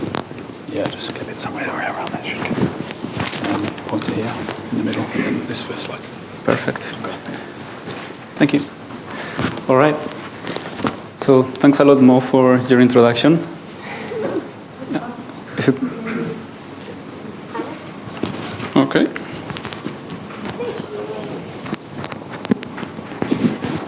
Is that better? All right. So I was saying, thanks a lot more for your introduction and for showing everyone my most photogenic side. I'm going to be focusing on what I've participated in without this larger salmonid collaboration, and I've been mostly focusing on clustering and analyzing the transcriptome dataset. So I'm going to show you a bit of those results. But first, as Mo was saying before, I'll just go quickly through this because we've probably already all heard about it, but Atlantic salmon and rainbow trout share an ancestral whole genome duplication. This occurred around 100 million years ago, and the salmonids started diverging around 50 million years ago, so there is a period where the divergence was within a single lineage, and then after that there were different lineages that were rediplodizing separately. And Atlantic salmon and rainbow trout further, that their ancestors diverged around 25 million years ago, so there's been further lineage-specific rediplodization within the Salmo and Oncorhynchus genuses for around 25 million years. So the point of this study was partly to try and understand better how the duplicates generated after this whole genome duplication have diverged following this process of rediplodization. The transcriptomic datasets generated as part of this project were separated into two. First, we have the embryonic datasets, which were part of the DevMaps package. And this was comprised of a total of 14 embryonic stages with a total of 84 RNA libraries. And then for the tissues, this encompasses both salmon and trout. And then for the tissues, same for both salmon and trout, there's a total of 96 RNA libraries that are spread across 8 tissues. So now we can see some of the results of that. So here, these are the embryo maps. So the data, the RNA-seq data, was first we obtained TPM data from NF-core, and this was further normalized. So what we're seeing here is scaled TPM, and some clustering was applied to obtain distinct clusters of expression throughout embryogenesis, which then we further visualized using heat maps. So the different slices you see here, each of these is one SOM cluster that you can also see over here in the line plots. And then we further visualized it using UMaps. So in these UMaps that you're seeing here, each dot is a single gene and is placed in this two-dimensional frame depending on its expression pattern throughout embryogenesis. So what this reveals is really the dynamic nature of embryogenesis, where we have some groups of genes that are present very early on, but then very quickly degrade. And then these are potentially maternal transcripts, although it's difficult to say with our experimental setup to completely confirm whether or not these are the zygotic genome is already activated during this period or not. But one also very interesting thing, when we have salmon and trout data together, is how strikingly similar their transcriptomes are throughout all of embryogenesis. So we have almost one-to-one relationships for different SOM clusters that are really a great tool for comparative analysis. And also it's interesting how the UMAP recreates this trajectory of development, where we have here what are constitutive classes. These have been confirmed to be constitutive in nature through gene ontology enrichment.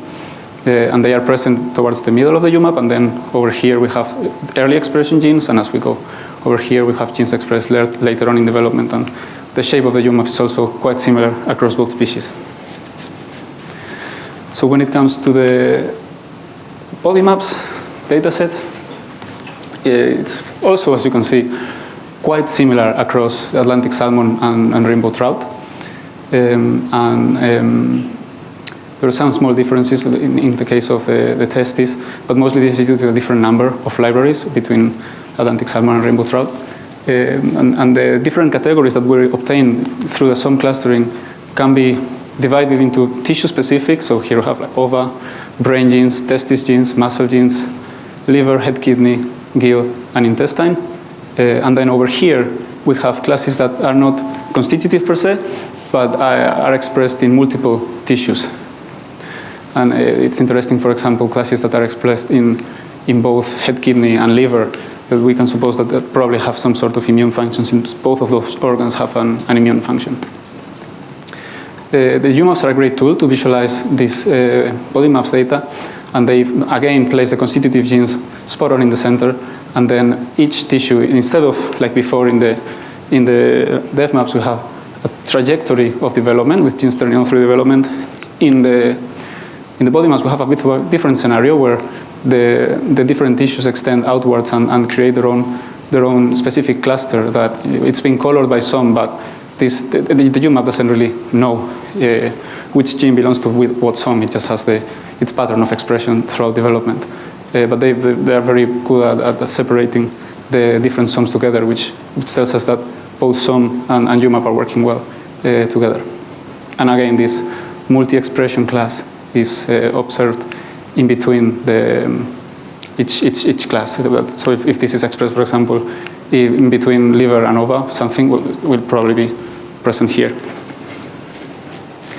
So the next thing we did was try to, and this is fresh out of the oven, by the way, do some gene ontology enrichment to better understand the function of each cluster. So for the dev maps, I have individual clusters, although I did remove constitutive to try and make it a bit less cluttered. And then, on the other hand, for the body maps, I collapsed some clusters into tissue-specific expression. And then further, I also added constitutive class. I've still not had a chance to have an in-depth look at the multi-expression classes. So we can now have a look at that. I have edited the plots a little bit because each of these is a single term, so it would have been too much of a mess to show here. So I've just curated it a little bit to show what is happening in each rough stage of development. So here we have early embryogenesis, and as we go down, we have terms associated with later development.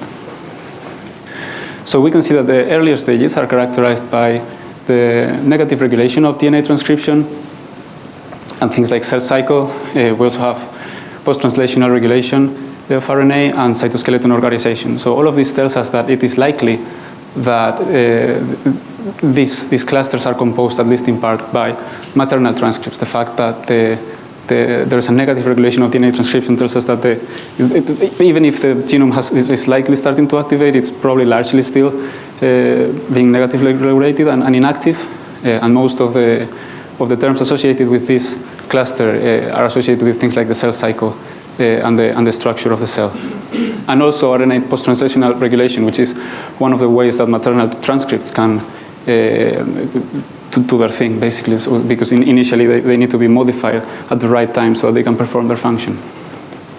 Later on, as we advance into blastulation, we start getting terms associated with cell secretion, cell growth, and cell recognition, and as well as regulation of transcriptome, telling us that it's likely that, at least in this period, the terms associated with actual genome activity start to increase. Also regulation of, sorry, I just said that, yeah, and also mRNA catabolic process, which is an indication that likely the maternal RNAs are being degraded throughout here. These are all suppositions, but I think it's a pretty decent likelihood that that's the case. And it will be really interesting to do further studies to further confident, because there's also indications by other colleagues and collaborators that there might be even earlier activation of the genome. So this is something that is not really known in salmonids exactly when it happens, so it'd be really interesting to do further research to further clarify that.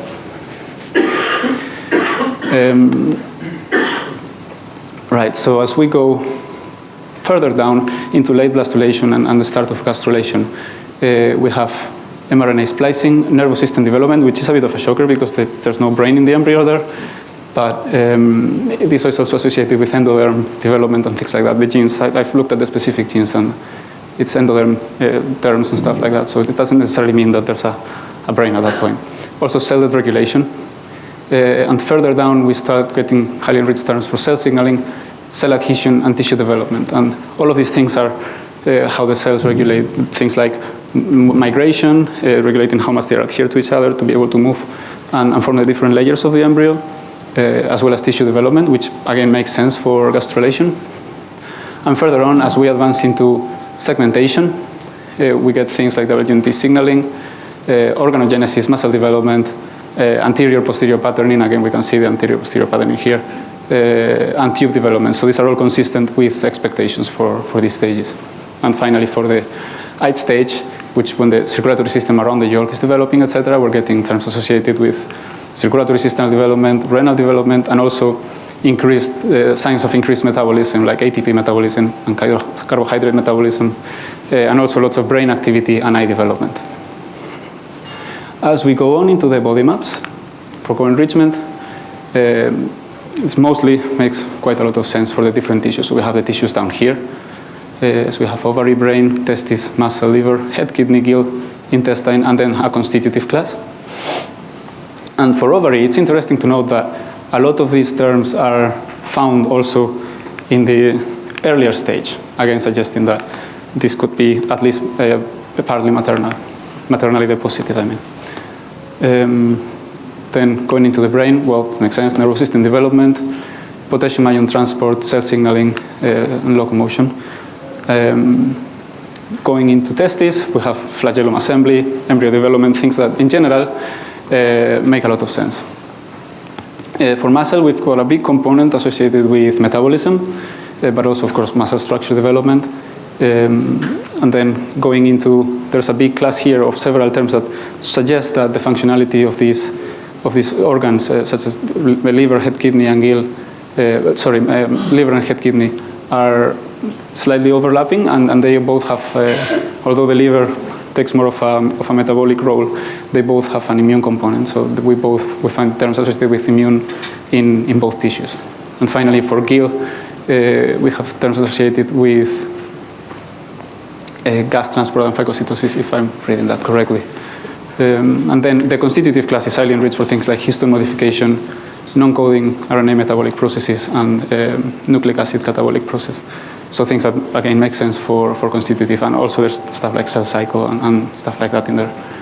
So all in all, this is providing us with a very good picture of what these SOM classes that we're seeing before see here. So we can point at specific SOM clusters and say what is going on there. And this wasn't necessarily easy to make, because for those of you that have not done gene ontology enrichment before, one of the issues we face is that there's a lot of repeated terms due to parent-child relationships between gene ontology classes. So you have to develop a method to find which of these terms were pretty much the same thing and sum them up so that they can be plotted in a single figure and visualized appropriately.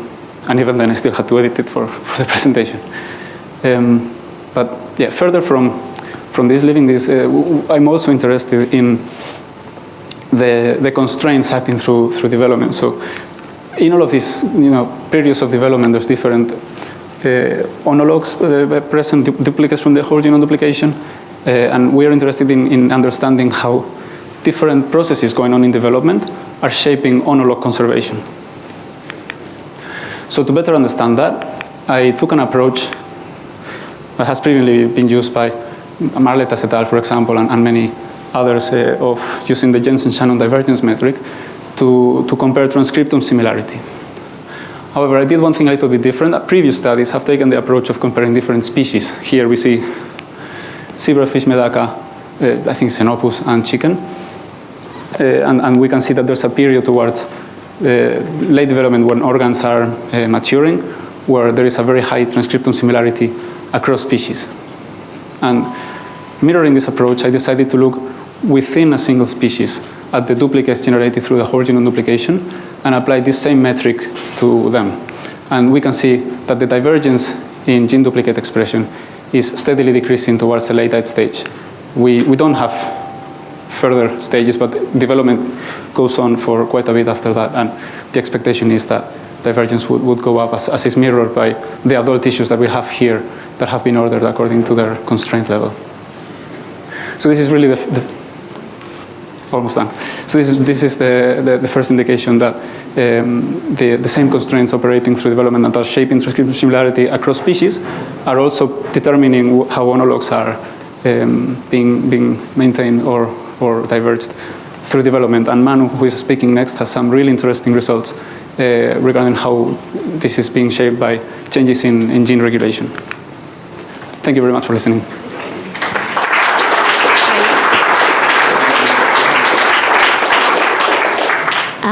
Questions?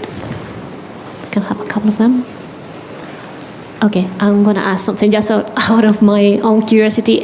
When you were saying about the ontology annotation, yes, we found a lot of difficulties also for CARP. So have you tried to, I don't know, convert the genes to, for example, zebrafish that are better annotated ontology terms, or I don't know, what is your best approach for that? Yeah, no, I just use cluster profiler with the standard and biomart annotation. Okay. Yeah. And that is accurate enough for salmonids? Mostly, okay. Mostly. Yeah, there are issues Conker. though. Yeah, there are issues for sure. Right. And okay. you have some terms you have to really go in and look at the genes that are associated with that term, because sometimes the term that it's enriched doesn't make complete sense, things like that. So there's definitely, we could benefit from better annotations for sure, but we have to work with what we have. Yeah, I know. Okay, more questions? Okay.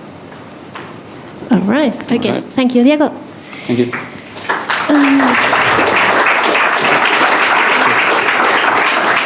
Okay, next we have Manu, sorry, talking about comparative regulomics, giving insights into the conservation and evolution in regulatory elements following whole genome duplication in salmonids.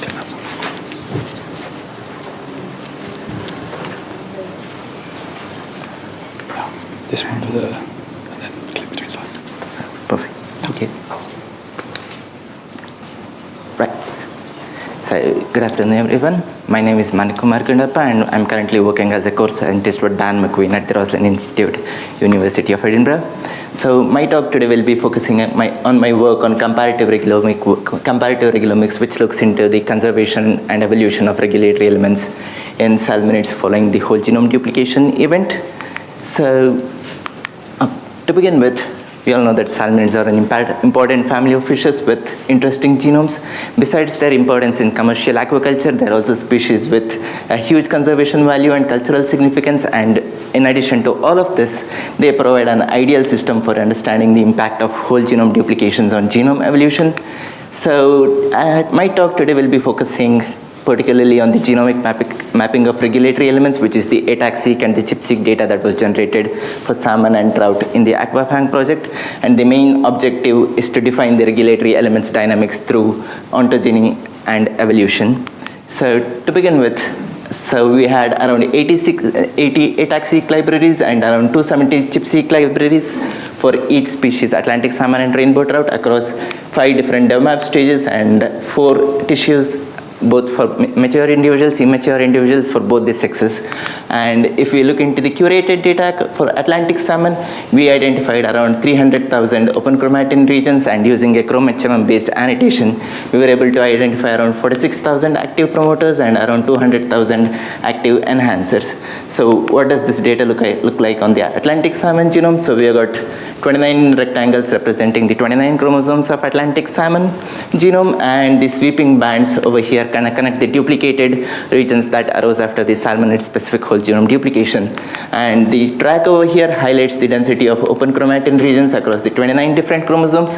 We could see that there are some regions with high density of open chromatin regions, but there are some regions with very low density of open chromatin regions. So it's completely dynamic across the genome. And if we particularly look into the active enhancer and active promoter landscape, we can see that the density of promoters is fairly consistent through the entire genome. But what's interesting is the density of active enhancers. It's pretty dynamic through the genome, and we can see it very well correlates with the open chromatin regions. And similarly, in the rainbow trout genome, we identified almost 200,000 open chromatin regions, and the proportion of active promoters and enhancers was fairly consistent with what we observed in the Atlantic salmon genome. So with this data in hand, we went on to understand how the duplicated regulatory elements are being shaped after the salmonid-specific whole genome duplication. So as a first step in the process, we went on to generate whole genome alignments to compare the duplicated regions within each species as well as the orthologous regions between salmon and trout. So we used an approach devised by Gundappa et al. In the year 2022, and we used the tool Cactus to generate whole genome alignments, and we used Atlantic salmon, rainbow trout, and northern pike genomes in the Cactus alignment. So the reason we used northern pike was to infer the ancestral state, because northern pike sits right outside the salmonids in the phylogenetic tree. And so if we went into any particular region of the salmon genome and pulled out the whole genome alignment, this is what it would look like. So Atlantic salmon A would be the query sequence, and we will be able to capture its duplicated region, which is Atlantic salmon B in the genome alignment, as well as we will be able to capture the orthologous regions for salmon A and salmon B in rainbow trout.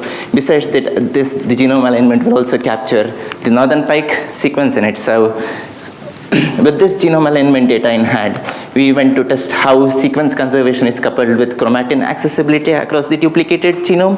So to do this, we took the ATAC-seq data and mapped it to the genome alignments to see how conserved the ATAC peaks are across the duplicated regions. For example, in this example, we can see that the sequence is conserved between all the salmonid species and northern pike, and we can see the ATAC peak perfectly overlapping all of them.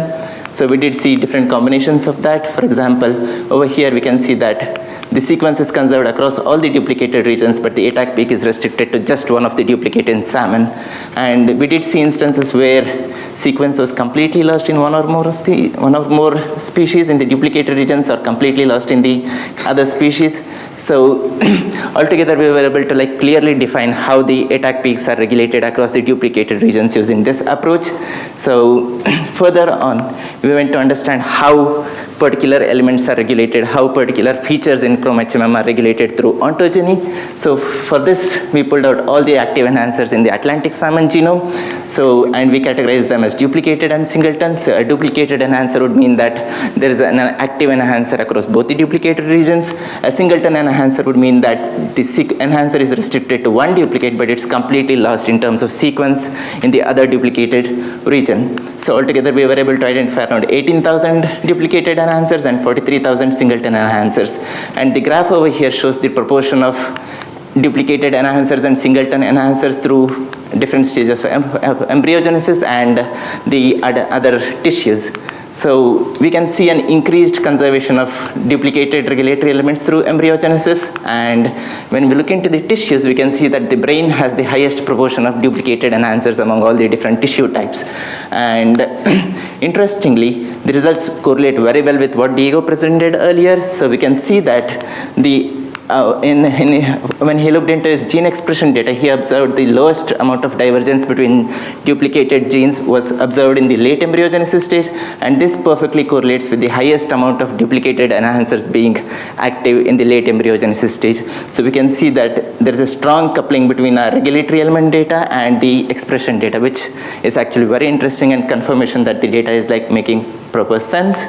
And then, if you look into the same picture, but look into the dynamics of the entire singleton elements and the duplicated enhancers, we can see that the results are consistent with the hourglass model of development, which states that the highest evolutionary constraint on development is in late embryogenesis, while the early embryogenesis and the adult tissues are like showing the lowest constraint on development. And interestingly, this was proven previously using cross-species transcriptome data.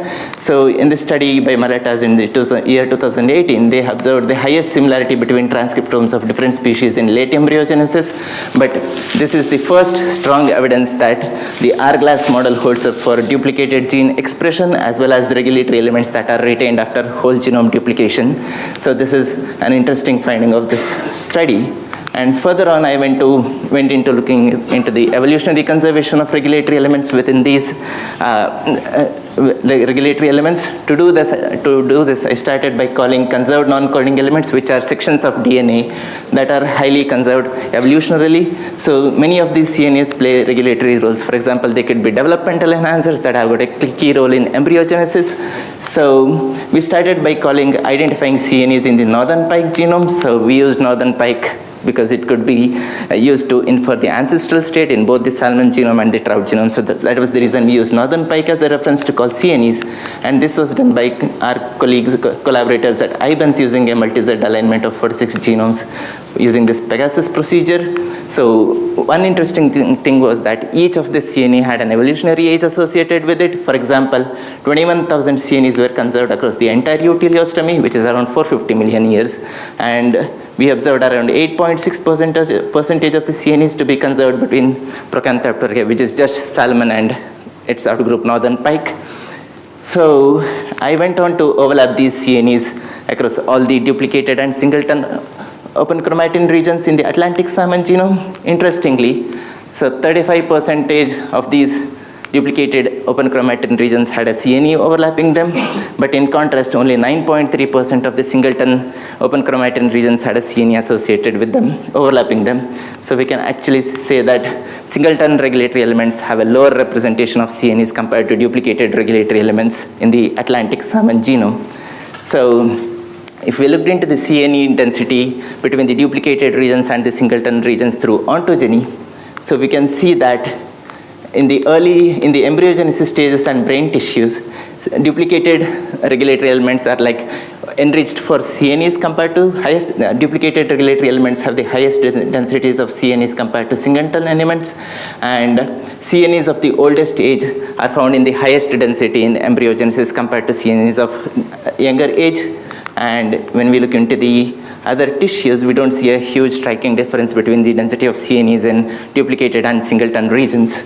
And if we pull out the data for the ancient CNEs and younger CNEs, we can actually see that ancient CNEs are highly represented in duplicated regulatory elements compared to singleton regulatory elements. But if you look into the more recent CNEs, there's no striking difference between their density in the duplicated and singleton regulatory elements. So this could actually mean that the ancient CNEs are being retained in the duplicated regions for actually regulating the genome. So we can actually say that the duplicated regulatory networks are highly overrepresented in conserved developmental phenotypes in salmonids. So the last part of the analysis I'll be presenting is the work on transcription factor binding sites. So transcription factors are key proteins that control the rate of gene expression. So Puran, who's a postdoc in the AQUA-FAANG project, used this gimme motif framework to identify enrichment in transcription factor binding sites overlapping the active enhancers. And he almost identified 160 transcription factors that had their binding motifs enriched across the DevMap and BodyMap data sets in Atlantic salmon. So what I went on to do is I looked into each transcription factor, pulled out the exact location of the binding motif in the Atlantic salmon genome using a stringent p-value and q-value cutoff. And I then went on to test for enrichment of these binding sites in duplicated and singleton enhancers across different stages in the Atlantic salmon genome. And this graph over here summarizes the result. So the bar graphs over here in the top represents the enrichment of transcription factors in duplicated regions or singleton regions. So we can actually see that majority of the transcription factors have their binding motifs enriched in duplicated enhancers, while a few number of these transcription factors have their binding motifs enriched in singleton enhancers. And the heat plot over here in the bottom shows the tissue where the activity of the binding motifs are present. A red color would indicate that the transcription factor binding site is restricted to singleton enhancers only, while yellow color would indicate that the binding motifs were present both in singleton and duplicated enhancers, but they were just enriched in one of the types. And a blue color would indicate that the transcription factor binding motifs were completely restricted to duplicated enhancers. And if we just look into fold change of these transcription factors, we can see that, for example, this transcription factor rest is almost enriched 12 times in the duplicated enhancers compared to singleton enhancers. So this effect is actually very interesting. So we can altogether we can summarize that there's an increased enrichment factor for transcription factor binding motifs in duplicated enhancers compared to singleton enhancers. So to conclude, our database of regulatory elements provides a critical window into evolutionary constraint that shapes gene expression in a duplicated genome. And this data also has value in aquaculture. So for example, it was proven that evolutionary conserved genomic regions are more likely to influence traits in this study in the year 2021. Also, genetic variants that overlap, that are conserved between both the salmonid species and that have a CNE falling within it, are more likely to represent causal variants, and these regions can be exploited for a more precise GWAS approach or a genomic prediction study. So with this, I'd like to thank all my collaborators for contributing to different aspects of this study, and thank you everyone for listening.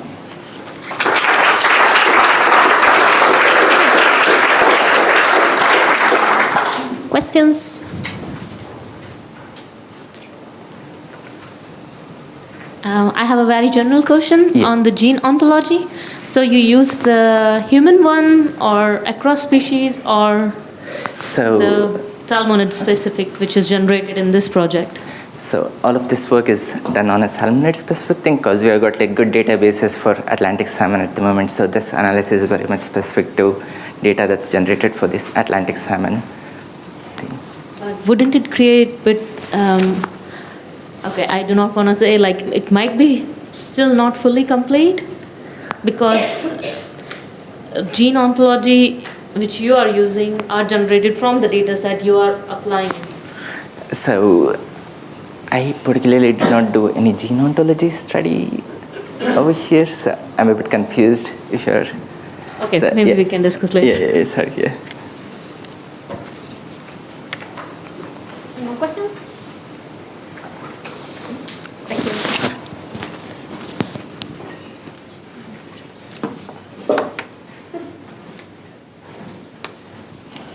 Next we have Gareth.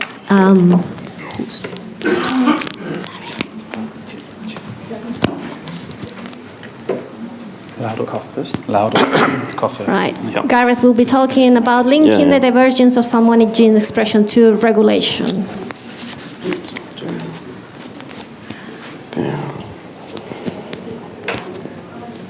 Oh, this clip. Yes, test, test, test. Yeah, that sounds pretty good. So use this one for point, and then this one to go through slides. Yes. Point, point, point, point, point. Okay. This is linking quite well over the previous one, previous talk. So, but it's going to be a little bit more specific, looking to link specifically changes in gene expression to regulatory elements like around the genes. Of course, we've seen this a lot now. Salmonids having a whole genome duplication, and it's been shown that the duplicates, a lot of them have been shown to be like conserved and conserved with with the pike outgroup, but we see also a lot of like divergence in one of the salmonid copies.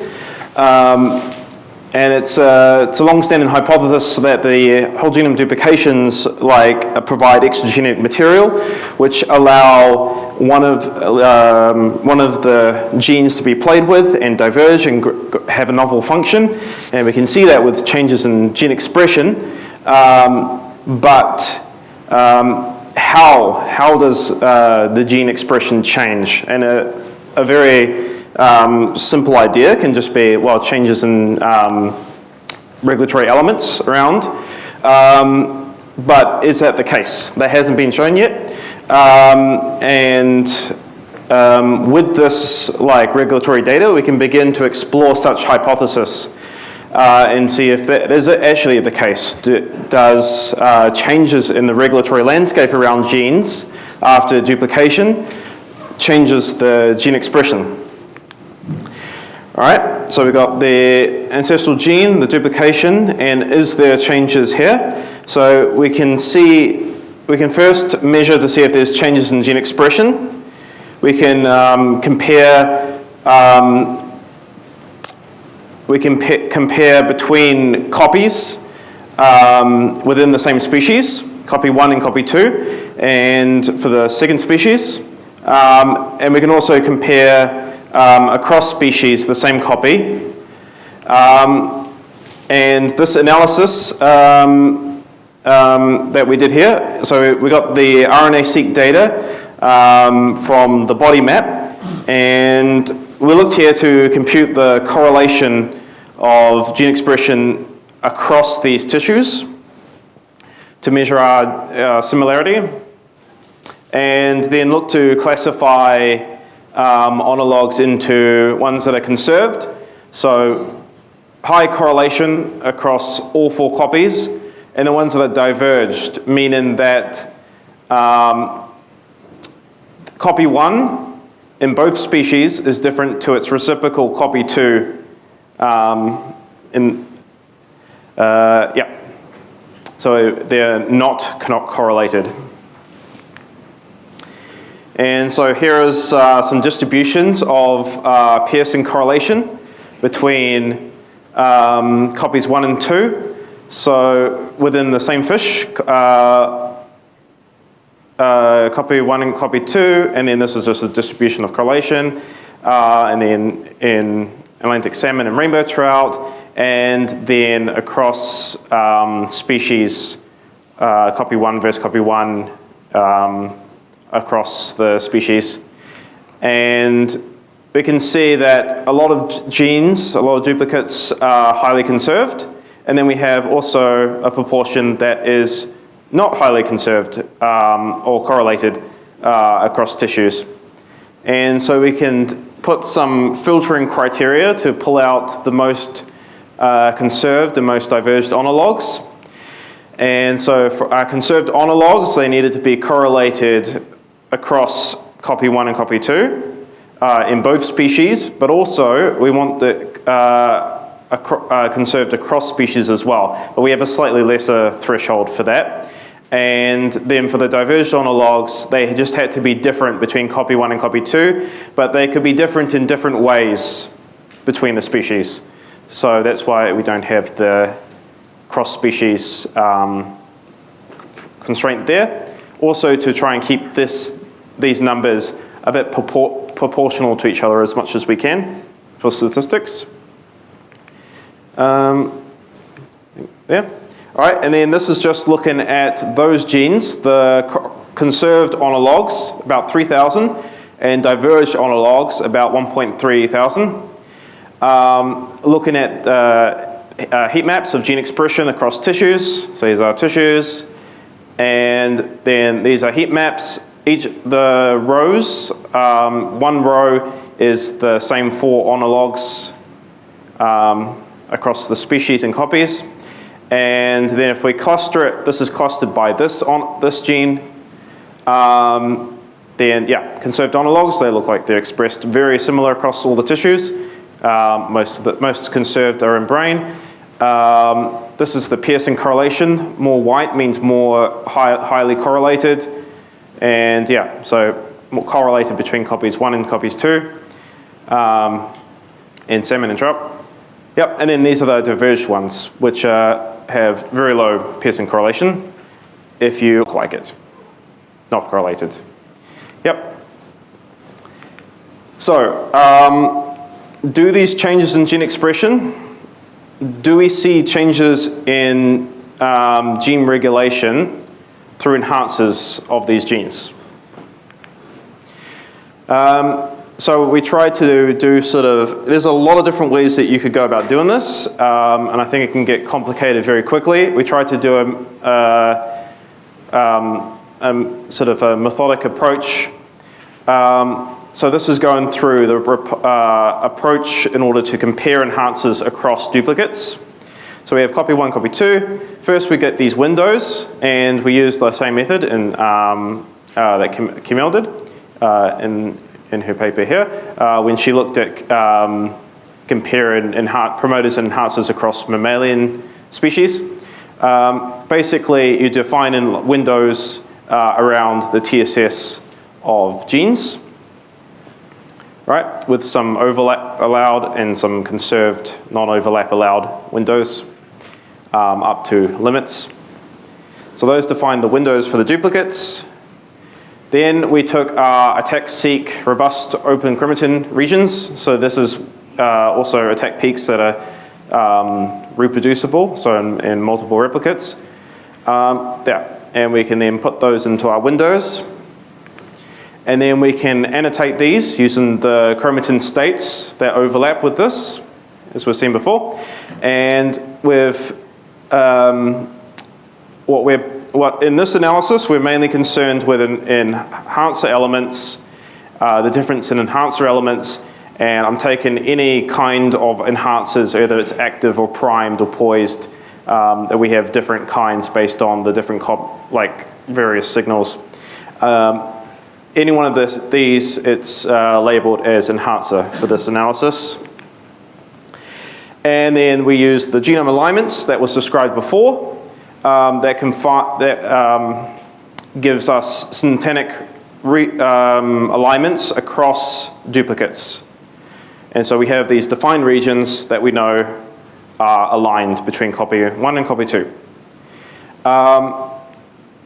And the results I'm going to show are going to be based on Atlantic salmon, not on rainbow trout. Atlantic salmon, we have more we have some more samples, we have some better data from more tissue samples. Yeah, so we're a bit more confident we have a bit more statistics to work with. So we're going to have a look at some of the results from within salmon. So just copy 1 and copy 2 of salmon. Yep. And so we're going to use basically like this data to compare regulatory element conservation. So and relate it to duplicates that are conserved in expression, gene expression, or diverged in gene expression. All right, so first, is there conservation of enhancers across duplicates?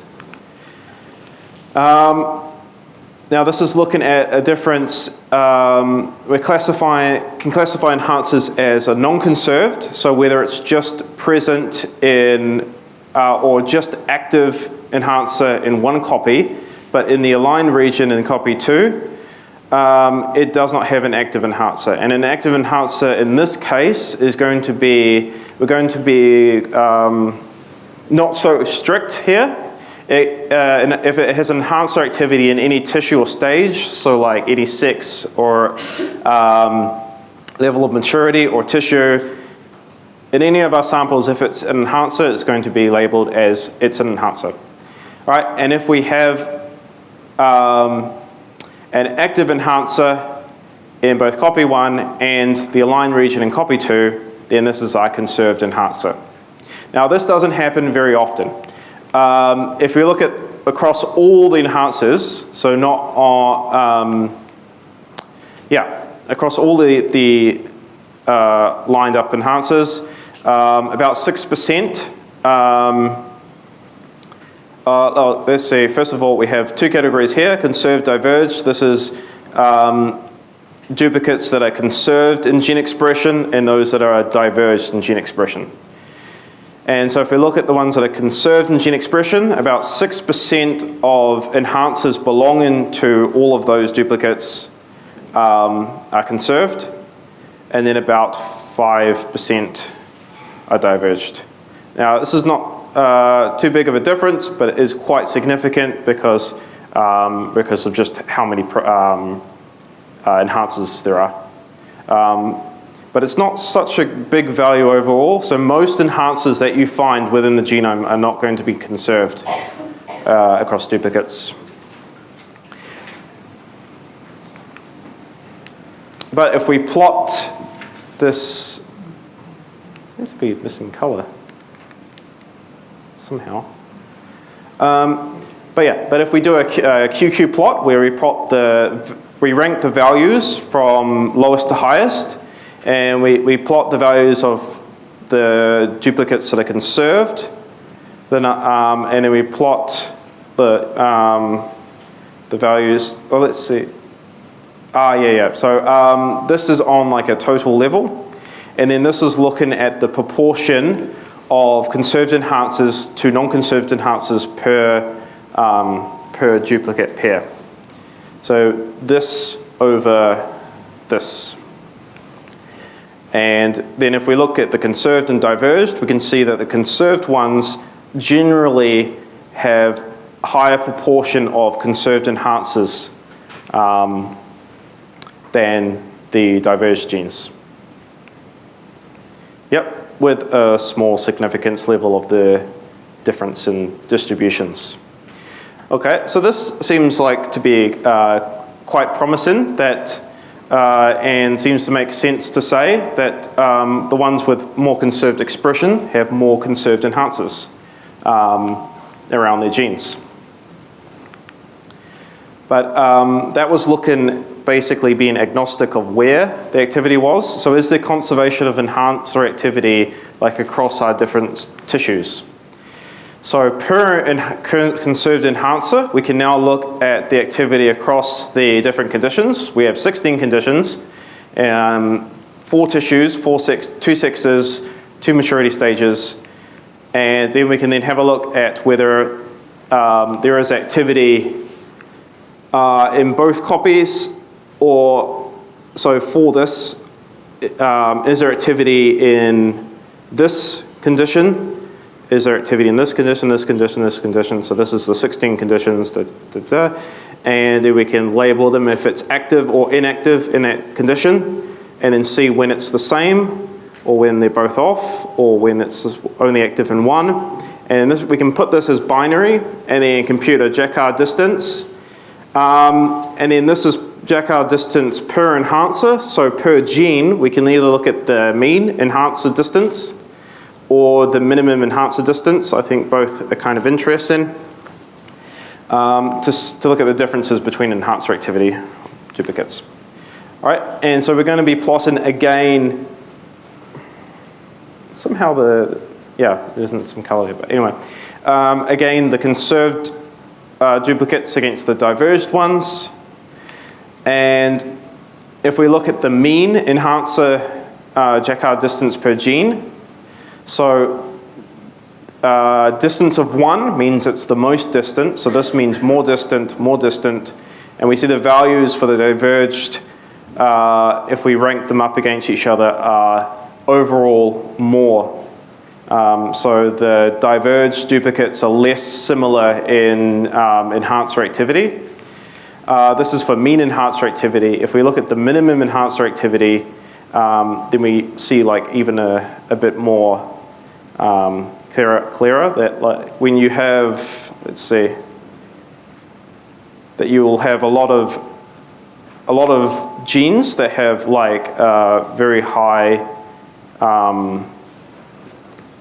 very low Jacquard distance, so high similarity when the diverged ones are starting to get more and more distant. Yep, so basically up here means the diverged ones are less similar in tissue activity. This makes sense given what we saw before. But, yep, 1 minute, okay. But there was a lot of non-conserved enhancers, so our last question was like, is there like maybe overall conservation of activity, so that maybe the enhancers are not lined up together, but they all work in the same way anyway, by being active in the same tissues. So we tried to have a look at the per condition. We looked at the proportion of active enhancers versus inactive enhancers around the genes.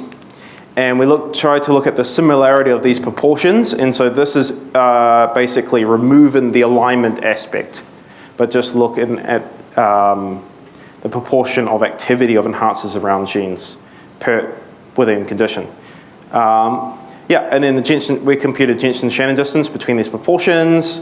And then we could have a look at those of the ones in conserved enhancers, which we expect to be quite high, and then the non-conserved enhancers. And yes, the conserved enhancers are very high, so if they're conserved, then they're also,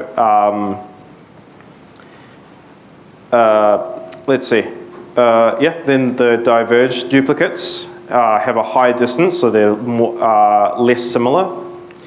But we're more interested in these non-conserved enhancer elements around genes.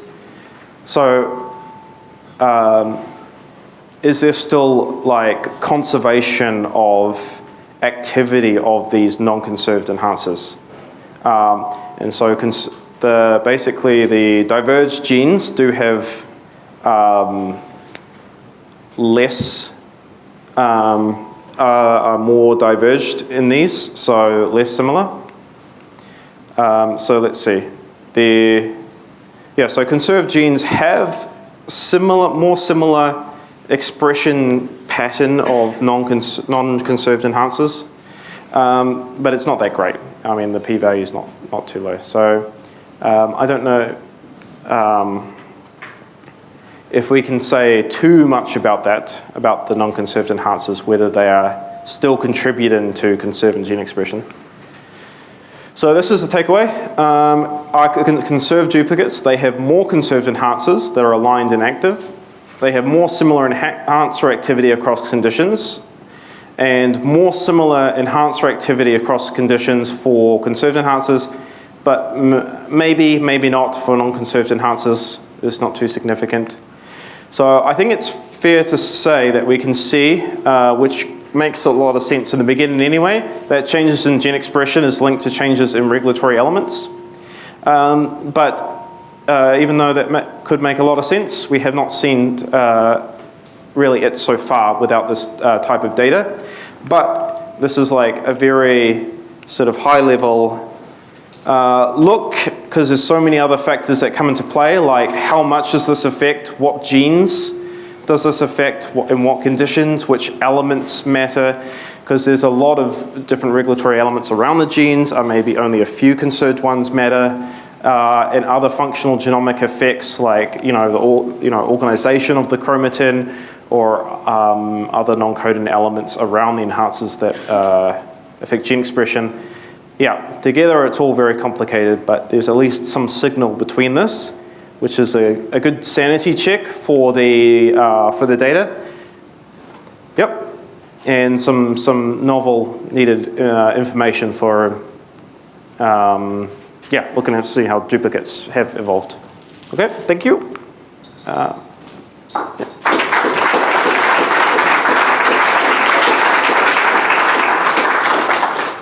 Any questions?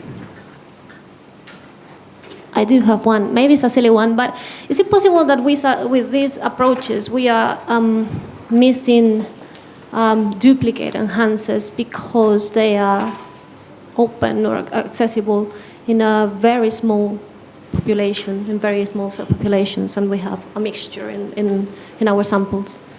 Is it possible that you have this? Is it? Yeah. Or let's see. So do you have examples where you see, for example, in the genome browser, an enhancer that is really open in one copy, and then the other one you have a slight peak, but that is not detected as peak because of how the peak calling method works? And it's just because we have a mixture, because the traditional bulk problem, right? Yeah, there's a lot of thresholds going on, and so the data is going to be very strong at one end, and then going to go slightly fuzzier. So it's quite hard to call things exactly. At least when you're looking at complete between duplicates, you can look at within one sample. That's the same sample, right? Just two different places in the genome. So it should be quite similar in terms of sample effect or, yeah. Perfect. Thanks.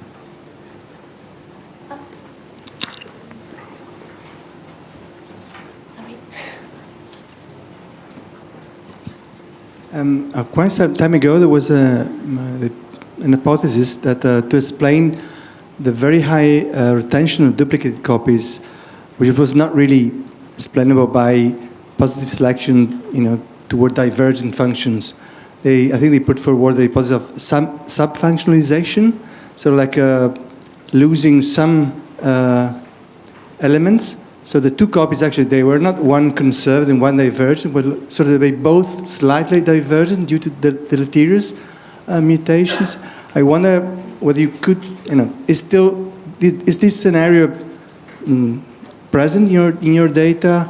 How can you approach it with the method you're doing, or you indeed find mostly one divergent copy and one conserved copy? Well, in order to really sort of see sub-functionalization, you need to know the ancestral state.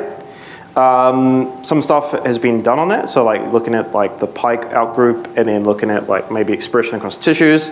Then you can see maybe if the tissues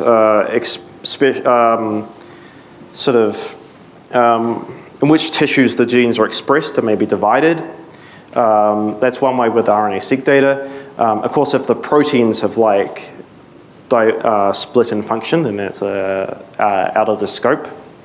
But you could see tissue specificity and see if maybe tissue specificity is split. You could use some Pike data that's available, that's been shown, and then linking that to sub-functionalization of enhancers. Well, I'm not sure with this, but if you could maybe look at the alignments to the Pike and see if. It'd be nice to have some Pike or some outgroup regulatory annotation. Then you could really see if there's a split where half of the Pike goes to one duplicate and half goes to the other, and then see kind of sub-functionalization of regulatory elements. Yeah, there's a lot of different combinations and scenarios that Is you that a quick can one? try to capture. Yeah. Quick one, Sam. Okay, so whenever you were looking at the genes which you're examining here for your duplicates, did you remove everything? It wasn't just a 1-to-1. If you had like a 1-to-2 or a 1-to-3 duplicate, everything else was thrown out, and you were just looking at the ones which were, and that was about what, 4,000 or 5,000 in total, was it? Yeah, it was about 4,000. So I had like 4,000 to 1.3. Well, the number of 2-to-2 is like, off the top of my head, 10,000. Yeah, about 10,000. Okay. No. Yeah, that's fine. I don't. No. No, shut it down. No. Too much? No. I don't want to see it again. Yeah. So about 10,000 pairs. So there is like a good number, but yes, there is a bunch that is like 1-to-2, 2-to-1, 1-to-3s. Yeah. And yeah, for simplicity's sake, for this type of analysis, you just put them aside and be like, okay, what are these? Thanks very much. Yeah, great. Great. Last but not least, applause to Gareth, please. Applause.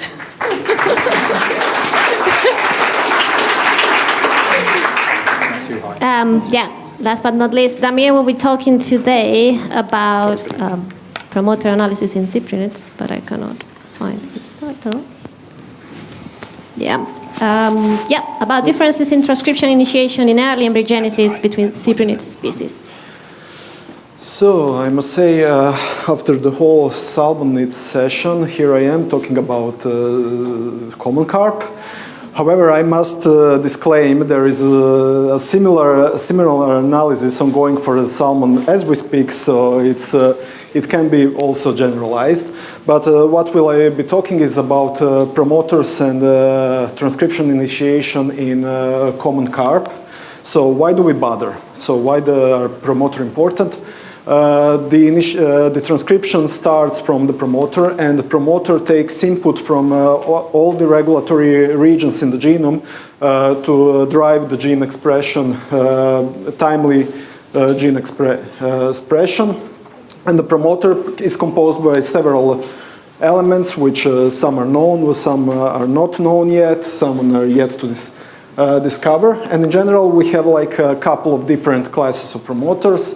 Like we have sharp promoters, which have like one sharp initiator, like downstream of around 35 base pairs from the Tata box. We have broad promoters, which are characterized by CPG islands and with multiple transcription start site. Those are mostly like housekeeping genes, but we have the most interesting one is the developmental promoter, which has like these thick CPG islands, which extends deep into the gene body, and they are responsive to long-range regulation, from which like they can span several megabases away. So why is a common carp actually a good system to analyze that? First of all, it's closely related to zebrafish, which is like one of the most important model organism in general.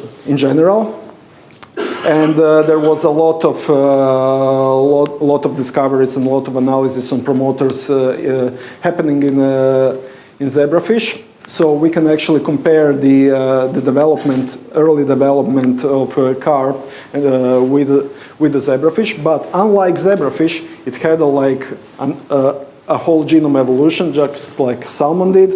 However, it's not the same as in salmonids. Salmonids has autoploidization, while the cyprinids had like allotetraploidization, which means their genome was derived from merging two closely related species. So what's important is that we have like one system, one controlled system, which has like two subgenomes inside, and we don't need to control like for any outside environmental inputs to see the to account for the difference. So how we did the analysis, we used the cap analysis of gene expression or CAGE, which is currently the most unbiased method to analyze promoters on a single base resolution. We biotinylate the 5' cap, and then we do the pull down, we construct the library, and like the beginning of the read is actually like where our initiation start, and it gives us also like a quantitative method because the intensity of the peak is actually the amount of expression. We can also cluster this initiation to get the promoter region, or how we call it, tech clusters. I will show some data later on. So how did the data quality look like? So we, as I said, we were interested in zygotic genome activation, which where like before the zygotic genome activation, like maternal transcripts are dominated, and after the zygotic genome activation, the zygote starts to express their own genes. And when we did the PCA of the samples, we actually got a nice developmental trajectory with the pre-zygotic genome stage like being on the left-hand side, and everything else like following a nice developmental trajectory on the right-hand side. And when we look at the specific denucleotides from which the transcription starts, because the transcription doesn't start from random nucleotide sequences, it prefers pyrimid and purine denucleotides, or pyridine and cytosine. We can see that all of our samples are indeed enriched in pyridine purine initiators, although we can also see some other interesting dynamics, some of them which is known, some of them which is new. I won't go into detail because it's still an ongoing analysis, but what we can say from this is that we have a high quality data set, and that we have some novel observation which will give us some further biological insights. In terms of tech clusters, so when we do the clustering of individual transcription start sites which are close together, we can see that most of the promoters actually, which was quite surprising, were active in all four analyzed stages. But the other subgroups involve zygotic promoters, which are active in zygotics after the zygotic genome activation, and we have like one large group which is like maternal specific promoters. We have also other groups, I won't go into details with that, but one most important aspect is that like 80% of our tech clusters for all samples are actually found in the ensemble annotated TSS region, like plus minus 3 kilobases away, which is like a good sign that we have like that the annotations broadly overlap, not perfectly, but broadly, which I will tell in a second as well. As I mentioned, we have like sharp promoters and broad promoters. So like the interquantile width of the promoter is one of the measure of quality which we also consider. So we have this peak for sharp promoters, but we also have this other distribution of lengths for the broad promoters as well. And what we can see is basically that the maternal promoters are in general sharper than those in zygotic stages, which is something which we would expect from the results we already had so far. And I will tell just in a second, just to show you one example. So in the genome browser, how a sharp promoter looks like. So we have like a canonical CA sharp initiator, which is located downstream. Okay, so this is an antisense direction. So here is the Tata box. Here is a sharp promoter. and on the other hand, like the broad promoter has multiple sites spread over a larger region. So let me go back into why the maternal are sharper than the zygotic. So we have my group has discovered, actually before my time, that there are two grammars coordinating on the same promoter between the maternal transcript and the zygotic transcript, while the maternal transcript, and then there is this shift in transcriptional start site between the maternal stage and zygotic stage, because the maternal transcripts are characterized by the sharper promoter located around 30 base pair from the W box. So the W box is the 80-reach oligonucleotide sequence, similar to Tata box, but a little bit degenerated. While the zygotic promoters are defined by the nucleosome positioning signet, and they span a broader region compared to the W box dependent start site.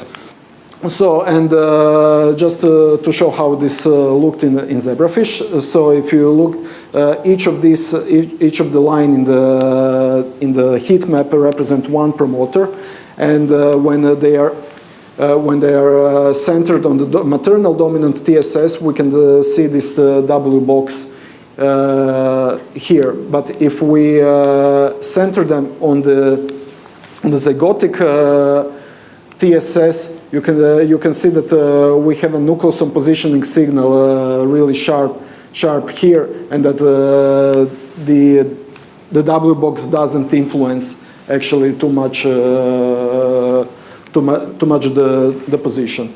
So these are this is all already published in zebrafish. However, we perfectly recapitulated these data in our carp samples and looked practically amazing.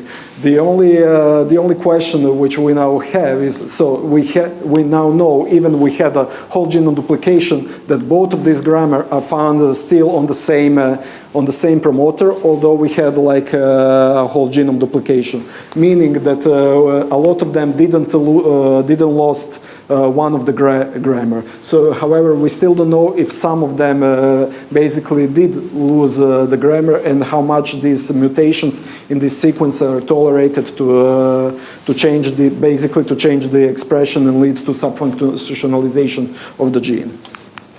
So here is one example from the genome browser showing like the maternal W box driven initiation and the shift happening after zygotic genome duplication. So let me tell just one segment about how actually our transcriptional start site correlates with ensemble annotated start of transcription. As we can see, like around only 30% of the annotated promoter are actually overlapping the precise TSS in ensemble, while majority of them actually are further away. And what we can see also that they are mostly found downstream of the ensemble annotated TSSs, meaning that actually ensemble tends to overestimate,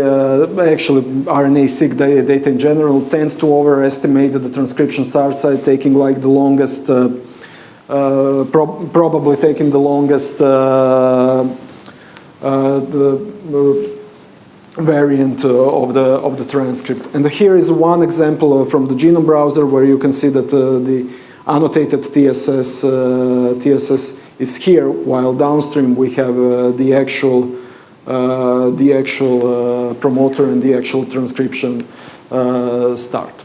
So just to finish, like something basically biologically meaningful for the carp, since we have this whole genome duplication, what we can actually look is the difference in the initiator sequence between the two subgenomes. And so what I did next, I counted the mutations between the two subgenomes. So here is the initiator in the subgenome 1, and here are the initiator in subgenome 2. And what we can see basically that most of the changes between the two occur from the canonical initiator to another canonical initiator, meaning that they want practically to maintain their expression level, and there is a pressure on maintaining the canonical initiator.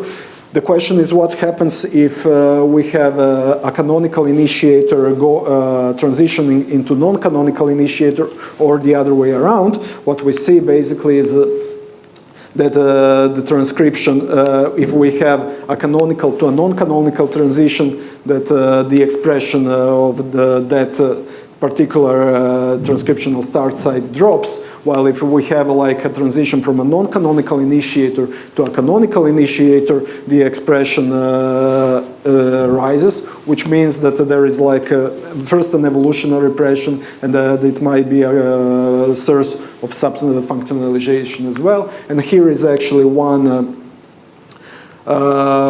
example of a non-canonical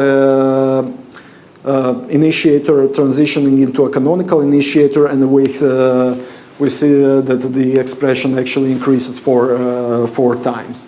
So with that, I would stop for now.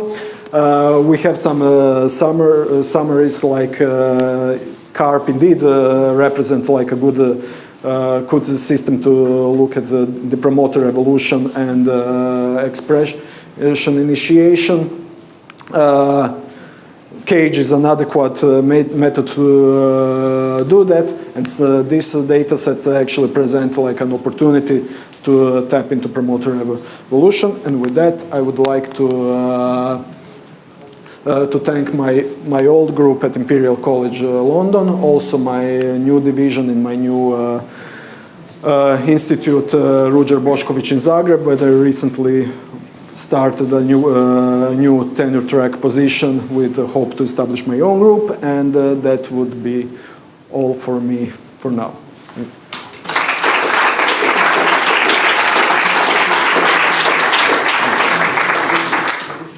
Any questions?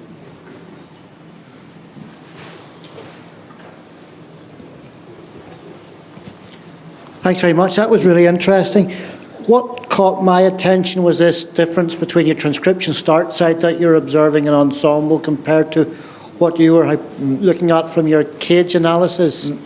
So if we're trying to consider where our transcription factor binding sites are, for example, in the promoter, should we be looking at them, the distance upstream from the start site, compared, should we be considering maybe the start of translation if we're unsure of where the real TSS is, because there seems to be some variation there. From this data, it looks that you should be probably considering trying to look downstream of the actual annotated TSS, because it tends to the RNA-seq data tend to overestimate a little bit. However, I hope in the following couple of weeks I will be able to tell you a more specific salmon answer to that question. However, it will be developmental. So, yeah. Thanks very much. Just a follow-on question from that. Do you see many cases of it being upstream, or is it almost always downstream of the... I told I will see cases where it will be upstream as well. However, like the analysis showed like an amazing enrichment in downstream, which I was actually quite a little bit surprised, to be honest, because I thought that it might be because of reverse transcription that sometimes it just cannot reach the end of the transcript. It happens as well, but it seems like much less often than the downstream case, so that it's actually overestimated. Okay, thank you.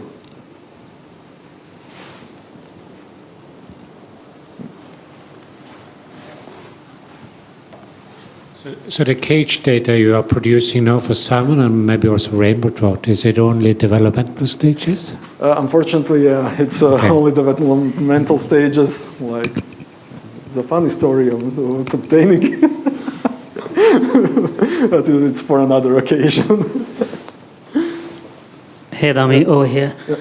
Yeah, I was just wondering, so the non-canonical promoters that you see here, do these mRNAs or RNAs, do they really make into a final protein product, or probably these are some kind of spurious transcription? Or They do, because they should actually, because here what we are dealing with is total RNA. So like what was at that stage in the cell.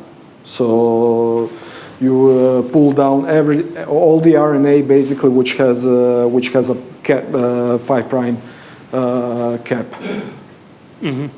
And the RNA that comes from enhancers, that doesn't have that cap, right? So it has, yeah. It's something which I didn't mention because you were limited in time. But you can also look at the enhancer transcription, although you need to sequence really deep because those are really unstable, so like they're difficult to catch. However, we sequenced really deep, so I'm positive that we will manage to get some of the enhancers as well. Like it will be actually interesting to see how they cope and how they relate with the let's say DNA confirmation data. So because you have transcription on one side and expression on one side, transcriptomic on one side, and like DNA genomics approach, chromatin approach from the other side. So that will be like a really interesting. All right, thank you so much. Just a comment. In the turbot, we found the same situation that you are describing here.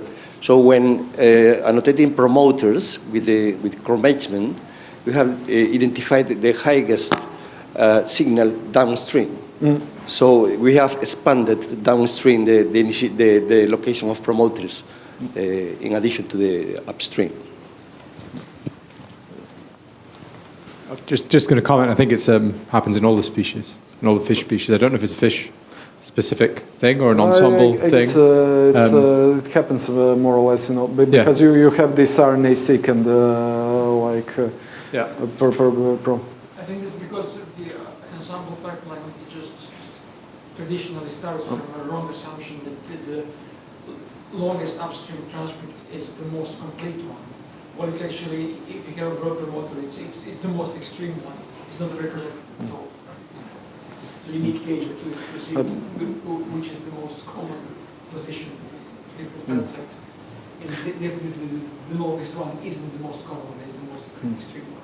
But this is, for example, something which in the Daniel Code paper we extensively analyzed, and we have a lot of also the influence on the precise transcriptional start site in designing of RNA guides for knocking out the gene. So it's. Yeah, I mean, just in terms of the. So, I mean, in terms of the ATAC-seq measurements, we do often see them going, past the transcription start site. But we also do get open chromatin upstream, quite a lot of the transcription start site, that carries a lot of the marks of promoter activity.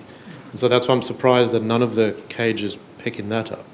And I'm wondering what those might have also. Bidirectional promoters, you can actually get the direction. So it is picking it up.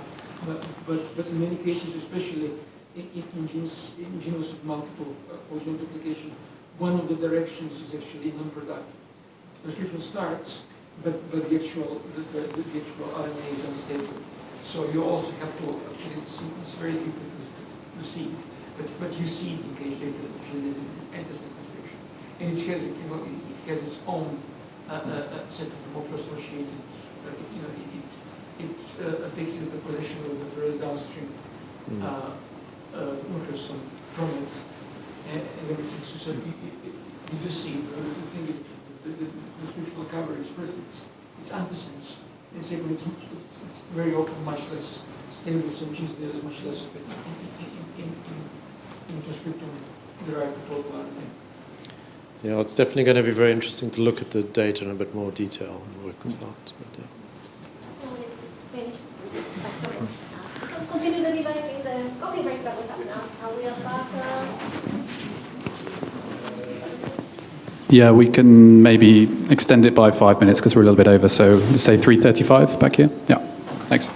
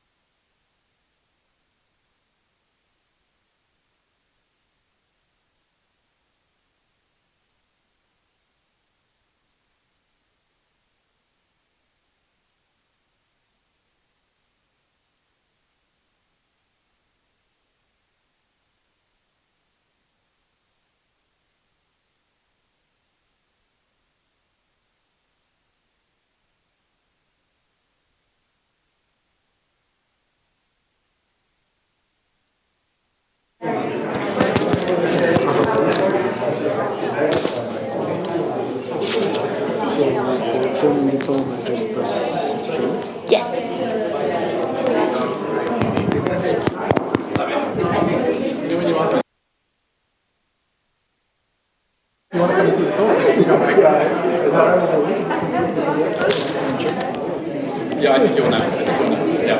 So you just have for everybody, it's 4 talks, and everybody is 20. Total by 15 talk, 5 minutes questions supposedly.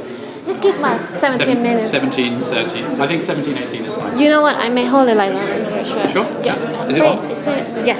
He brought, I'm very quiet. he brought me some spare batteries. You have them? He said it's double A's, not triple A's, and he had given you triple A's, I think. Because he Yeah, checked. he came. He said he was going to come check. I do have Yeah, them. it's double A's. So he's getting some double A's. Mm-hmm. Hopefully it lasts for the next 20 minutes. If not, I will just shout.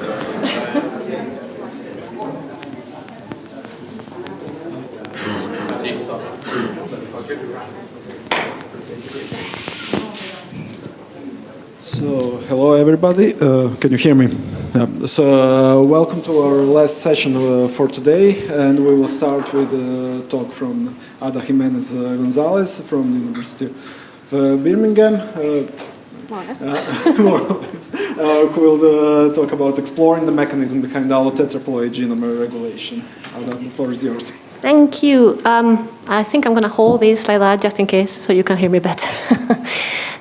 Yeah, thank you very much for having me here today. It's great to go after all the Salmonids talks and after the Mir talks because now you know everything about whole genome multiplication. But just in case that you need a brief reminder, I'm going to briefly tell you about what is the case for cyprinid. So before we've heard about what has happened with salmonids, we know that they also went through a fourth round of whole genome duplication. So they are pseudo-tetraploids. But cyprinids also went through a fourth round of polyploidization, and this happened way more recently compared to salmonids. This happened 13 million years ago.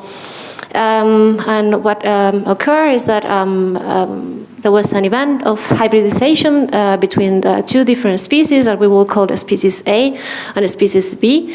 And this gave rise to this species here that is an allotetraploid. So unlike salmon, is a species originated from two different different species. So after a series of process of diversification and domestication, this original allotetraploid gave rise to what we know today as the common carp and that cute fish that Matthew was saying earlier in his talk, which is the goldfish. But what is really interesting about common carp, and Amir briefly mentioned this before, is that we can still distinguish the contribution of the two original species. So we can completely separate the genome of the common carp into perfectly distinct subgenomes. And during this talk, you will hear me talking about subgenome A coming from this species that is possibly extinct, and subgenome B that we know that comes possibly from a barbinae, a barbus. Yeah. With common carp, as I said, because it's an allotetraploid, but we still can distinguish the two, the contribution of the two original species. We have a fantastic model to understand how the two subgenomes can coordinate between each other. So we, for example, understand mechanisms as a dosage compensation and how is it possible that common carp has survived and has been a viable animal. And we know that, for example, in adult common carp, if we study different tissues, and this is previously published data, there is bias towards one of the subgenomes in transcription, in gene transcription. So, for example, in intestine, liver, or muscle, we see that there is a consistent high contribution of subgenome B to the transcriptional activity of the carp. However, in embryos, we still don't know very well if this happens or how this happens, and if there is change in regulatory elements associated to these possible changes. And this is very important because embryo development, during embryo development, the changes in transcription activity occur very rapidly, and they have to be very finely regulated, temporally and timely, especially. Yes. So with AQUA-FAANG, we've had a great opportunity to study this problem about how the two subgenomes of during embryo development can coordinate. And this is because we had been given the opportunity to collect samples for multiple stages and multiple different technological approaches. So we've collected samples for small RNA-seq, RNA-seq, different marks of ChIP-seq, K4-tri, K27-tri, K27-acetyl. We also have samples for CAGE-seq, just as Tamir has just explained, and ATAC-seq. And I will explain what each of these mean. And as I said, we have a great catalog of samples across different developmental stages, so we can give a temporal explanation of what is happening in the embryo. And what is great about these samples as well is that we actually collected samples from exactly the same strain that originated the carbon reference genome that is available in Ensemble, so that is a great opportunity. At the beginning of this project, we were mainly interested in at least trying to understand if we were seeing any bias in the subgenomes at the transcriptional level. So we applied our custom pipeline for analysis of the RNA-seq data. And what we did was mapping the sequencing reads with a star, only allowing uniquely mapped reads, because obviously the repeat element of the two subgenomes. Then we counted with RSEM, but utilized only the raw counts provided by RSEM. And in parallel, we also studied the homologs, so the gene copies that were arising by this event of hybridization. So homologs are subtypes of homologs that arose from hybridization, from a hybridization event. So what we managed to extract by using genomicus is that we got a one-to-one homolog pairs up to 40, well, it's almost 15,000 gene pairs. So we have a really nice set to do this study. And then with the information available in Ensemble, assigning gene IDs, we were able to split these different homologs between the two subgenomes. So at the end, what we have between our raw counts and the one-to-one homolog list is that we have two different matrices where we have counts for subgenome A and counts for subgenome B, and then what we can do is integrate them together and do the differential expression analysis of A versus B with the seq approach, for example. So we can do a first overall view of how the transcription occurs in carp embryos, and we see that during carp development there is this nice dynamic from between earlier stages to later ones, and we can actually see, I think Damir and Diego explained briefly earlier about the event of zygotic genome activation, so we can try to understand with this PCA plot here what is the event at which the genome of the embryo becomes active, because until in the very early stages of development is the mom that provides all the maternals and all the materials and contributes towards the early development of the embryo. So we can see clearly here how very early stages are plotting all together, and this is the maternal contribution, and then all of a sudden we see this shift around the dome stage where zygotic genome activation happens, and then from now on the embryo is capable of transcribing its own genome. But moreover, we can also try to understand what is the subgenome contribution to this transcriptional dynamics. So now what I've done here is splitting this PCA plot into this subset of one-to-one homologs and ask how the transcriptional activity happens between the two subgenomes. Okay, here. So you can see here that now we have two different components. One is the time, the development of the embryo, and in component 2, the samples are split between the transcriptional contribution of each of the subgenomes. And what we see is very nicely the contribution of the subgenomes becomes more and more similar in the later stages, and this is something similar to what Diego showed earlier, where he was plotting the hourglass model, and it's actually because these stages represent the phylotypic stage of the embryo. So the closer they are to the phylotypic stage, the more similar the transcriptomes are going to be. Next, we can try to follow the fate of each of these genes and how they flow between one subgenome or the other, or both subgenomes. So very briefly here, each of these lines represents one of the one-to-one homologs. So we can try to follow if originally they are expressed by both subgenomes, by subgenome A or subgenome B, or non-expressed. But overall, what we can also get from this alluvial plot here is that in the earlier stages, there seems to be a coordination between one subgenome, the other, my contribution from both of them at the same time. But at the later stages, it seems that the both genomes take over, and they have to be very coordinated for the expressions level to be maintained. Anyway, we still see some asymmetry here, so some genes that are still more given by one genome than the other.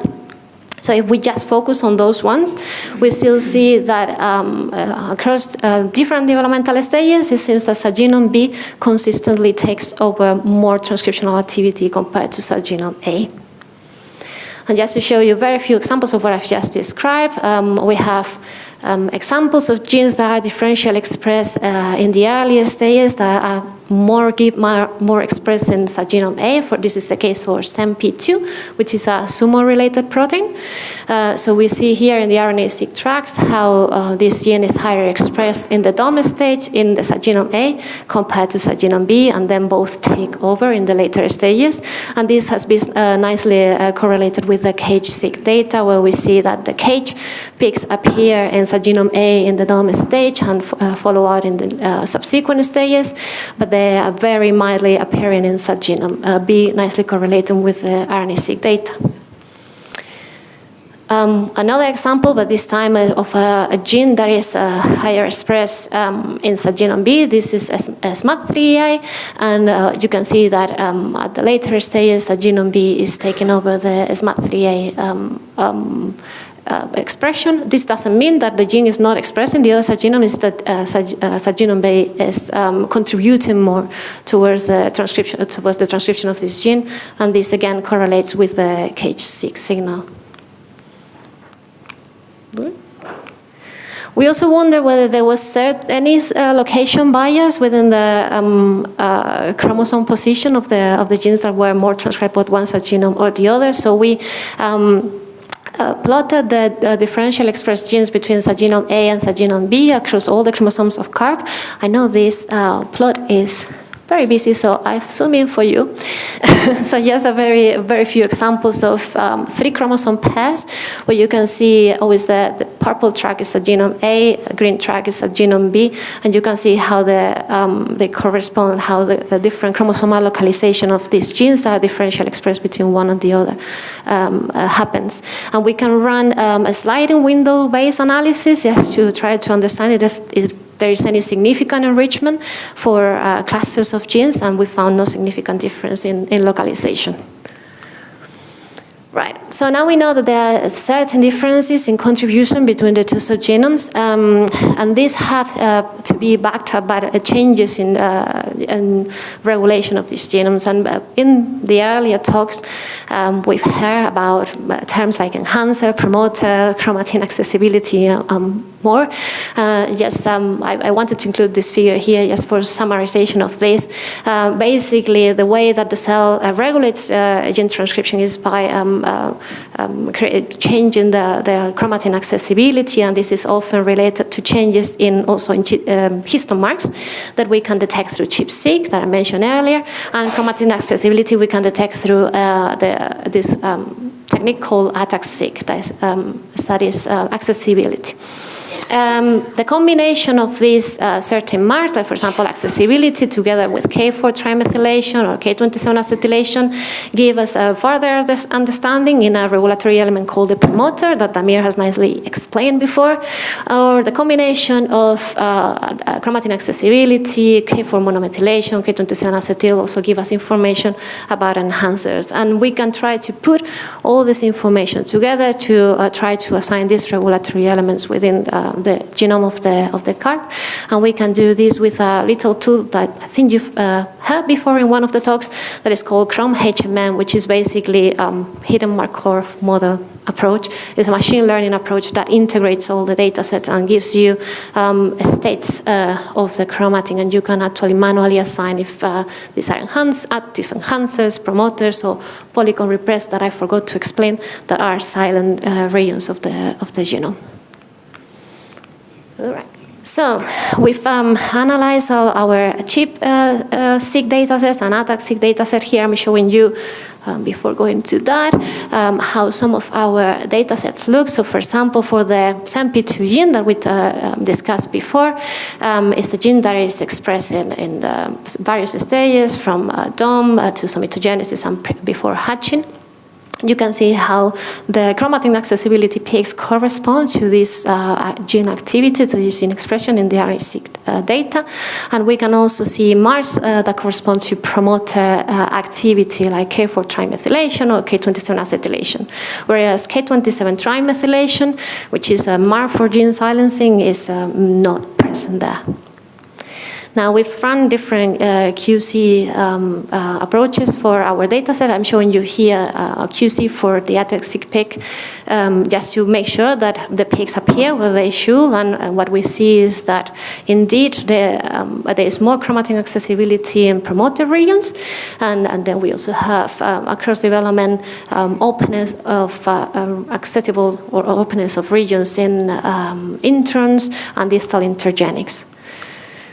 So if we focus just on those ATAC-seq peaks and align them towards the transcription at starting size and see what is the length of operation of these accessible regions, we see that many of them are very close to the promoter, to the TSS. But then we see that, interestingly, in the later stages of development, the genome tends to open in longer distance regions of the genome, always corresponding to respect to the TSS, so meaning that there is more long-range interactions or more long-range regulation in these stages. We can also now take all these ATAC-seq peaks, consensus peaks, and plot this, some plots just to trying to analyze and understand how these accessible regions appear across development and generating clusters of accessible regions. So we find, for example, regions of chromatin accessibility very early. For example, cluster 3 shows active regions during the gastrule stage, or accessible regions that appear later in development in the pre-hatch stage. We can take these regions and then plot them in a UMAP and try to follow the trajectory, so we can follow these peaks between early, mid stages and late, and constitutive peaks that are always open. Finally, what we can also is try to understand if there is any subgenome bias in these accessible regions, so we can study what is the contribution of subgenome A over B, and we find that some of the chromatin accessible regions that open up in the later stages are more located in subgenome B, and some of the earlier ones are more located in subgenome A. And this is very interesting because if you remember from my earlier slides, we see that there is more subgenome B activity in the later stages, correlated to what we see with the ATAC-seq. And finally, we can integrate all this data set in Chrome-HMM, the tool that I explained before, trying to see what are the different regulatory elements in the embryo development. And we can find marks for some. We can find regulatory elements like enhancers, like for example this one that appears in SMAD3A in the first intron that opens up very nicely during development. So the very early stages is quite close and opens up later on.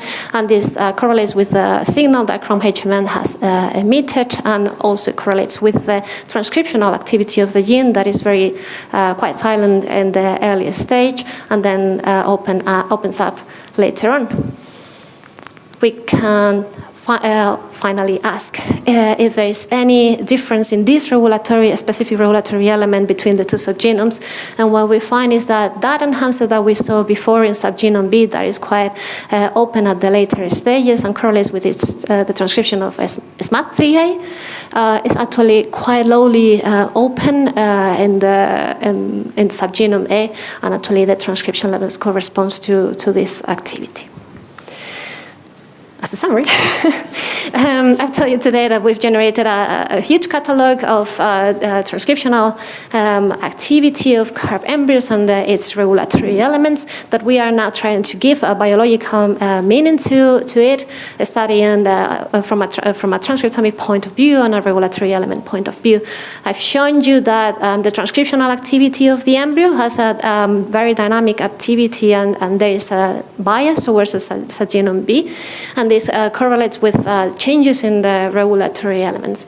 And what we are doing right now is working towards generating a systematic catalog of these regulatory elements and assigning them to each of their corresponding genes and seeing how the actual variation between subgenomes occurs.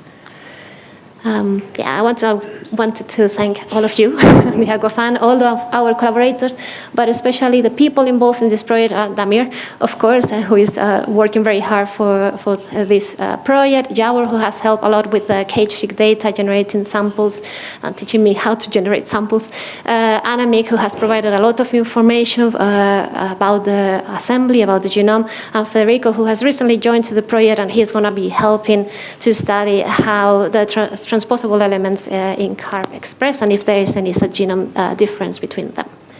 Thank you. And for you too, for your attention.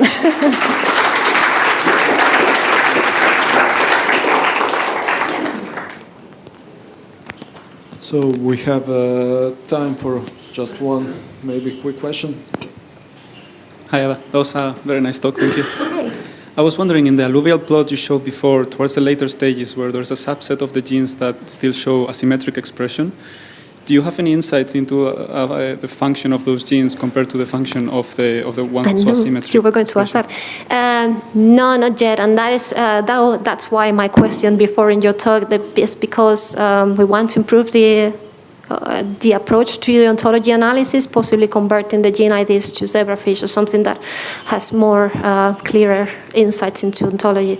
So, yes, that is the next step. Great, thanks a lot. Yep. Okay.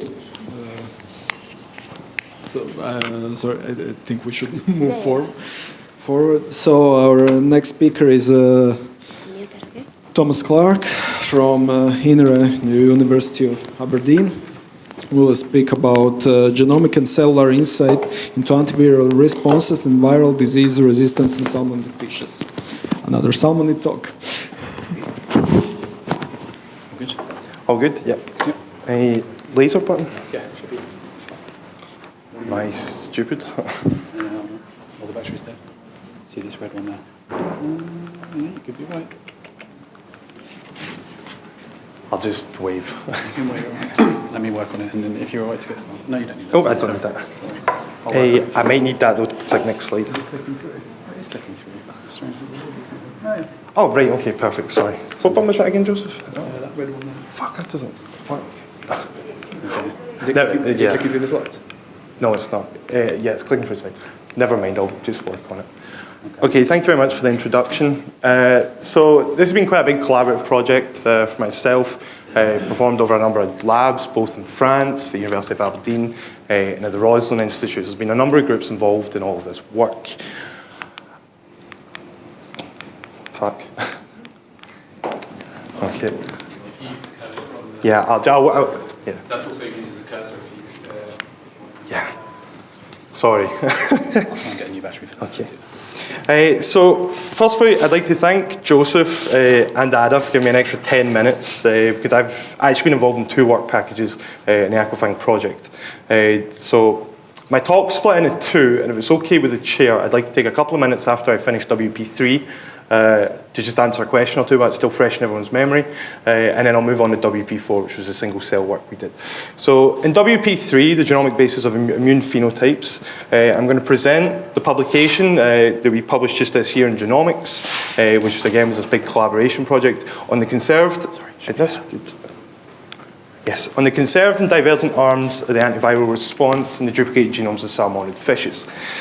Following on from that, I'm going to talk about the WP4, which was almost solely done by INRA, which was this novel approach to reveal disease resistance.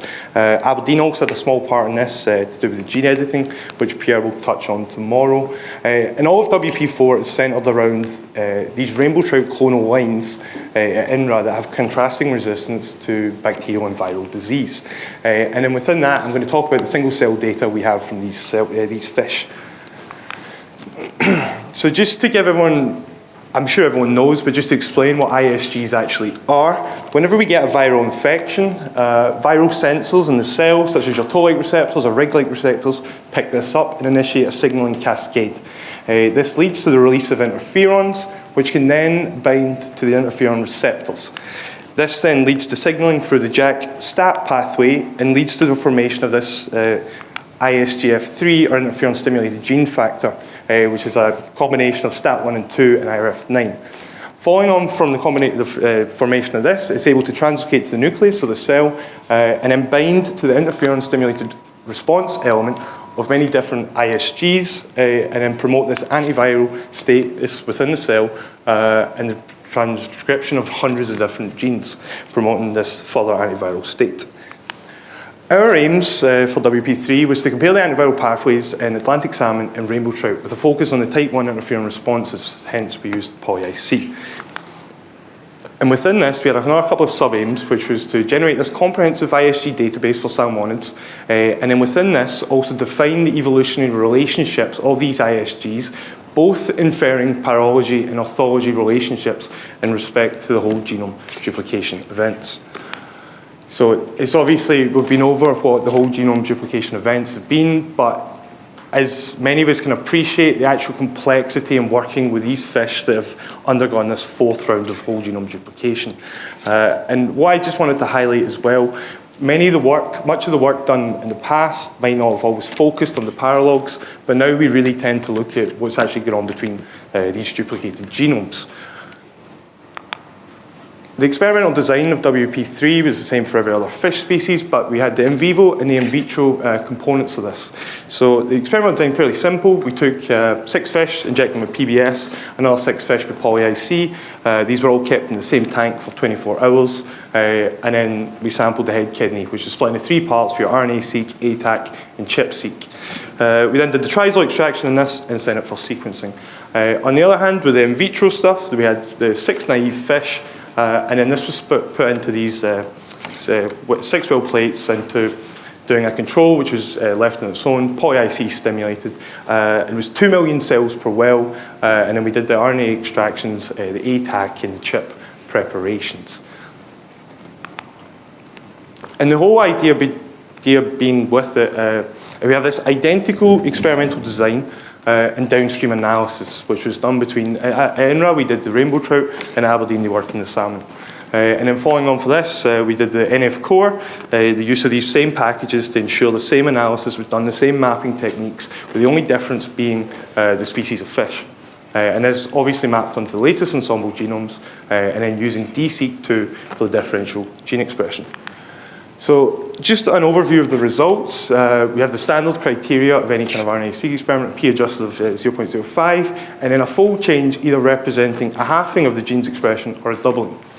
The PCA plots, what they actually showed was we've seen a very clear separation of the 4 experimental groups. So your PBS vivo, vitro, and poly-IC vivo and vitro, with rainbow trout on the left and Atlantic salmon on the right. The rainbow trout probably a little bit more tightly clustered, a little bit more variation going on in the salmon, but they're still clearly separated. Below, we have the Venn diagrams of the number of differentially regulated genes.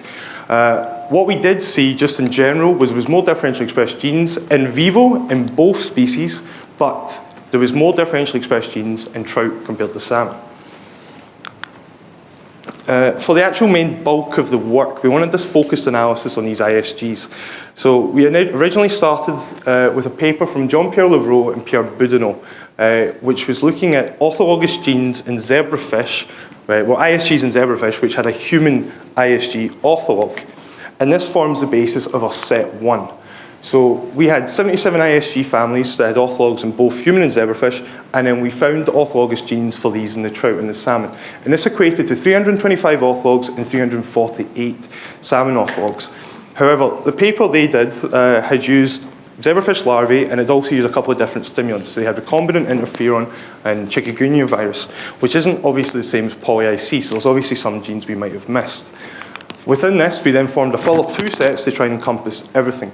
A set 2 was the ISGs in human, which then had a salmonid ortholog, and then a set 3 where we had salmonid or fish genes where we had no human ortholog, and this equated to around 900 genes in both species. So the focus on set 1, which formed really a lot of the bulk of our work, and actually we made these manually created lists of these huge Excel tables which denote all of the orthology, and it combines both phylogenetic relationships and functional RNA-seq data. Within this is then separated into functional categories, so it's a bit hard to see, but I'm going to do a closer up in a minute, where we have secreted factors, enzymes, transcription factors, and any other kind of functional information tied in. It's obviously a bit of a nightmare to look at an Excel table this size that's still even cut off on a slide. So to break it down, I picked a couple of examples to show exactly what we did. So on the very far left, we have the gene family, the ISG gene family. So you know, this could be any of the ones we've identified. The second column then is the gene configuration. So this is a phylogenetic relationship, going from human to teleos to salmonid. So you know, in the classic evolutionary pattern, you would maybe expect we have 1 human gene, 2 teleos genes, and 4 salmonid. We also have the 1-1-2, we have 1 human, 1 teleos, and then we see the salmonid duplication, and then the last category being 1-1-1. Within this, we then have the human ortholog, the ID for ensemble, complete with the gene name. We then have the zebrafish ID, gene name, and we also have northern pike, because it's a bit closer relative to the salmon, but still was before the salmonid-specific duplication, and this really helped frame where these teleos-specific and salmonid-specific whole genome duplication events occurred. Within this, we then kind of do a bit of naming on which duplication event these genes might belong to between the teleos and then to the salmonid-specific duplication. And we use a little bar in between some of them in our table to kind of separate out what zebrafish gene and pike gene belongs to which teleos-specific whole genome duplication.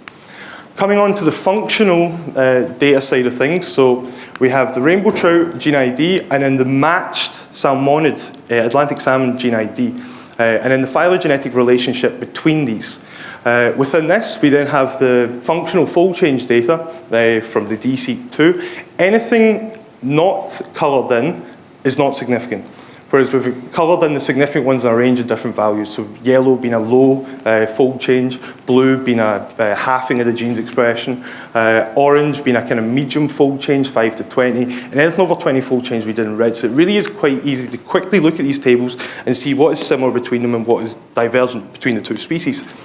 Coupled on with that, we also tried to do a bit of normalized expression to kind of give people an idea of the constitutive level that these genes exist at, which was done by taking the total counts and then also looking at the ELF counts. It's not perfect, but it's a bit of a proxy to give people an idea.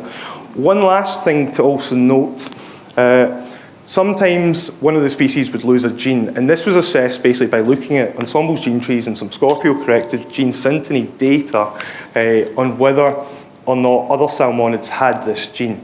And if it doesn't have this, then it seems to be an extra gene copy that's appeared. One last category, which I didn't mention, was other patterns, which actually most of the genes kind of fall into. And this is where the phylogenetic relationship was way too complicated to actually try and extract any phylogenetic information. So CXCL11 being an example of this. 1 human gene, we have 6 zebrafish genes, 3 pike genes, and then a whole multitude of various numbers of salmonid genes. We also tried to do a bit of fuller analysis to try and correlate some of this work. So what we have here is some of the fold change of the significant ISGs in both rainbow trout on the left and the Atlantic salmon on the right. Genes down the bottom represent where there wasn't any expression in one of the conditions, and the same up here on the y-axis. So within this, there was a couple of examples where we highlighted where they were very different, and we do go into much more explanation within the paper of where they were. Was a difference between the two species. So rainbow trout had quite high expression of our ISG12, which was completely absent in Atlantic salmon. And then on the other side, we had other examples as Hill's E2 being much less modulated in Atlantic salmon compared to our rainbow trout. So just to give a conclusion to this, we thought this was the first comprehensive study of the salmonid ISG repertoire, both in vivo and in vitro, with these species examined under identical conditions, using this defined orthology and parology to prepare this kind of useful resource for anyone working in salmonid antiviral responses. So I would like to just take a minute there if anyone has any questions about this data before I move on to the second part of my talk, if that's all right. Okay, yeah, so if there are questions. I'm just looking at, I'm curious about the orthology relationships of ISGs relative to the average or frequency of different orthology relationships. Do you find you have more one-to-one orthologs or many-to-many orthologs compared to the rest of the genome? So this was actually a question we did want to answer, but it was a bit too difficult and it was a bit out of the scope. So we did proportions of the different configurations, as we called them. So we were very, very strict in 1-to-1, 1-to-2, and 1-to-4. And actually most of the ISGs all kind of fall into this other category. And it seemed to be a lot of either local duplications or even local gene losses or whatever else. Because that would have been my guess, because those genes actually had the responsive genes are typically probably have a relatively simple regulation, right? And they probably have only one like cis regulatory model next to them, and they are much easier to actually tandemly duplicate than developmentally regulated genes. Yeah. So I would actually, since you have cage data for some of them, I would look at their promoter types. There would be definitely a huge bias in promoter architectures in this compared to the rest of the genome. So part of this has already been done actually by the other PhD in the project. He's been looking at some of this as well. I haven't personally looked at it at the moment. But your point is interesting as well, though, because when you said about looking at compared to the rest of the genome, it's kind of, we had the hypothesis, are these genes more selected for because they're obviously innate immunity, maybe more kind of essential in a way. But as some I think we would have liked to have done, but it was a bit complicated. So again, I think those genes probably, it's easier for them than average to be tandemly duplicated. And because they are not really, their activity is not really sensitive to dosage very much, and also basically of the regulatory configuration, you can cleanly copy them together with practically all the regulatory elements because they are few and close to them probably. Yeah, it's definitely one part of the story. Okay, I'm going to move on. If there's any other questions, we can come back to it at the end. Is there one more? Huh? No, okay, sorry. Okay. So yeah, I suppose we could go on. So the second part of the talk was all about these novel approaches, which is all focused on the single-cell data that we did, which is a single-cell RNA-seq of rainbow trout head kidney leukocytes with this contrasted resistance to bacterial and viral disease. And up here, we just have the 10x diagram of how they actually do the single-cell sequencing. So we have the little barcoded gel beads that come in from the right, and then we have the cells coming up here along with the enzymes. These are encompassed in an oil emulsion, and then there's barcoded within here. These are then reverse transcripted within these little oil emulsions, and then the oil emulsion's eventually removed, and we had all this barcoded cDNA for each of the cells. But I was going to be a bit more basic in actually why do we use single-cell sequencing. Now, it's not very new anymore, But I think it's always a bit of a nice introduction is the very difference between the RNA-seq. So, you know, whenever we take a piece of tissue, there's also a whole multitude of cells within this. So we get the bulk RNA input. And then when we get our gene expression back, we have this average gene expression from all the cells, and any cellular heterogeneity within that sample is masked, which obviously has very useful points about it as well. But with single cell, we put in each individual single cell, as the name suggests, and then we get this distinct expression profile per cell, and allows us much higher resolution of expression, identifying rare cell populations, and also some stuff that would be completely hidden because of the level of expression compared to the rest of it. If you have a cell population that's 5% of all of it, or even smaller than that, you would just completely lose this information in your RNA-seq. So for experimental background, with these genetically clonal lines, this system's extremely cool at Edinburgh. They have this whole selection of all these rainbow trout lines bred for different resistances to different aquaculture pathogens. So on the left, we have the VHSV, so this is a survival curve, and on the right, we have Flavobacterium. And this is just to kind of highlight this contrasted resistance. So the two fish lines that we chose to use were AP2, which is highly susceptible to viral infection, and B57, which is highly resistant, almost having 100% survival after 35 days, whereas the AP2 is completely wiped out after 10 days. And then the opposite side of things, we can see the B57 cell line, fish line is much more susceptible to bacterial infection, whereas AP2 is much, much more resistant. Experimental design for this part of the topic was to take two control fish from each line, and then we took the head kidneys from two of these, and then the spleen from also one matched fish. So we had the AP2 and B57.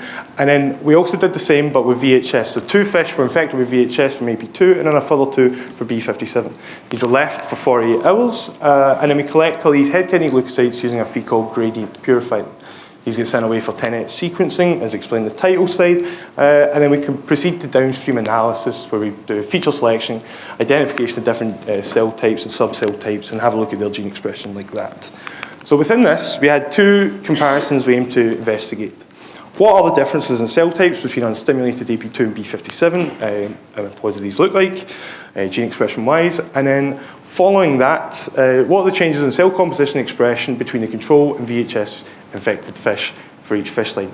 The single-cell data obviously produces a huge mass amount of data, so that kind of work is for another talk, and I'm just going to talk about the unstimulated AP2 and B57 fish.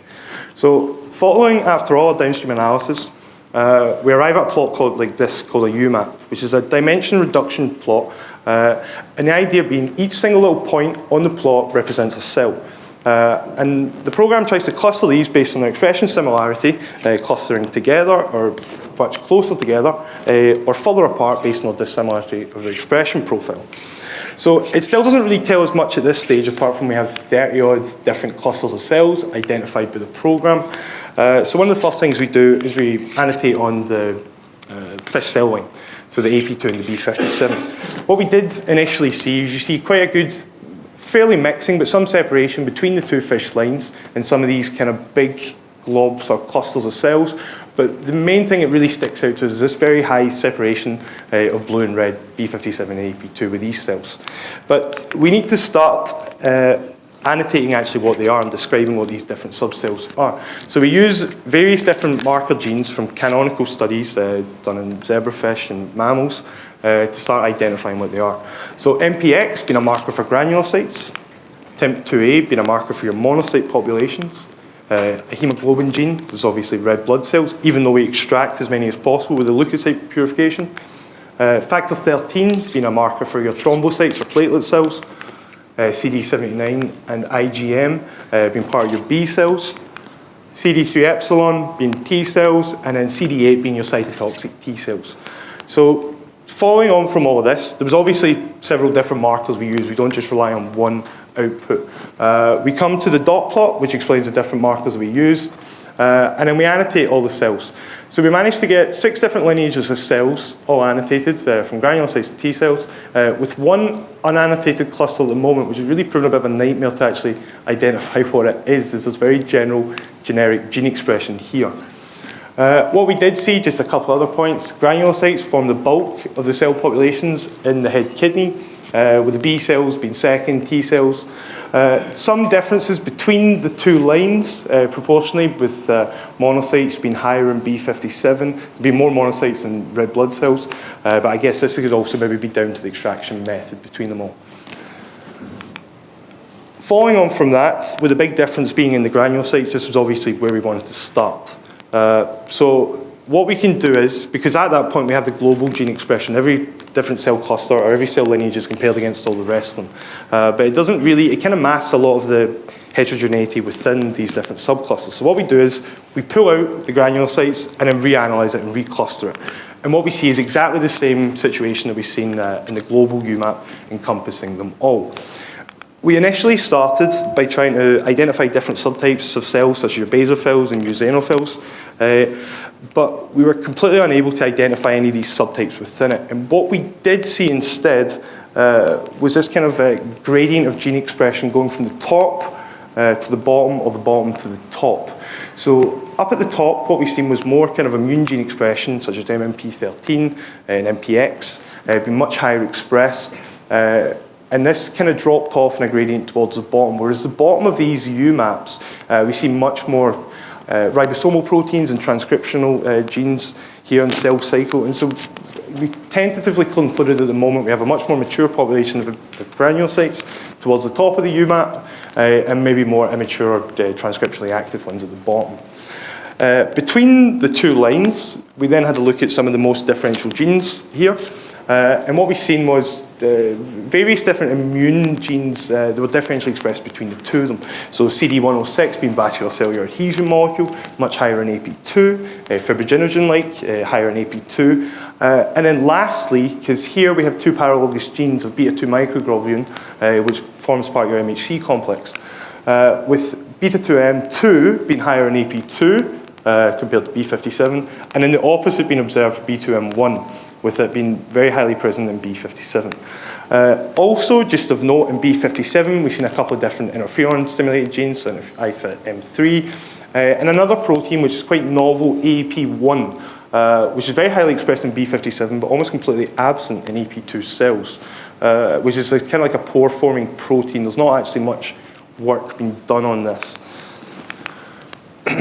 We then compare that gene expression, which was localized to the granulocytes, to the rest of it, to kind of, I guess in a way, show the power of the single cell, and also how some of these genes expressions can be very highly localized, and other ones are a bit more general. So with VCAM1, we see this very localized to your granulocytes, monocytes, and thrombocytes, with not very much going on in the rest of the lineages. Same can be said about EEP1, with granulocytes and monocytes taking the bulk of this expression, and it can more or less completely absent in the rest of the cells. But other ones, such as your B2M, we have differential expression levels, but is present in every single cell lineage that we had looked at. So just my take-home message and a bit of conclusions. We've seen obviously these clear cellular differences between the AP2 and B57 leukocytes, specifically in our granulocytes.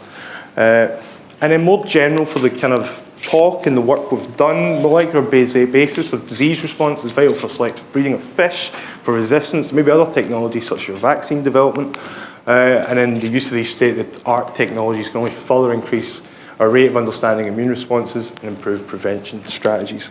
So I would like to thank all my co-authors, and special thanks to supervisors for put up with me for the last couple of years trying to finish this. Our aquarium teams at both INRAT and Aberdeen, and of course Horizon 2020 funding and AQUA-FAANG. And I'll take any questions.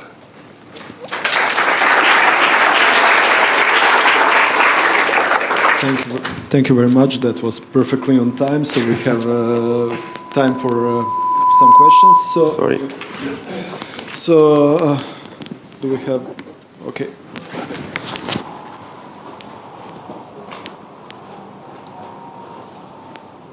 Thomas, you have done 2 replicates for each line. I know it's very expensive. I know it's a very expensive method. Do you trust that 2 replicates are enough to? Because what I'm afraid of is you're seeing probably mixed up the differences between 2 fish, not 2 lineages, and probably some true differences because of the genetic profile. Yeah, no, I can completely understand. And actually, it's even slightly annoying than that, because this was obviously done during COVID, so there was actually some gap between them. I did extensive comparisons within the fish lines, trying to check what the differences was. And most of the differences seem to be in these transcriptional genes, ribosomal proteins. It seems to be most of the differences between the two of them. But you're completely right. It's not a lot of replicates. At the time, we had assessed whether, because we had the money to do 3 replicates, but we had actually thought maybe it was worth adding an extra organ in. So we had the paired organ, paired head kidney, paired spleen and head kidney. But yeah, you're completely right. It's a very valid point. Thomas, you might know what I'm going to ask you. Your UMAP, the two different lines appear very unintegrated, like the cell types aren't overlapping. Are you planning to run this again with a batch integration, yeah, so this Harmony? Because I've been remapping and redoing all of this. So actually the Harmony is very good, because I went through a lot, but to be honest, the figures weren't completely ready, but I went through and checked each of the gene expressions, all the gene expression stays. That Harmony is a very fantastic program. But yeah, so some of this may be batch effect, but a lot of this all comes down to, again, these ribosomal proteins and cell cycle. I mean, I spent months and months going through both of these trying to equate this. But yeah, whenever you see the Harmony, it mixes a bit better. And can you remind me how you dealt with doublets in the data set? So there's a program, single cell doublet finder. So this was all ran through this. Yeah, so your X population isn't a doublet population being stuck in the middle. So there's actually 2 ways we deal with doublets, both the manual curation and also the program. So the single cell doublet finder adds a proportion, and actually I took only the very likely ones to be doublets, so it ends up being number of transcripts, number of genes. But on top of that, when I go through the sub-analysis, the doublet populations become very clear and obvious. But no, X doesn't look like it at all. I don't know. Does it have any interesting markers? No, because we had a look at some of your stuff as well, and some of the other papers have been coming out, and I can't really find any of the same stuff within it. It's just this very general cell cycle stuff, and I don't know. It could even maybe be something like how would you call it? The joining proteins or something in the head kidney, like the tissue or the connective tissue. I don't know. Did you have a hematopoietic stem cell lineage in your data? I can't remember. It could be that, because that's characterized by the markers. The markers for that, I couldn't find exact ones in it, because we obviously had to look at what you'd had and then some other ones, but it's not ideal. Yes, so you seem to have some genes and pathways involved here, and you have pointed them out. Have you overlaid this with QTL experiments? Because there have been crosses with these lines, haven't there? Yes. And a follow-up question is, are you at a resolution where you can start using CRISPR to knock out genes in resistant and susceptible line? I would 100% think so in vitro anyway. So your point about the QTLs and stuff like that, the man's actually sat on the same row as you who's going to be doing some of this work, because obviously this was a single cell part of it, but we do have the RNA-seq, ATAC, and ChIP-seq data for these exact same fish, which is done exactly the same way as the WP3, but done with both VHSV infection and flavo infection, which is still being analysed. And some of the QTL analysis, I haven't been working on it, but both Delphine and Valentin have. Sorry, I don't mean to single you out. But yeah, it all comes together in the end.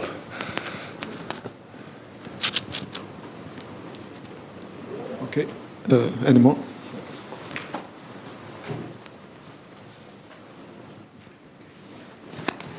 I have a more general question. It's related to, you have selected 2 lines, one susceptible to the virus and the other to the bacteria. But this is the usual situation. So if one line is resistant to the virus, is susceptible to the bacteria and vice versa, or not? I think it's hard, isn't it? No, because this is a very important point related to the selection for a particular resistance. Yeah. The useful part of this, because it's obviously quite mutant fish almost, maybe not entirely mutant, but you have this very extreme dichotomy between them to be able to compare the extremes. But, you know, this isn't maybe representative of the fish that are farmed or whatever else, but yeah, it's a hard one, to be honest. I think there's always some kind of trade-off. I mean, you're never going to get the perfect fish which grows fast which is resistant to everything. It doesn't really seem possible. Like, there is always some trade-off. But I think normally a lot of the time it's always focused on the energy to resistance trade-off. But the resistance between diseases, I don't know how much has actually been done on it, to be honest. But you would maybe expect there would be some differences. I don't think you would see something. Because we have both pathogens in the breeding programs. So we are integrating both information from both. Yeah. So it's compatible or not. Yeah, but the thing is as well, these are obviously heavily selected for the resistance to different pathogens. So we have that extreme dichotomy, but yeah. Done? Yep. Thank you. So if that's all. Thanks, Thomas, for a very interesting talk and discussion. And we have to move on. Our next speaker is Juan Rubiolo, and we'll talk about comparative regulomics in flat fish. So we are moving to turbot a little bit, which is nice.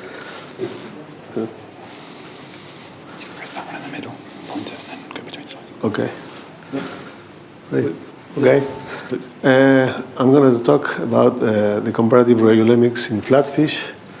What we tried to do here was to find conserved regularity regions in flatfish based on turbot data.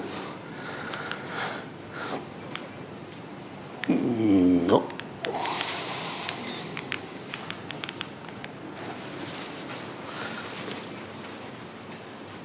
Not working.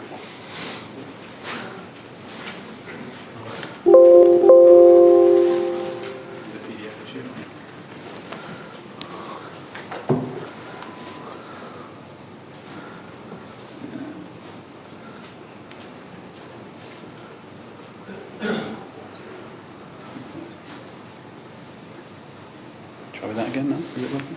Oh, there. Okay. So we started with a list of around 30,000 enhancers located in turbot by the analysis of the chip and attack seq of the depth map and body map experiments that Paulino talks about this morning. And as an initial approach with these sequences, we did a blast search using the turbot enhancers and indexed genomes of Cynoglossus semilaevis, Paralictis olivaceus, Hypoglossus, and Solea senegalensis. We used these genomes because there are those that are available on Ensemble up to date. The output we got was the best single alignment for each turbot enhancer in the target genomes. With this data, what we first did was a filter based on the alignment length. This filter produced lower number of alignments when these alignments were increased in length, being the lowest number of alignments when the 5 species were considered together, followed by 4 and 3 as expected. When each species were considered by itself, Cynoglossus produced the least number of alignments, followed by Solea, Paralictis, and Hypoglossus for all,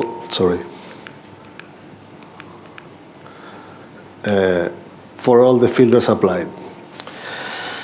And initially, as a first approach, we analyzed the most stringent filter, which is those alignments that were 350 bases and that were shared by the 5 species selected for the study. This complied about 1,000 enhancers in each species. We initially checked the synteny, and we were able to reproduce the synteny obtained by orthologous genes after genome assembly for each species with the positions of each enhancer in the different species analyzed. For example, chromosome 9 of turbot correspond to the sexual chromosome of Cynoglossus, 12 to the number 2, and so on. This happened also in Hypoglossus, Paralyctix, and Solea. The synthesis was perfectly conserved, at least for these 1,000 enhancers. Then, to check what was around these enhancers, we selected about 100,000 bases around each of the enhancers for each species, and identified the genes in these locations. With those, which were approximately between 2,900 and almost 4,000 proteins in each species, we performed functional enrichment, and we observed that about 35% of the genes around these regions coded for development, morphogenesis, differentiation, and patterning, with a lot of tissues and organs represented in these terms. This is Go enrichment. The rest of the enriched terms corresponded to gene expression, regulation, and general metabolisms and cell death regulation. At the level of the pathways enriched, a lot of metabolic genes are present around these conserved enhancers, which are mostly involved in general lipid, protein, and carbohydrate metabolisms. Also, the circadian entrainment was enriched, and importantly, these three pathways controlling development, morphology, and organ size were highly enriched.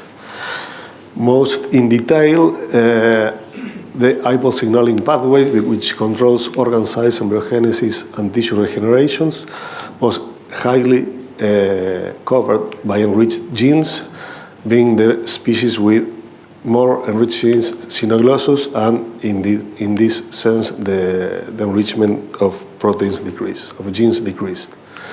For the WNT signaling pathways, again, both the canonic and non-canonic pathways were heavily covered by enriched genes, and the order is exactly the same as the previous case. And finally, mTOR signaling pathway, again, is heavily enriched by proteins in all the species selected except for Hypoglossus. No explanation for this. After genome functional enrichment in the genes around the enhancers, what we did was to look for non-motifs in these enhancers. Using Homer, we obtained around between 16 and 80 motifs in the 1,000 enhancers in each of these species, which were recognized by around 30 to 50 transcriptional factors. To compare with the case of the genes, we also enriched the transcriptional factors identified using gene ontology and different pathways enrichment analysis. We observed a similar pattern. In this case, almost more than half of the differential biological process by gene ontology were related to developmental stages, differentiation, and morphogenesis, while the other half was, as expected, related to control of RNA synthesis, transcription, and so on. Again, a lot of tissues and organs were represented among the developmental enriched terms. In the case of the enrichment pathways, we detected only 2 pathways enriched for the 5 species selected, which are developmental biology, myogenesis, and dopaminergic neurogenesis, while other pathways were enriched but only for 3 species or 2. We then selected those transcription factors that were present and enriched in the 5 species reproduced the enrichment analysis with similar results. In red are those that are also seen in this case. In black are not seen in this case, but in the individual analysis.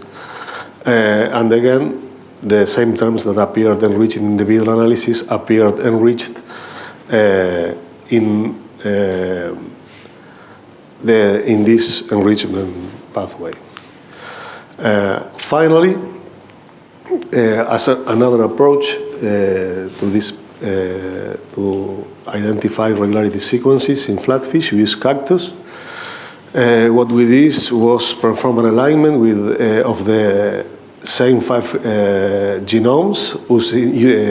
In this case, we included Orysia latipes as an outgroup, and to test if the results of the cactus analysis coincided with that of BLAST.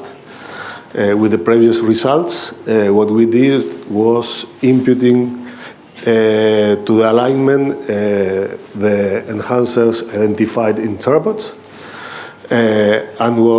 and this is a simple example of the genome browser. What we got out was the positions and of the enhancers located in the rest of the genomes. I mean, in Cynoglossus, Paralictis, Hippolossus, and Cynoglossus. And here you can see that when you, in the genome browser, put those positions against each of the corresponding genomes, again, the synteny is conserved. For example, the number chromosome 9 in Scophthalmus is chromosome 4 in Paralictis, 5 in Scophthalmus is 3 in Paralictis, in Hippoglossus, 3.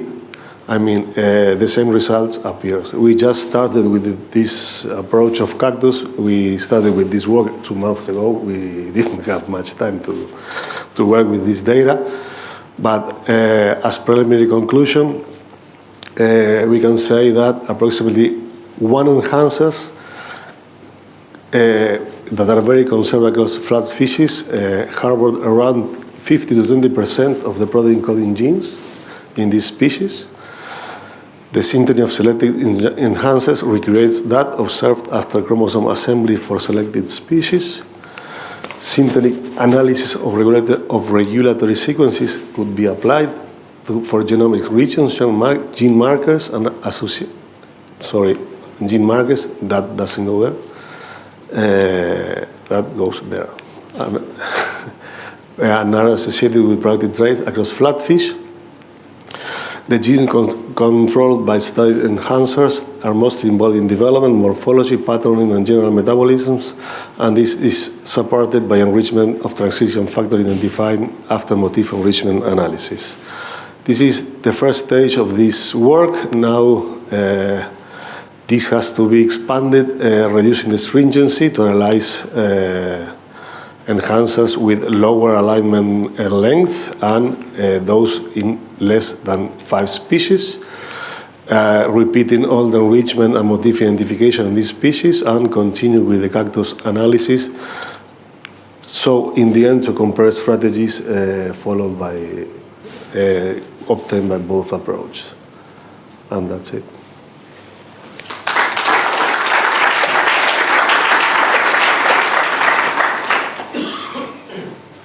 Thank you very much for the talk. Questions?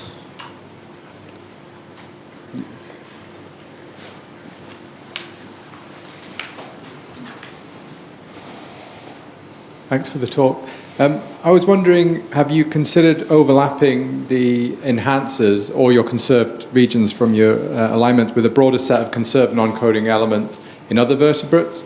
I think it might be interesting to identify enhancers that are highly over-conserved in flatfishes compared to other outgroups, which might be involved in, for example, metamorphosis or other flatfish-specific interesting traits, and whether you can incorporate that into your strategy. It's basically part of the things we got left to do. I mean, we just started with this. We wanted to see initially, if the blast approach gave us some certainty and the cactus approach gave us some certainty, now that we, with a very set of conserved enhancers, know that we can trust these both, we can now start putting what you say, or get in-depth analysis of flatfishes, but also compare flatfishes against other species. And what we're also interested was among flatfishes, there are specific enhancers for specific species that maybe also could explain some traits.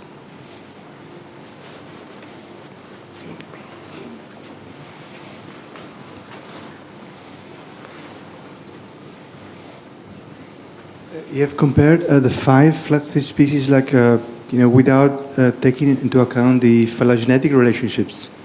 Do you plan to map when you move to the 3 species conserved enhancers first? Do you plan to map loss or gain of these sequences on the phylogenetic tree? Because I think it would be much more meaningful in terms of evolution. That is why we started using cactus, to better control that. You have as an input the phylogenetic tree, so we will be able to do what you say.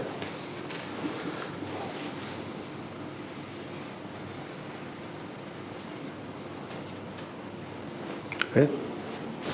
So if there are no more questions, we can.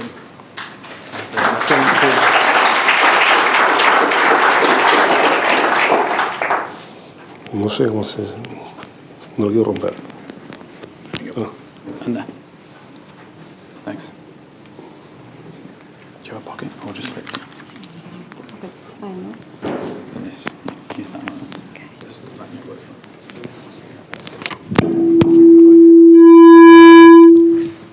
Sounds good, huh? That doesn't sound so. Okay, so that way through the slides and then that one there. Okay. Is that okay? Can you hear me? So thank goodness that's the last talk. And I've got even better news. It will be a short one. Just because I'm showing this work is in progress due to a broad range of different circumstances. So we have a lot of work to do still here. And it's about sea bream, not salmon, not trout, it's sea bream, it's the Mediterranean, hooray, the first one. So I hope you are still awake. I'm trying not to sleep. This work is, I'm starting with acknowledgement because it was done with people from the AQUA lab from our institute, and I would like to thank our director, Dr.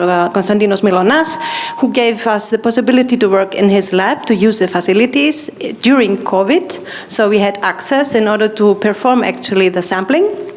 I also want to thank the people there working, which gave us the possibility to, where's the pointer? So it's Maria Papadaki, Irini Sikelakis, Ioannis Papadakis, and Ioannis Frankiradis who helped us with sampling. They are not part of the AQUA-FAANG project, but they were very, very important to us. Part from the AQUA-FAANG project was Elisa Kaititsidou and Irini Polovina. They did the RNA extractions, the attack libraries, and also the TIPSEC, as well as Jelena Radojic, with support of Dr. Pandelis Katharios. This was a great leap, let's say, especially for the TIPSEC, because we have no experience in that. We haven't had the instruments. We had to go kilometers away in order to use the sonication, etc., etc. So this was a great work from them. And of course, my colleague Kostas Tsigenopoulos, who is part from the Immunomap, and also for the body and the development map. So with the starting of the development, you have here the different development stages of sea bream, which was done during COVID. With sea bream, you have the challenge that those early stages, they are very quick. So here we have the challenge to sample quickly. For RNA-seq, it was easy. For the ChIP-seq and the ATTAC-seq, that was a challenge in order to get the correct stage in time. Okay, and we sampled all of them. We didn't do, of course, the RNA-seq, but they are in our -80s. If someone is interested to have some samples, they are most welcome to contact us. So we have the mRNA sequencing, as you know.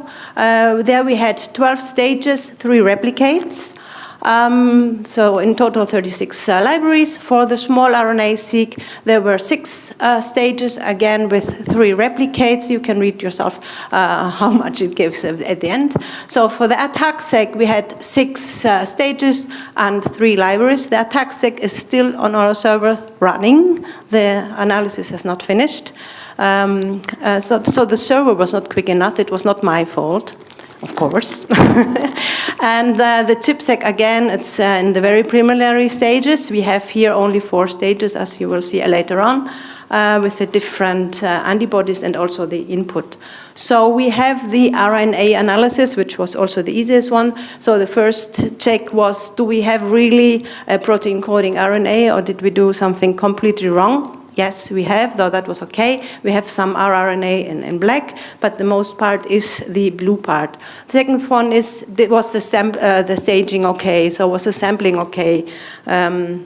So you have the early developmental stages in the very beginning. Here you have to do only them in order to get a greater resolution. And then you have the later stages, epivally, neural early cementation, first pigmentation, etc., which is really very nice going through the developmental stages as we are expecting it for the transcription pattern. So just in order to show you that the early segmentation, and then it's the first pigmentation, and then it comes the mid and the late somatogenesis, and finally it's pharyngeal, just in order to show you also in pictures what it's looked like. Next, it's which genes are highly expressed. So you can see here again that we have nicely genes, all 3 in the 3 replicates expressed high, mostly in the different development stages. So first one is the cyclin A, which you have in the late blastula, in the 32 cell stage, in the morula. I'm sorry, I haven't put it into a row. I was too lazy. I'm sorry. So you have the cyclin here, late blastula, 32 cell stage, and morula. And then it goes to the start of gastrulation. Actually, it keeps you awake also a little bit, with the apolipoprotein. This is in accordance with other work we've done during development, so it looks very good. We have the apolipoprotein here in early gastrula, and the elongation factor here. It seems like in other fish species, sturgeon and European sea bass, it looks just similar. We have the elongation factor also in the early somatogenesis, and then we have the first pigmentation here with keratin type, and wow, we have a long non-coding RNA. And this is in the mid and the late somatogenesis. But this long non-coding RNA was annotated by ensemble. If we go through and we have it into NCBI, NCBI is saying us, oh, that's a nucleolin-like gene. Actually, this one is also a regulator, a gene regulator. So, well, we have to look further into it to see, is it a long non-coding RNA finally, as ensemble is telling us, or is it the nucleolin-like NCBI is telling us? So you can see using different databases may also give us different results, which we have to take into account. Next. Okay, of course, you know the heat map. We wanted to see if the differential expression, that was different expression of all those genes which had more than 2,000 reads per gene in total. So again, you have the nice clustering, and you can see that the mid-gastrula and the blastula, the late blastula, they are clustering together. I only took now 6 stages here as for ChIP-seq and small RNA sequencing, just in order to get an overview that this is working nicely. So now we have to work further on it, go deeper into it to see what is happening, and also to merge it with our other data. So next we are going to the small non-coding RNAs. For the small non-coding RNAs, there were 6 developmental stages. It was the late blastula, the mid gastrula, the early somatogenesis, mid and late, and pharyngula. And we had again 3 replicates. You can see here that the number were 22 million and the less was 40 million. This is quite a lot and satisfying. I think you need at least, in my opinion, 10 million reads in order to be able to search for microRNAs, because a lot of those sequences, they're actually not microRNAs, they are something else. When you read through papers, you will see only microRNAs. No one is talking about the rest. There are small nucleolar RNAs, there are nRNAs, there are lots of different types of RNAs, and at the end you read, there's 1 or 2 microRNAs differentially expressed, wow, after investigating 22 million reads. So this is, I think this is very satisfying here with the number of reads. So next is to see what we got actually, and you can see here the size distribution, the transcript length distribution of the high blastula. You have the typical peak here at 22 nucleotide, which is probably the microRNAs, and you have a second peak here at 26 to 28 transcript length, which is the most probably pi RNAs. So this is in the high blastula. If you go to the 50% of epibily, you see that you still have this hill here with the 27 nucleotides. The early somatogenesis is going less, and the mid is even lesser, and it's going on later. Somatogenesis, pharyngula is even less. So maybe this pi RNA is playing a role in actually sex determination in the germline of spermatogenesis. I have to tell you that C. bream is a nice species. It's a protandrous hermaphrodite. Maybe you don't know it. It's first male, and after 2 years it becomes a female, and so maybe this plays a role here in the high blastula. But before, Luca is telling me that, okay, you see the 22nd here is also minimizing, so maybe this one is related to that one. Elena, that is wrong. So what I did is I'm looking just at the ratio in order to be before you. So you can see the ratio here, 22nd to 27, it's going up. So actually, really, the pi RNAs are higher expressed in the high blastula, going down then during the pharyngula, where you have more of the putative microRNAs, let's say. So this is something I would like to search furthermore. It's very difficult for pRNAs. Nothing is known in fish. It's difficult to go on. It's difficult to characterize. So this is something, I guess, new. If someone is interested also to discuss about it, I'm very happy because I have no idea about it.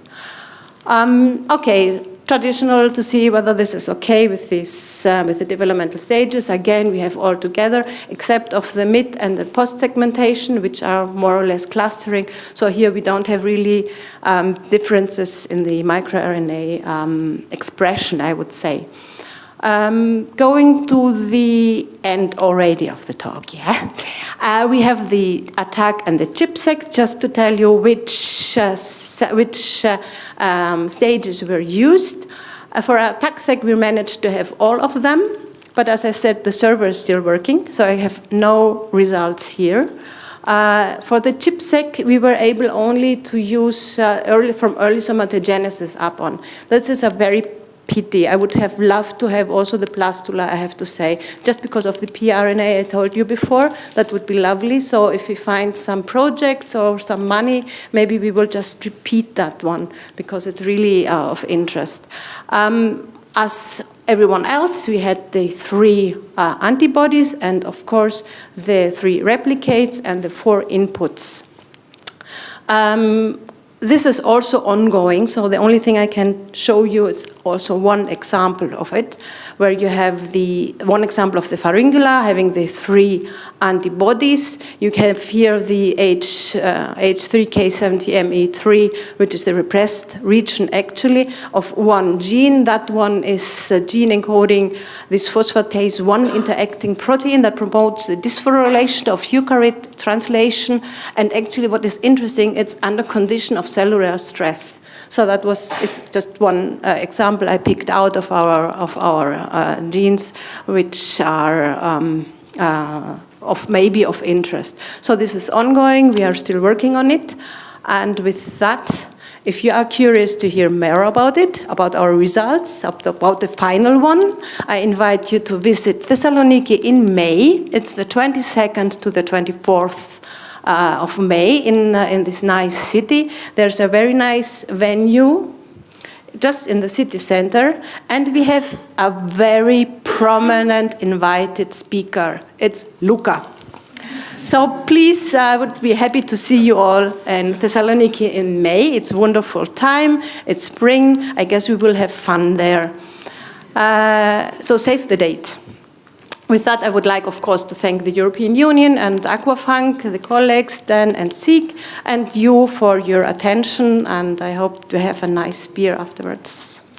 Thank you.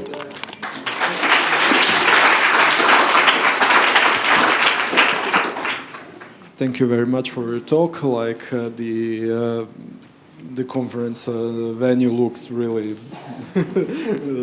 nice, so we'll keep it in mind. So please, if there is any questions.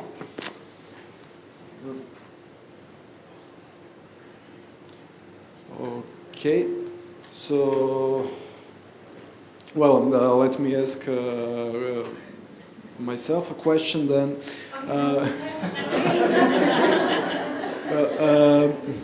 First, it's just really technical. So, how much actually you have RNA you have, and which stages? And are you interested actually in doing some promoter analysis? How much RNA? What was the question? You want our samples? How much RNA we have? We have the samples themselves already. We can extract new RNA if you want to. So if you are interested in any promoter analysis, we can talk later.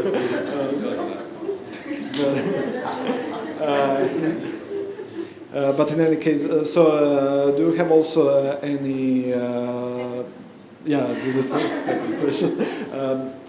Any idea, any preliminary analysis about the targets of the RNAs, or did you do any? No, we didn't do target analysis yet, but this is in line with the differential expression of the genes of the mRNAs and the differential expression of the mRNAs, microRNAs. We will do target analysis, yes, of course, and network. Okay. So if nobody has any question, I think everyone is really keen to go for. Oh, yeah. No, I don't have another question.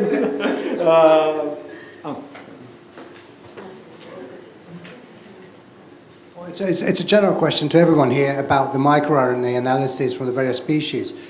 One microRNA, which is very well studied in zebrafish and defines a principal mechanism for maternal RNA degradation, is microRNA 430. The reason why I mention this is because it is very likely to be present in all the species we studied. This is probably going to be the microRNA which is most conserved, both in terms of function and probably easiest accessible in our data sets. So there is potentially an opportunity to have a comparative story to develop on that as a low-hanging fruit. I'm just raising that.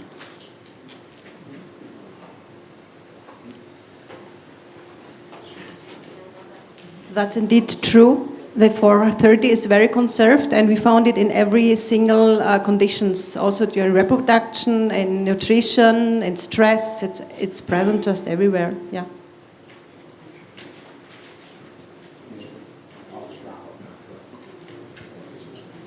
All right, everyone. Joe asked me to wrap up. Chala also asked me to say something at the end of the day, so I'm going to try. Firstly, just to apologize to those online, if you've stayed all day, just for the slow start with getting the sound. But I'd like to just thank all the presenters, today, for some really excellent talks, also for largely being on time. I say largely, most people were. So maybe we could just have one final round of applause for today's speakers, please.